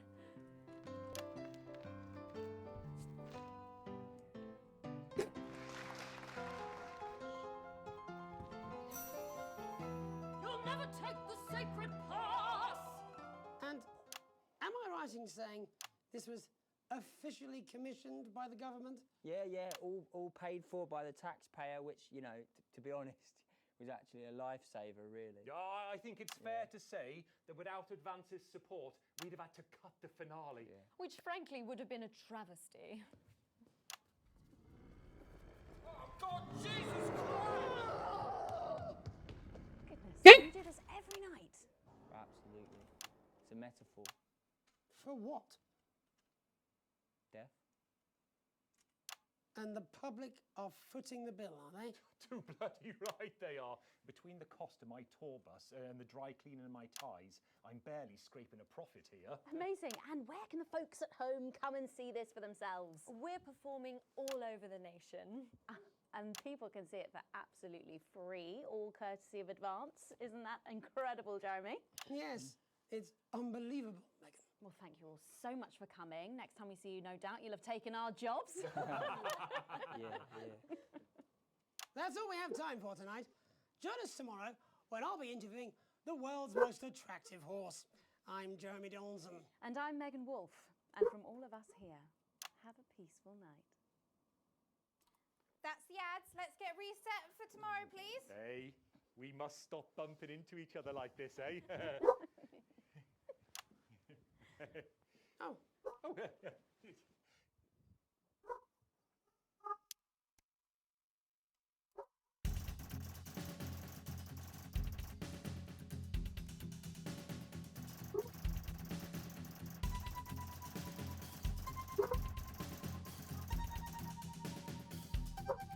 Advance me puede comer la pija. Recibiste un bonus generoso.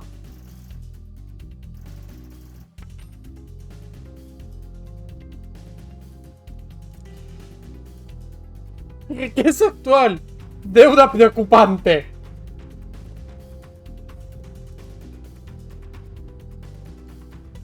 ¡Oh! Tengo que arreglar esto.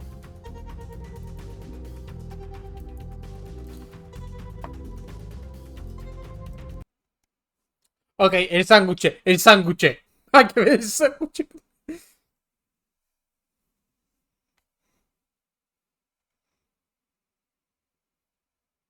Yeah, well, it's been a long time coming. Oh, exactly. You said it, I've said it. He must know, he's not stupid. Why under your pillow, though? It's self-love. You should support me. I support self-love. It's the photo of yourself you sleep with I'm struggling with. It was a good day for me, hair-wise. I was walking down the street and I caught my own reflection. I thought, what a brave young man. Okay, coming back.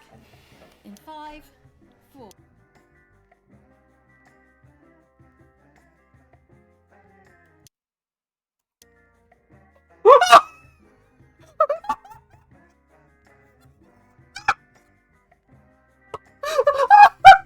Ok, tengo que romperle las pelotas a alguien para que juegue esto. No me convendría, porque el tipo es un pelotudo.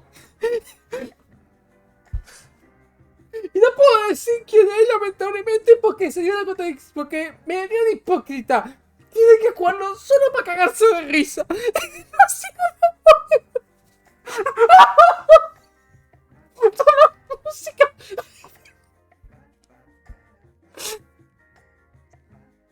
Sufro. Móvil, sí.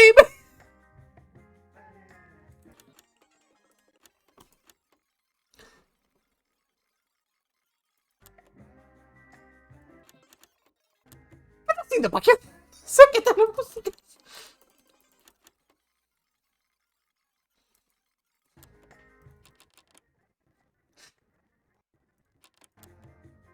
Empieza, ahí empieza.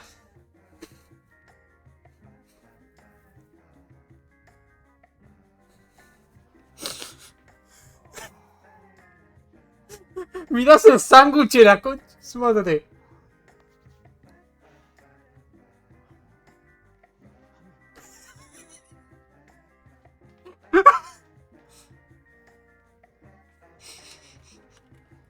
La salsita. Salsita inglesa. Ah, no, es pimienta. Es pimienta, ok.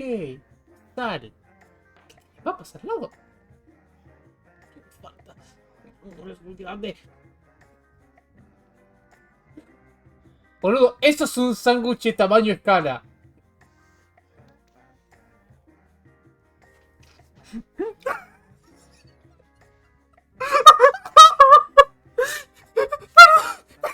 Es demasiado.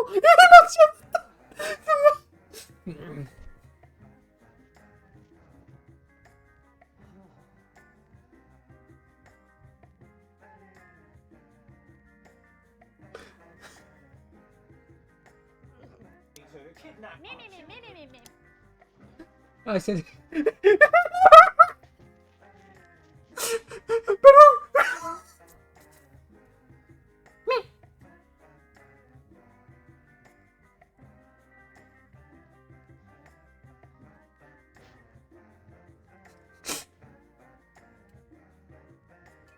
Carajo es eso.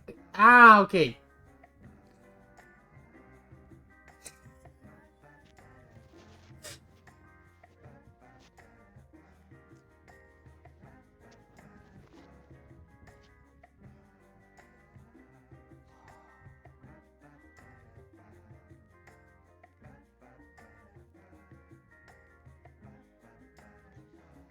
Any moment now, I'll be heading over to Jeremy, who is going to be bringing us an up-to-the-minute report of the status of the nation. You know, I'm not Over to you, Jeremy. I couldn't care less. Thank you I don't for what care I'm sure anyone was. says.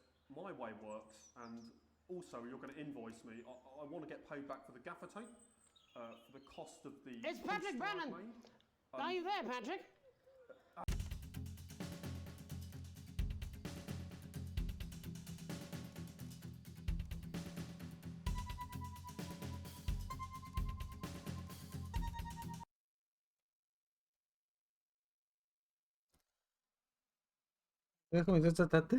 Es que boludo, a ver, el otro lo que debió haber hecho es como. Mínimo. Quiero comer un sándwich. Pero, boludo, toda la secuencia. Are you still meant to bow to foreign royalty? What?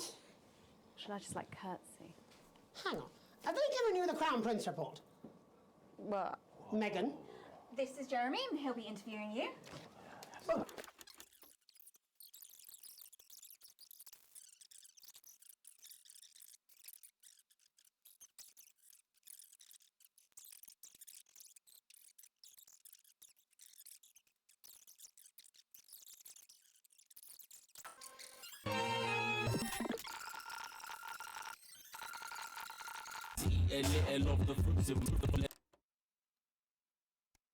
Ahora, ¿qué bardo de todo? ¿Cuál de todos los bardos? Hay mucho. Está el bardo de abajo que es estándar, lo jugás y lo ves vos.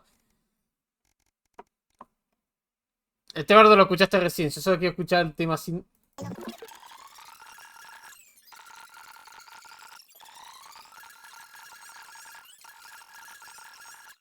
His new song.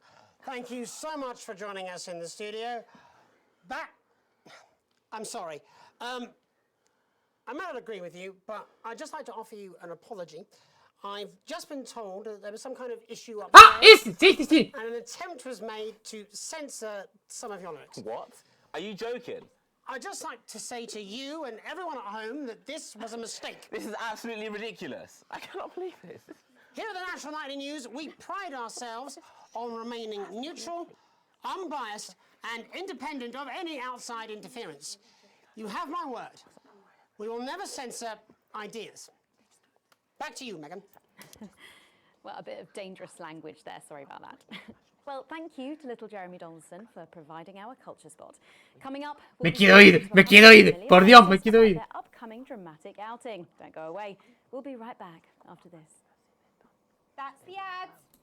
Jenny, this is fucking outrageous. Thank you so much. If you could just come with me. No, this is ridiculous. Who do I complain to? This is just a mix-up, I'm sure. Now, if you come with me, I really do have to ask you to leave it. My father's going to hear about this. I understand. This is unbelievable, Meghan. I don't know what you're talking about, Jeremy.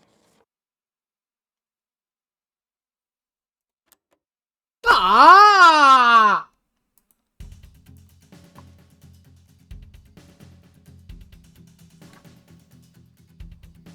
¡Ah!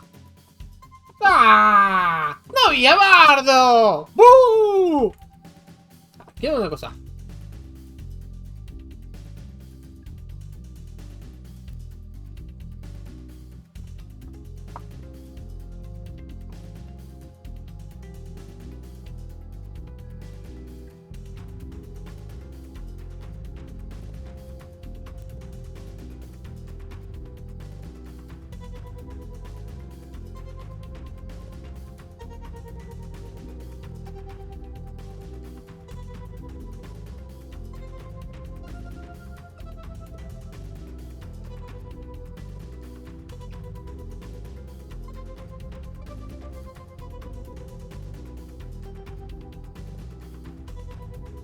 Ok, no hay nada. Ok, podemos hacer uno más y después de esto cortamos. Día.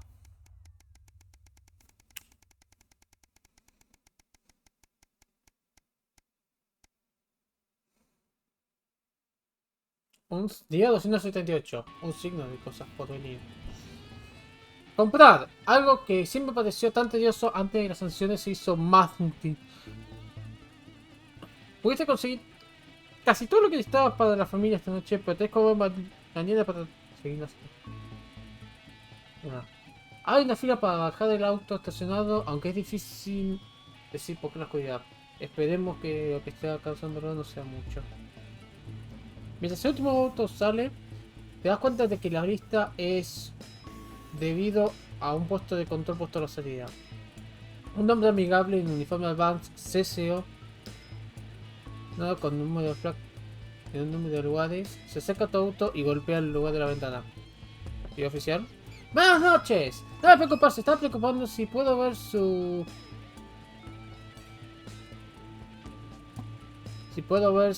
tarjeta de membresía de equipo, por favor. ¿Estas tarjetas no eran voluntarias? Perdón, tengo una. Ah, no es el problema, tengo formulario justo acá. El hombre te colega atrás de él, una mujer en un similar, claramente recibió paro y está puesta por el papel. Pensé que estas tarjetas no eran requeridas. Bueno, estrictamente hablando no lo son, pero hay muchos beneficios. No razón para tener una. Su sonrisa sale y pone una mano para... Su presencia ahora es un poco intimidante. No, gracias, no es algo que quiera ahora. Casi instantáneamente... bueno, obviamente no puedo hacerte firmar, pero fuertemente te recomiendo que lo hagas. ¡Y pronto! Querrías que la gente... No querríamos que la gente piense que te es algo para esconder, ¿no? Toma un paso para atrás y te hace avanzar. Seguramente lo viste escribiendo algo en tu retrovisor. Mientras vas a casa, algo un poco más preocupado que lo de antes. Claramente Advance está muy interesado en que todos se unan al equipo.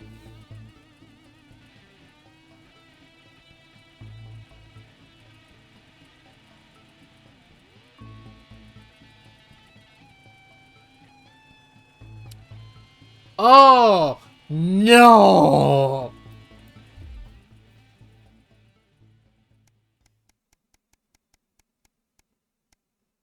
No pasó ni un año. Una invitación que vale, ¿verdad? Es sábado, uno de tus pocos días libres, e hiciste... Pero mientras el fin de la tarde se acerca, una invitación está sentada en la heladera por tu voz. ¡La cara!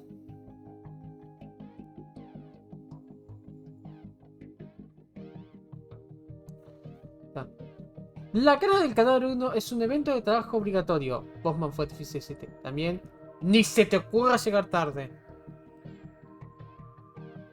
Ya se trataste de trabajo. Trabajo una vez. No puedo hacerlo otra vez. Mejor anda. Pero no hago bien mi trabajo.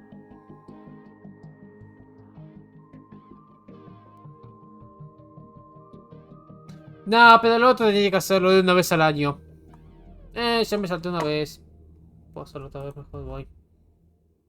Pues, te mando si son te va a dar un trago o dos. Pueden ayudarte con con el forzoso suceso de oficina. Esperemos que no sea tan malo. Después de todo, estás bueno en tu trabajo. No, lo soy. Día 290. Una noche de noticias nacionales. Llegaste en tiempo, bueno, apenas, al Sobunión, uno de los hoteles más viejos y grandes de tal. Estás sorprendido de ver una fila para entrar y rápidamente te das cuenta porque la gente está siendo buscada en la puerta por un par de personal muy militarizados en ropa inteligente. Mira, estás esperando, no podés dejar de darte cuenta de lo opulento que es el edificio. Probablemente el lugar más elegante el que se ha sido. Te rendís a que te revisen y... con un suspiro sancio te deja entrar al hotel. Una vez adentro te dirigís al gran valor. A la gran sala, siguiendo los signos. Te maravillas a la gran escala del lugar. Bueno, y a la cantidad de guardias armados de seguridad. Pero finalmente llegás. Una mujer muy severa te pregunta por tu nombre. Soy Alex Winston. Mira la lista antes de cerrar algo al mesero. Llegaste justo a tiempo para hacer sentado antes de la cena. Por favor, seguí a Emanuel acá para tu mesa. El mesero sonríe a vos y abre una de las dobles puertas, haciéndote un gesto de entrar. Inmediatamente, ¿por qué? ¿Ves por qué lo llaman la gran sala? Pausas un segundo para atrevértelo todo. Sentís un golpeteo en tu alma y Emanuel te hace gesto de que lo sigas. Te sientas en una mesa en el área central, con una vista decente al escenario.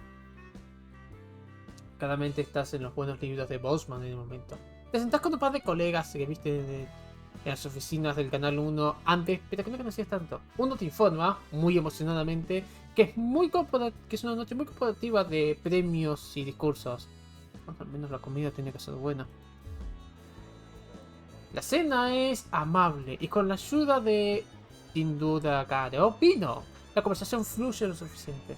De hecho, mucho para tu sorpresa, te presentan con un premio por el mejor la mejor persona nueva a la familia del Canal 1. Bueno, eso fue esperado. Mientras juntas... Carlos, reconocido personal como el Dr. Editan Axison Blamey o Editors. Agradece a Advance por ser sponsor de la gala de este año. Antes de específicamente agradecerle a los primeros de estos Julia Saspuri y Peter Clement, hijos de puta, por estar en presencia noche. Mientras vas al escenario, ves al centro.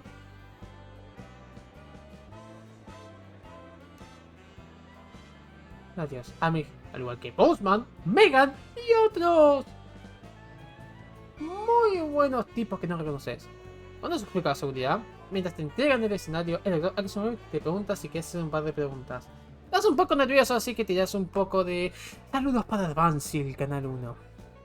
Haces una joda agradeciéndole por abandonar el país y dejando tu trabajo. No, no voy a hacer esto lo podía hacer por un MVP. Pero no, lamentablemente tengo muertes armadas por todos lados. Sigamos el juego.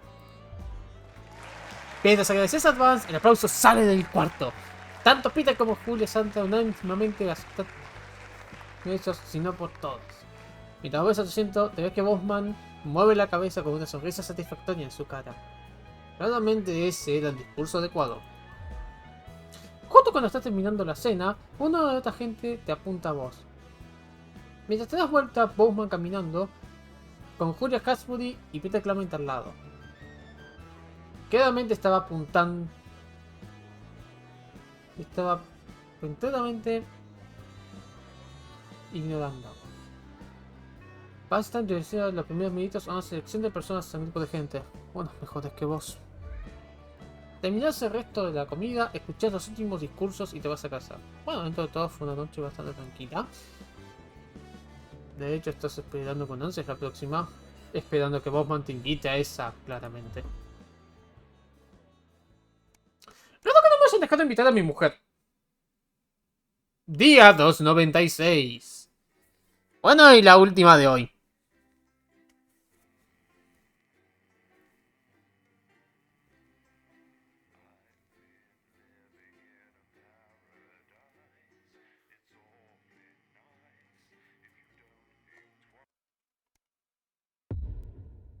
Día 296. La ola de calor. Oh, está todo hecho mierda esto. ¿Mi teléfono?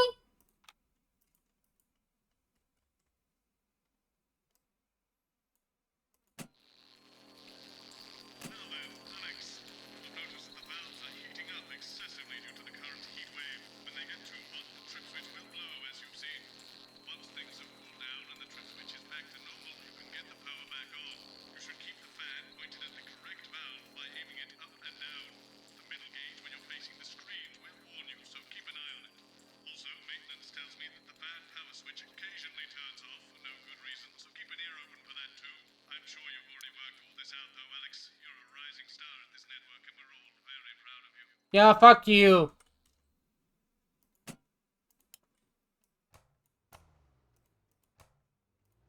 Even here? Yes, but he is. Our gun-toting handler. Who, Andy? I don't know what the fuck his name is, do I? He's here to keep us safe from people like Disrupt. More like keep us in line. I hate guns. Give me the willies. 10 seconds, everybody. No me gusta. Got any actual real news tonight? Well, the world's on fire. That good enough for you? Going in 5, 4, 3.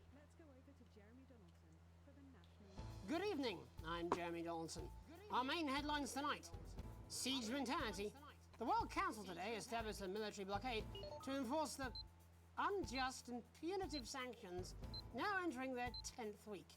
In a statement from team headquarters a short time ago, Prime Minister Julia Salisbury issued a commanding response to this unprovoked escalation. Ever since these illegal sanctions were imposed, we have gratefully relied upon trade and aid from our worldwide friends who, like us, refuse to recognize their legitimacy.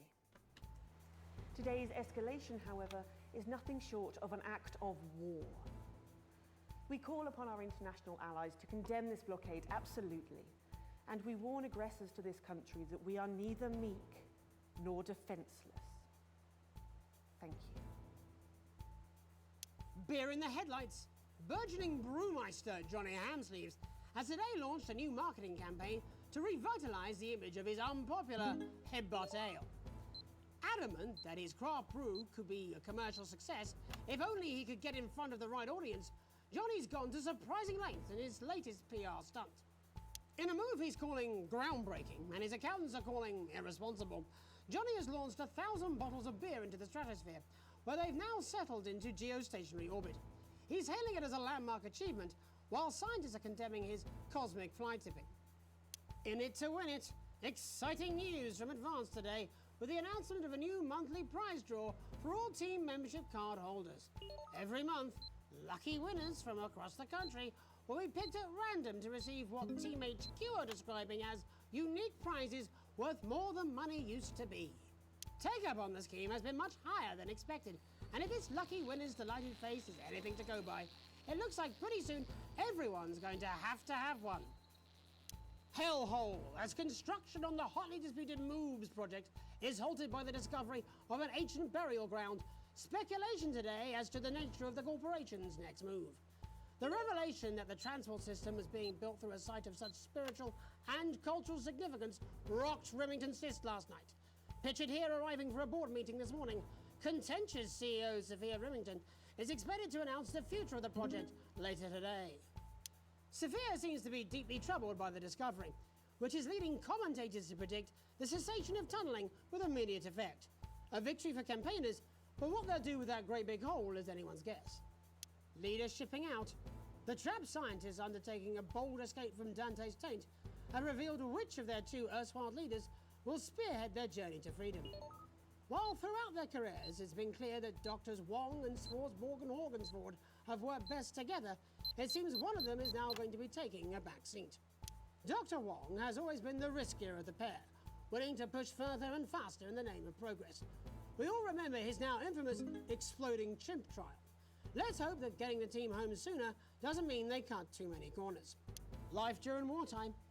As if we didn't have enough aggressors on our borders, internal problems are growing for the government as radical activist group Disrupt caused chaos in Parliament Park last night. Scuffles broke out after the protest, resulting in multiple arrests and the injury of 3 community cohesion officers. Advance have yet to comment. The reckless fire will certainly be remembered by all those who have seen these striking images. As their actions escalate, people across the country are asking themselves, who are Disrupt and what exactly do they want? Other than a new box of matches, of course. All this, and I'll be talking to some people with fascinating medical conditions, as well as one of the contenders in this year's Feline Football Championship and her proud owner. That's all up on tonight's National Nightly News. ¡Oh, conchas, arrancamos!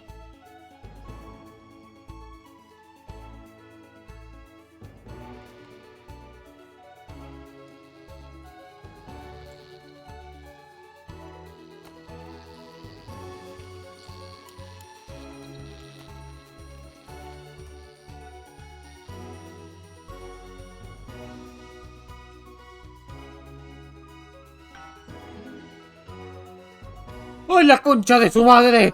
Our team of correspondents has been dispatched to every country to see how this great nation of ours are coping with this unprecedented hot weather. First, let's go to Megan Wolf in Shining-on-Sea to see what the scientific community has to say. Megan, how's the weather there? It's absolutely glorious, Jeremy. Thank you for asking. I'm here with Dr. Anna Burns at the University of Princeton. Are you enjoying the weather as much as I am? Oh, yes, it's wonderful, isn't it? My eyelids are sweating. And you're part of a team carrying out a study into just what's causing this unbelievable heat, is that right? Yes, that's correct. Yes, we want to be able to reassure the public once and for all that there's absolutely nothing to worry about and that they can enjoy their sunstroke and fossil fuels in peace. You sound very confident about that. Oh, very much so. I can say without any hesitation, there's really no cause for any concern here. I've actually left my car running. So tell us about this experiment. Well, we take data from weather stations from all over the world, along with atmospheric samples, and we take all that and we feed it into this state-of-the-art computer, and very soon we'll be getting a high-tech readout of the results. Oh, that sounds very fancy. Sí, ya sé, ya sé. None of this. Ah, me cambió el televisor por un puto megáfono. El televisor, el teléfono. No, ahora no.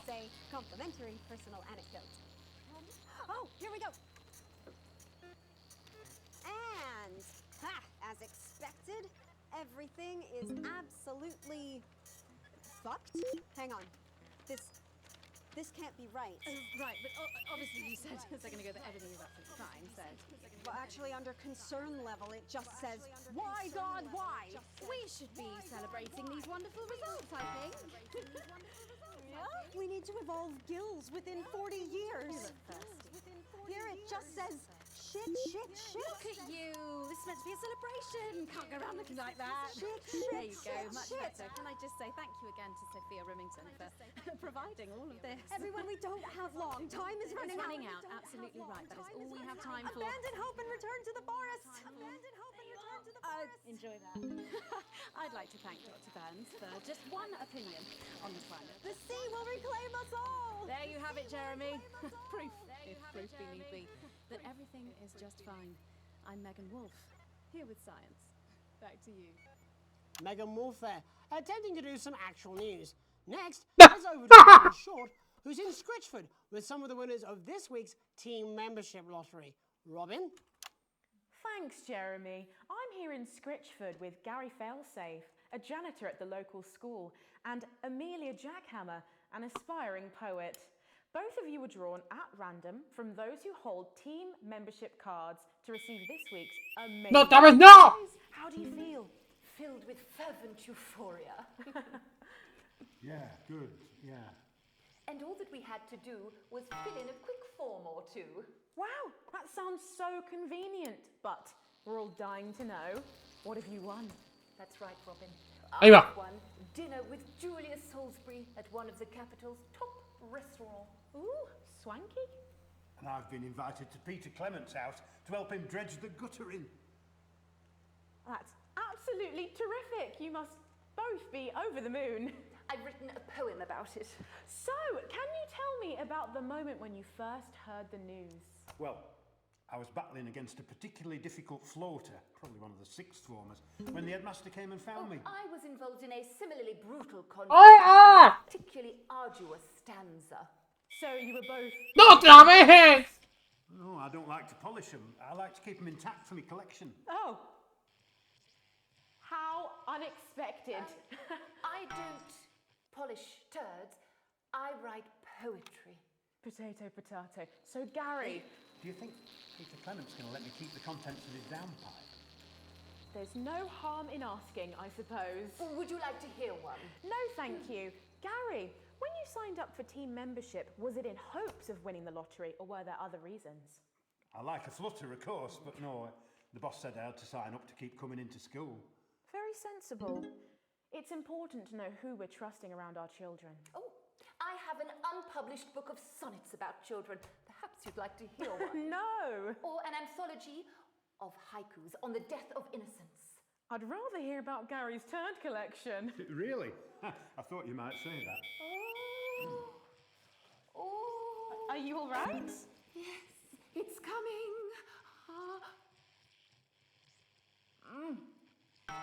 It's inspiration and it's delicious. Right you are. Today on the show there's no news. Just a man No, también no. with multiple poos. Puta. Fibrous, really lovely texture. Would you encourage other people to enter for their chance to win? If it's colour you're looking for, take a gander at old Blue Eyes here. No puedo ver. National news lost its way when it covered some crap on a tray. Some of these are quite rare. Maybe that was unfair.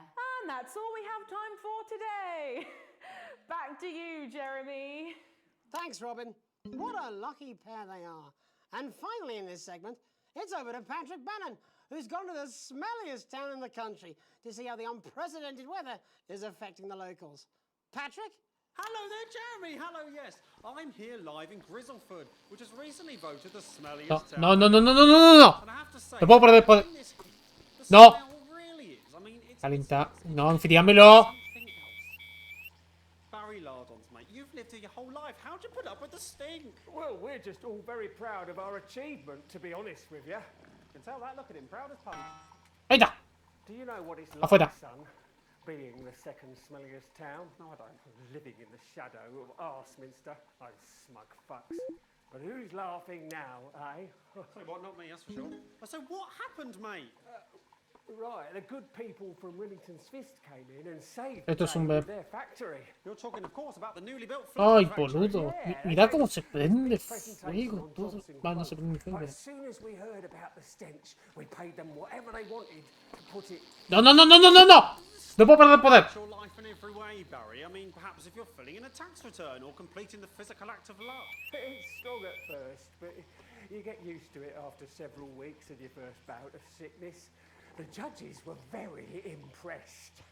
So, what's the sickness? Oh, that's nothing to worry Afuera. about. It takes a few minutes before you develop No, any apunta al centro. symptoms. Centro. Now, folk are saying something about the production line and how they dump carcasses directly into the water main, but I think it's probably the few valves on the high street. On the high street? Should I see a doctor? What are the symptoms? Well, the first one is asking stupid questions. Then folk experience a loss of inhibition. Fuck off, do they? When was the last time you brushed your teeth, you stinking old tramp? Next recording is a period of randomly bursting into song, followed immediately by delusions of grandeur. Oh, that's not really a problem. Never sung in my life. Hello, it's sexy Patrick Bannon, and he's wearing sexy shorts now. Oh my God, look at me. I'm like a stallion. I'm gorgeous. Why didn't you tell me? I should take my shirt off. You know what? I'll even let you touch me if you want. That'll be the bout of undeserved self-confidence. Love the Bannon. Feel the Bannon. Oh, man, what's the point? And the ennui. All that's left now are the hallucinations and unconsciousness. Nana Dottie? Was that you? Why are you made out of elbows? You know I don't eat opinions. Oh, don't worry, folks. Once he wakes up, he'll be just fine. We'll just find a place to stick him where it won't matter how many times he evacuates his bowels. Right, that's all here from Grizzleford, a town that's really making a stink. I'm Barry Lardons. Back to you, Jeremy. Thanks, Barry. With a naval blockade being set up around our coastline as we speak, when we come back, I'll be talking to 3 members of the general public who appear to be here purely for medical reasons. Don't go away. Unless, of course, you've got something better to do. We'll be back after these messages.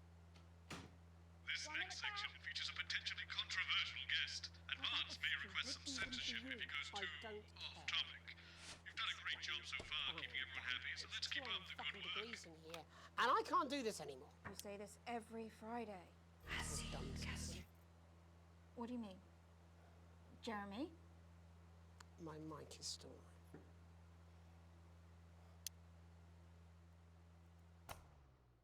Bueno, es algo yo esperaba una vez.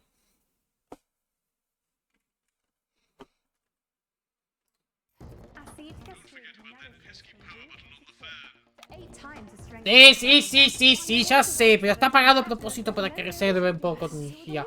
Necesito... Ahí apunta el centro. The intensive formula acts fast, repairing damage and strengthening strands for hair that's truly unbreakable. Which is what? Because mine should be very much over things. Christ, it's so fucking hot! Please take your seats as quickly as you can. I can't do this anymore, Jenny. I've had enough. That's it. This is just 10 seconds! Get over yourself, Jeremy. Why don't you stop feeling sorry for yourself for 5 fucking... 5, 4, 3... Welcome back to the National Nightly News with me, your host, Jeremy Donaldson. Later, we'll be talking to the captain of the territory's first cat football team, Professor Pumpkin. But first, I'm joined by 3 guests with some balmy bodily behaviours. Joining me is a woman who's been hiccuping for over 9 months. Isn't that right, Miss Piercy? Yes, that's right. Yes. Tell us, what brought all this on? Well, it's all a bit of a blur, Jeremy, to be totally frank with you. So I was watching your show and I remember seeing the news about the election and it hasn't stopped since. Fascinating stuff. Also here is Frankie Steampipe. Perhaps you could explain to us exactly what your physiological fourboil is. I'm here to say it's high time people like me were respected. We're constantly overlooked in the workplace, we're whispered about on buses, and we're asked politely Oh, concha, no! to children's birthday parties. And it's disgusting.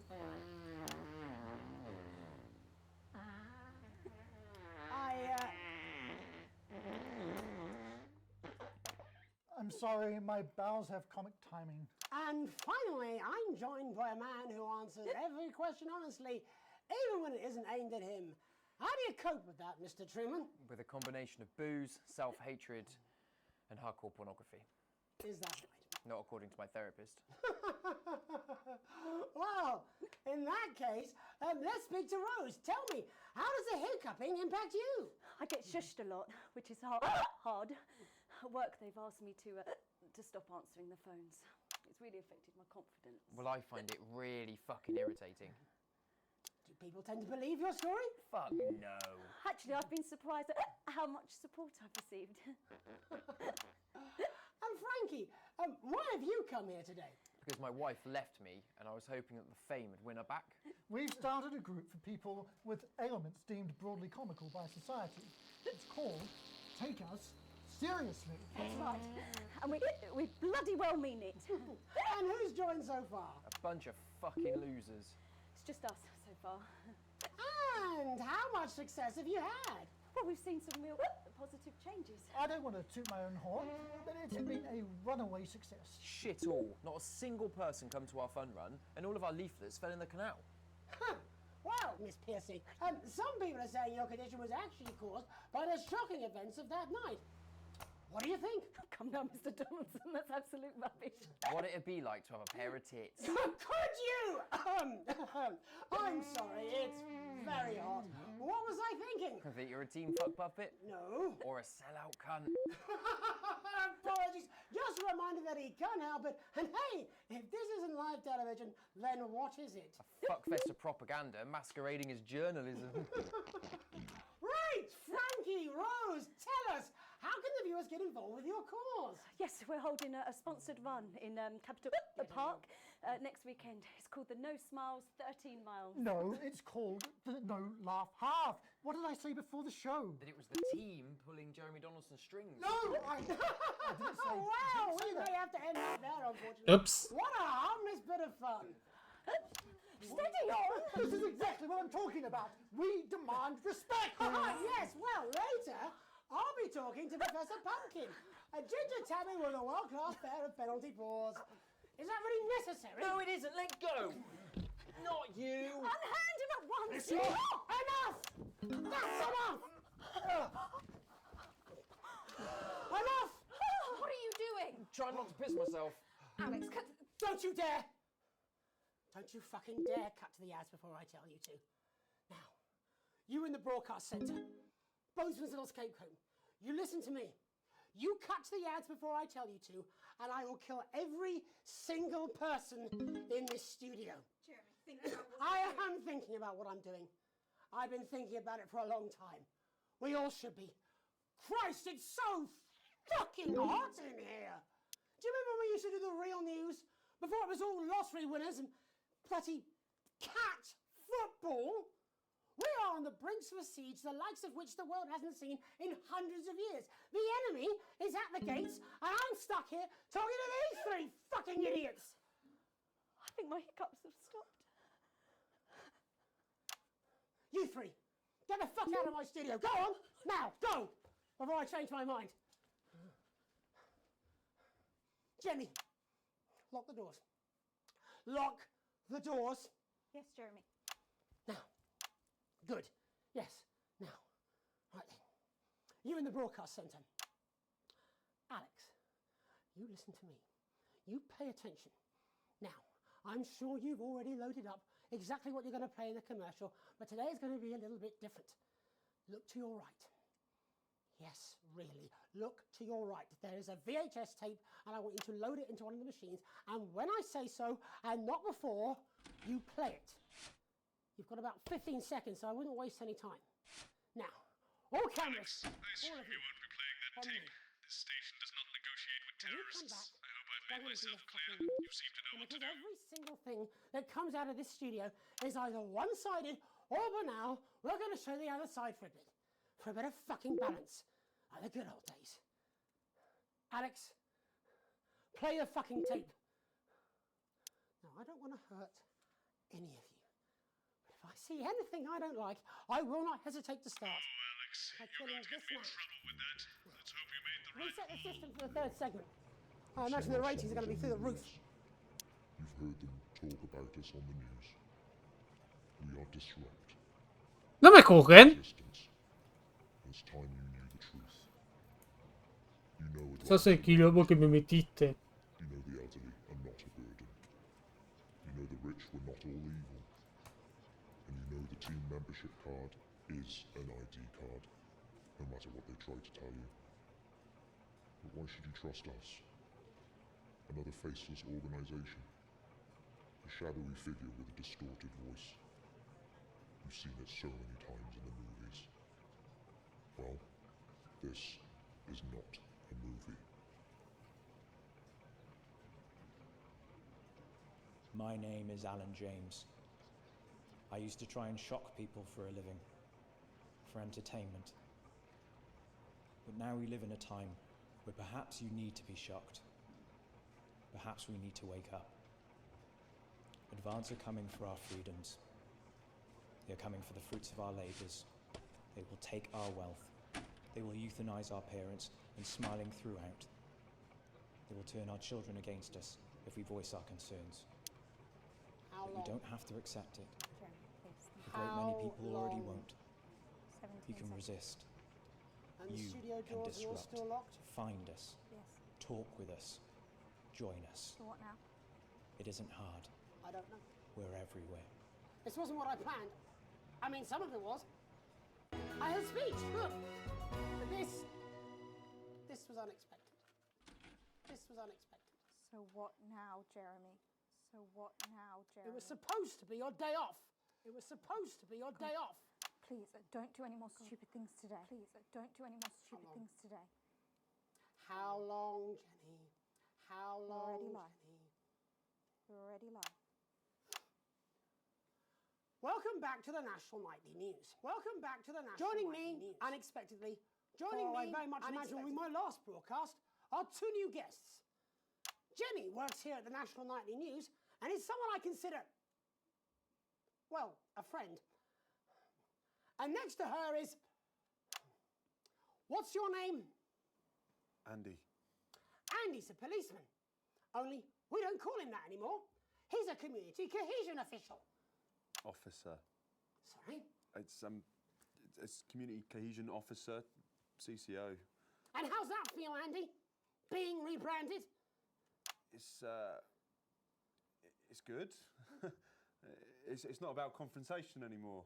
You know, the force had its fair share of problems. The team doesn't have as many. But it still has some. I couldn't say. Couldn't or wouldn't? I don't know what you want me to say. Christ, you're fucking useless, aren't you? We'll come back to you later. Jenny? I don't want to be on the news, Jeremy.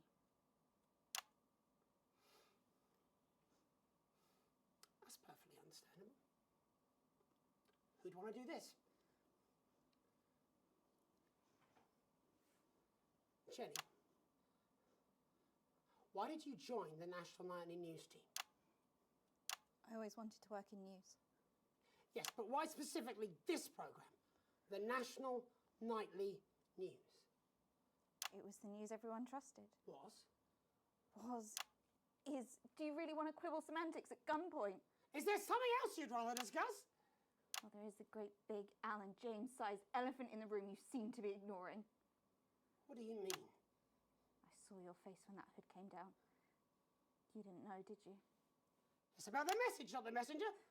Like I said, you didn't know. No, I didn't know. The people I met were with, he wasn't there. God, I didn't know it was Alan James. I'm sorry, but seriously, Alan fucking James. You're flushing your life down the toilet for... God, I love you, Jeremy, but... He's a good speaker. He's popular in the country. That right? Look, forget Alan James. There is still something deeply wrong. There is still something. And you know it, Jenny. And you know it, Andy. And you at home, you know it too. Meanwhile, I'm interviewing a guest who stinks of shit. Patrick is paddling about in shit, and Robin is literally interviewing someone who collects the fucking stuff. I mean, it's not sophisticated, but what a metaphor. We are sleepwalking our way into oppression, and the news isn't saying anything. We're not saying anything. Says who? Alan fucking James. What are all those scientists working on at Grantham Downs? What are they testing underground at Altergrave? Andy, your turn. Make yourself fucking useful. How many people have you brought in for consultations just because they weren't carrying or didn't have team membership cards? Oh, well, there's other forms of identification that we will accept. For how long? We're just here to help. Then why do you need these? Not really help when it's offered at gunpoint, is it, Andy? Let me demonstrate it for you. Let me help you. You eat these cards with my notes on it, and you'll probably digest a fact. That'd be helpful, wouldn't it, Andy? Knowing a fact? What? I don't understand. Do you want my help, Yes, Andy? yes, whatever you say, yes. Security are here, Jeremy. Eat it. What? Eat the fucking news, Andy, or I'll force it down your fucking throat. Jeremy, stop. Go on. Really? Eat it.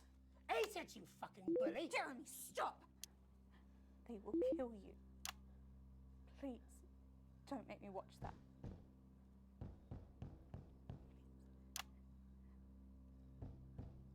Of course. You're right.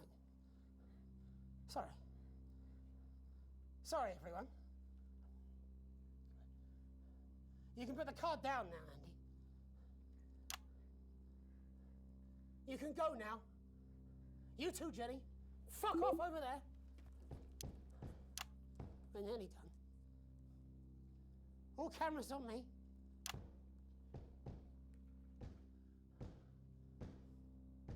This new regime of ours is so seductive. I understand that. But before we all hand off our freedoms, should we ask to whom we're handing them over? Don't you want to know what's being done in your name? How many people were transitioned last month?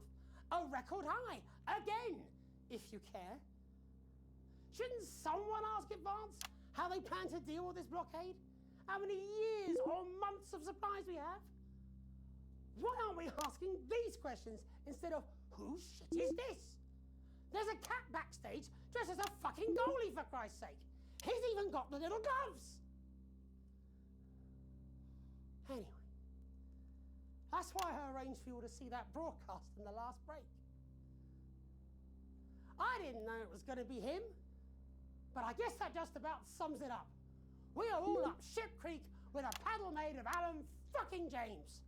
Christ, it's all so fucking pointless. I was going to quit tonight. Take a holiday. Try something else. Out of the limelight. Maybe try having a relationship. I hear they're nice. Never tried it. I loved the news. And now, well... God, Jeremy, don't!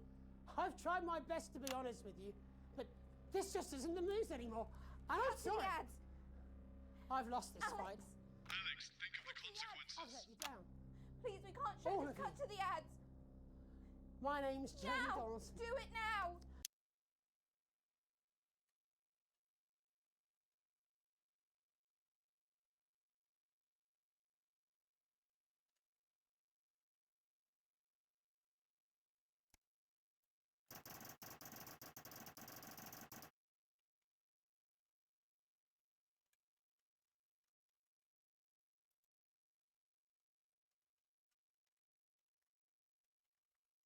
Hmm.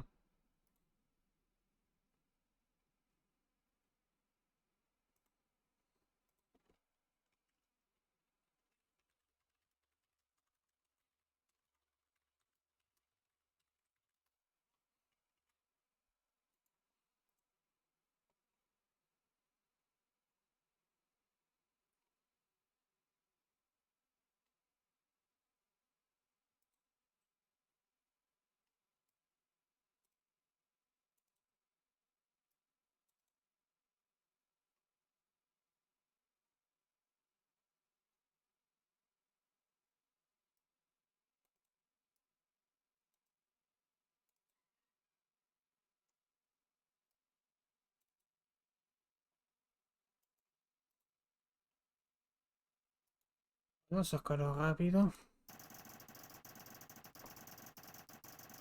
Los 60 no son resultado.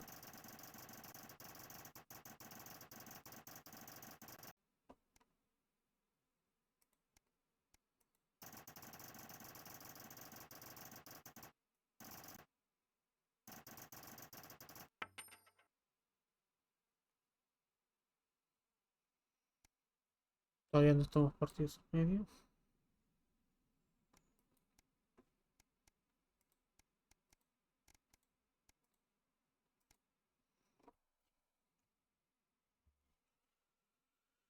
Bueno, sacarlo rápido.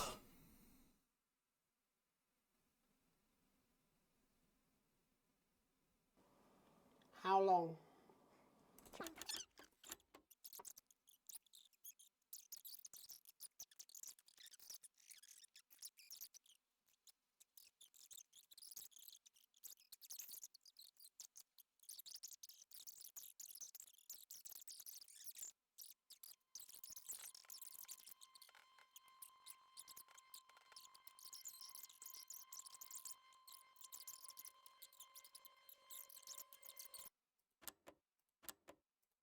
Let's do it now!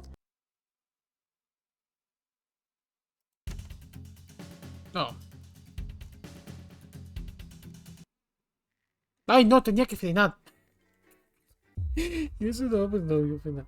Ok. 297. Una cinta para recordar. Te despertabas parcialmente en shock de lo que viste en la noticia de última noche. Tuviste que hacer una edición de la noticia de última noche. Cuando venís para abajo, encontraste a tu familia sentada en el esperándote. Te sentás en el sofá al lado de Sam. Estamos tan preocupados por vos por la noche. Por la última noche. Después de mí. Después de todo lo que pasó. Me preguntaba qué va a hacer con él ahora. ¿Estás bien? Probablemente lo van a encerrar.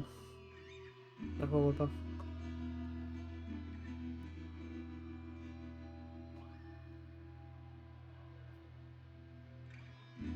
Pero no puedo sacar la sensación de que tiene razón.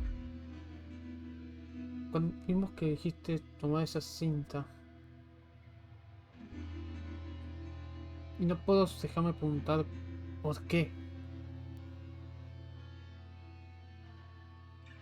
No sentía que tenía una chance. No, mentira.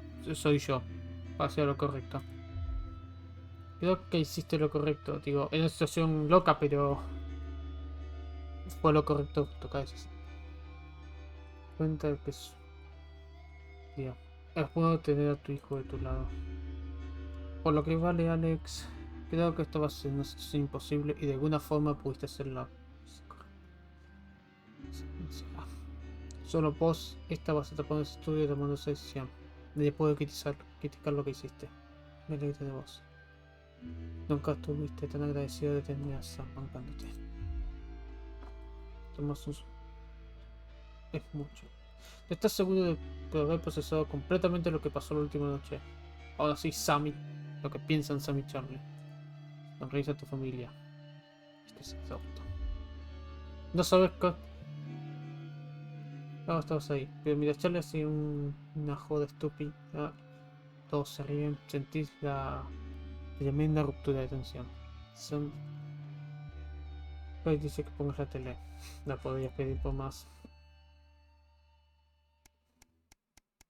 Me metiste en un quilombo. Nace un rebelde. Un golpe te despierta a vos y Sam en medio de la noche y se hace una cuenta que sube a cocinar. Tentativamente haces tu camino abajo agarrando un paraguas. Mapa con foco y una más verdadera. Lentamente empujas la puerta. Levantás el paraguas y en mitad de camino te cuenta de que Charlie casi no se... una de las sillas fue golpeada y está en la luz. Cuando ves... tu preocupación se hace una mezcla de coincidencia. ¿Qué mierda estás haciendo cayendo en mitad de la noche? Ya que estaba con unos amigos y vivía un par de cervezas. Mientras caminas pies, el olor de alcohol dice que hubo más, compadre. ¿Crees que es buena idea gastar tus sábados a la noche para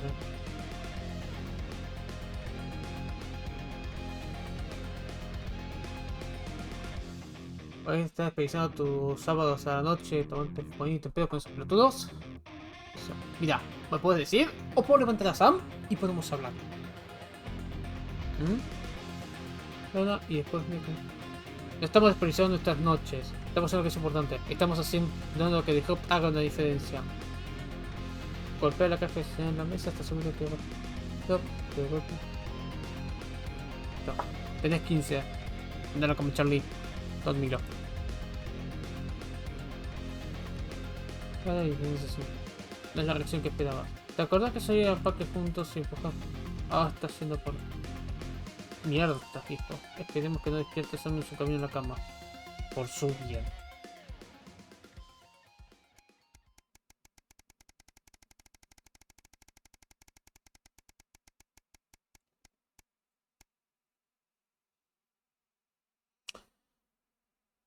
No, novedad. En la terminal del desayuno, Sam viene con un post. ¡Ah! Recibimos una postal de Susie. Parece que está divirtiendo en su viaje. Así que parece que le gusta mucho Tayikistán. Bien, lo va muy piola, pero tan frío. Esperemos que el chip se disfrutado. No. Y antes de que digas algo, si tenías razón en darme un par extra de medias. Sam tenía una pequeña patada. Lo que pasa es que después tuvimos el tren a Conislava, mucho más cálido y muchas plazas para disfrutar. Podría haberme quedado por siempre, pero tuve que seguir a San Palamadino antes de que se vea fresco.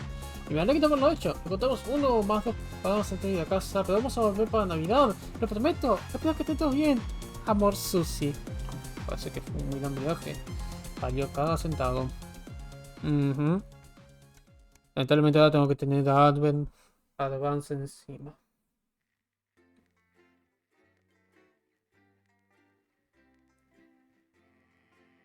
Ay, el botón está roto.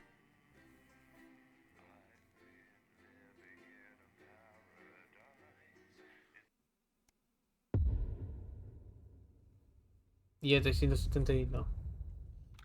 La 20... la guerra de 20 semanas. Y hasta acá.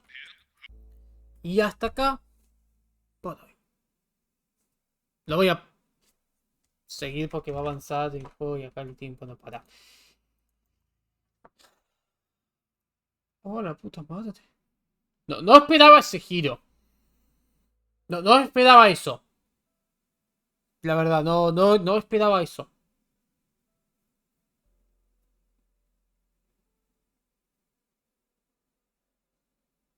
Ah. Canal extra si a alguno le interesa. Canales extra, los canales. Todo por esto solo. No me. Fue de joda, lo sigo repitiendo. No me esperaba eso. No me esperaba casi un suicidio en vivo.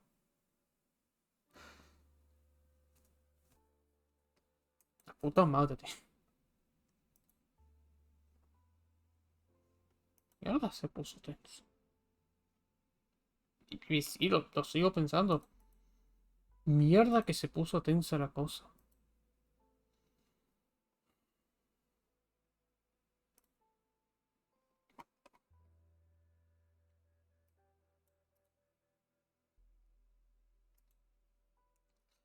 Bueno. No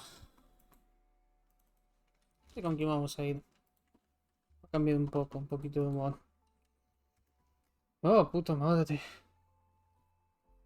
Así que bueno, nada más. Leon, gracias por pasarte y por bancar. Sledge, gracias por pasarte. La gente que está viendo esto de fondo, muchísimas gracias. Y bueno, nada más. Como siempre, yo soy Lord. Esto fue Not for Broadcast. Nos veremos mañana para un nuevo tipo de programa. No, está todo el partido, ya no sé. Ya no sé que hay guerra. Sí, me parece lo justo después de lo de recién. Me parece justo para romper la tensión. Ay, puta madre. En serio, eso último, boludo. Eso último. Bueno, nada más. Nos vemos.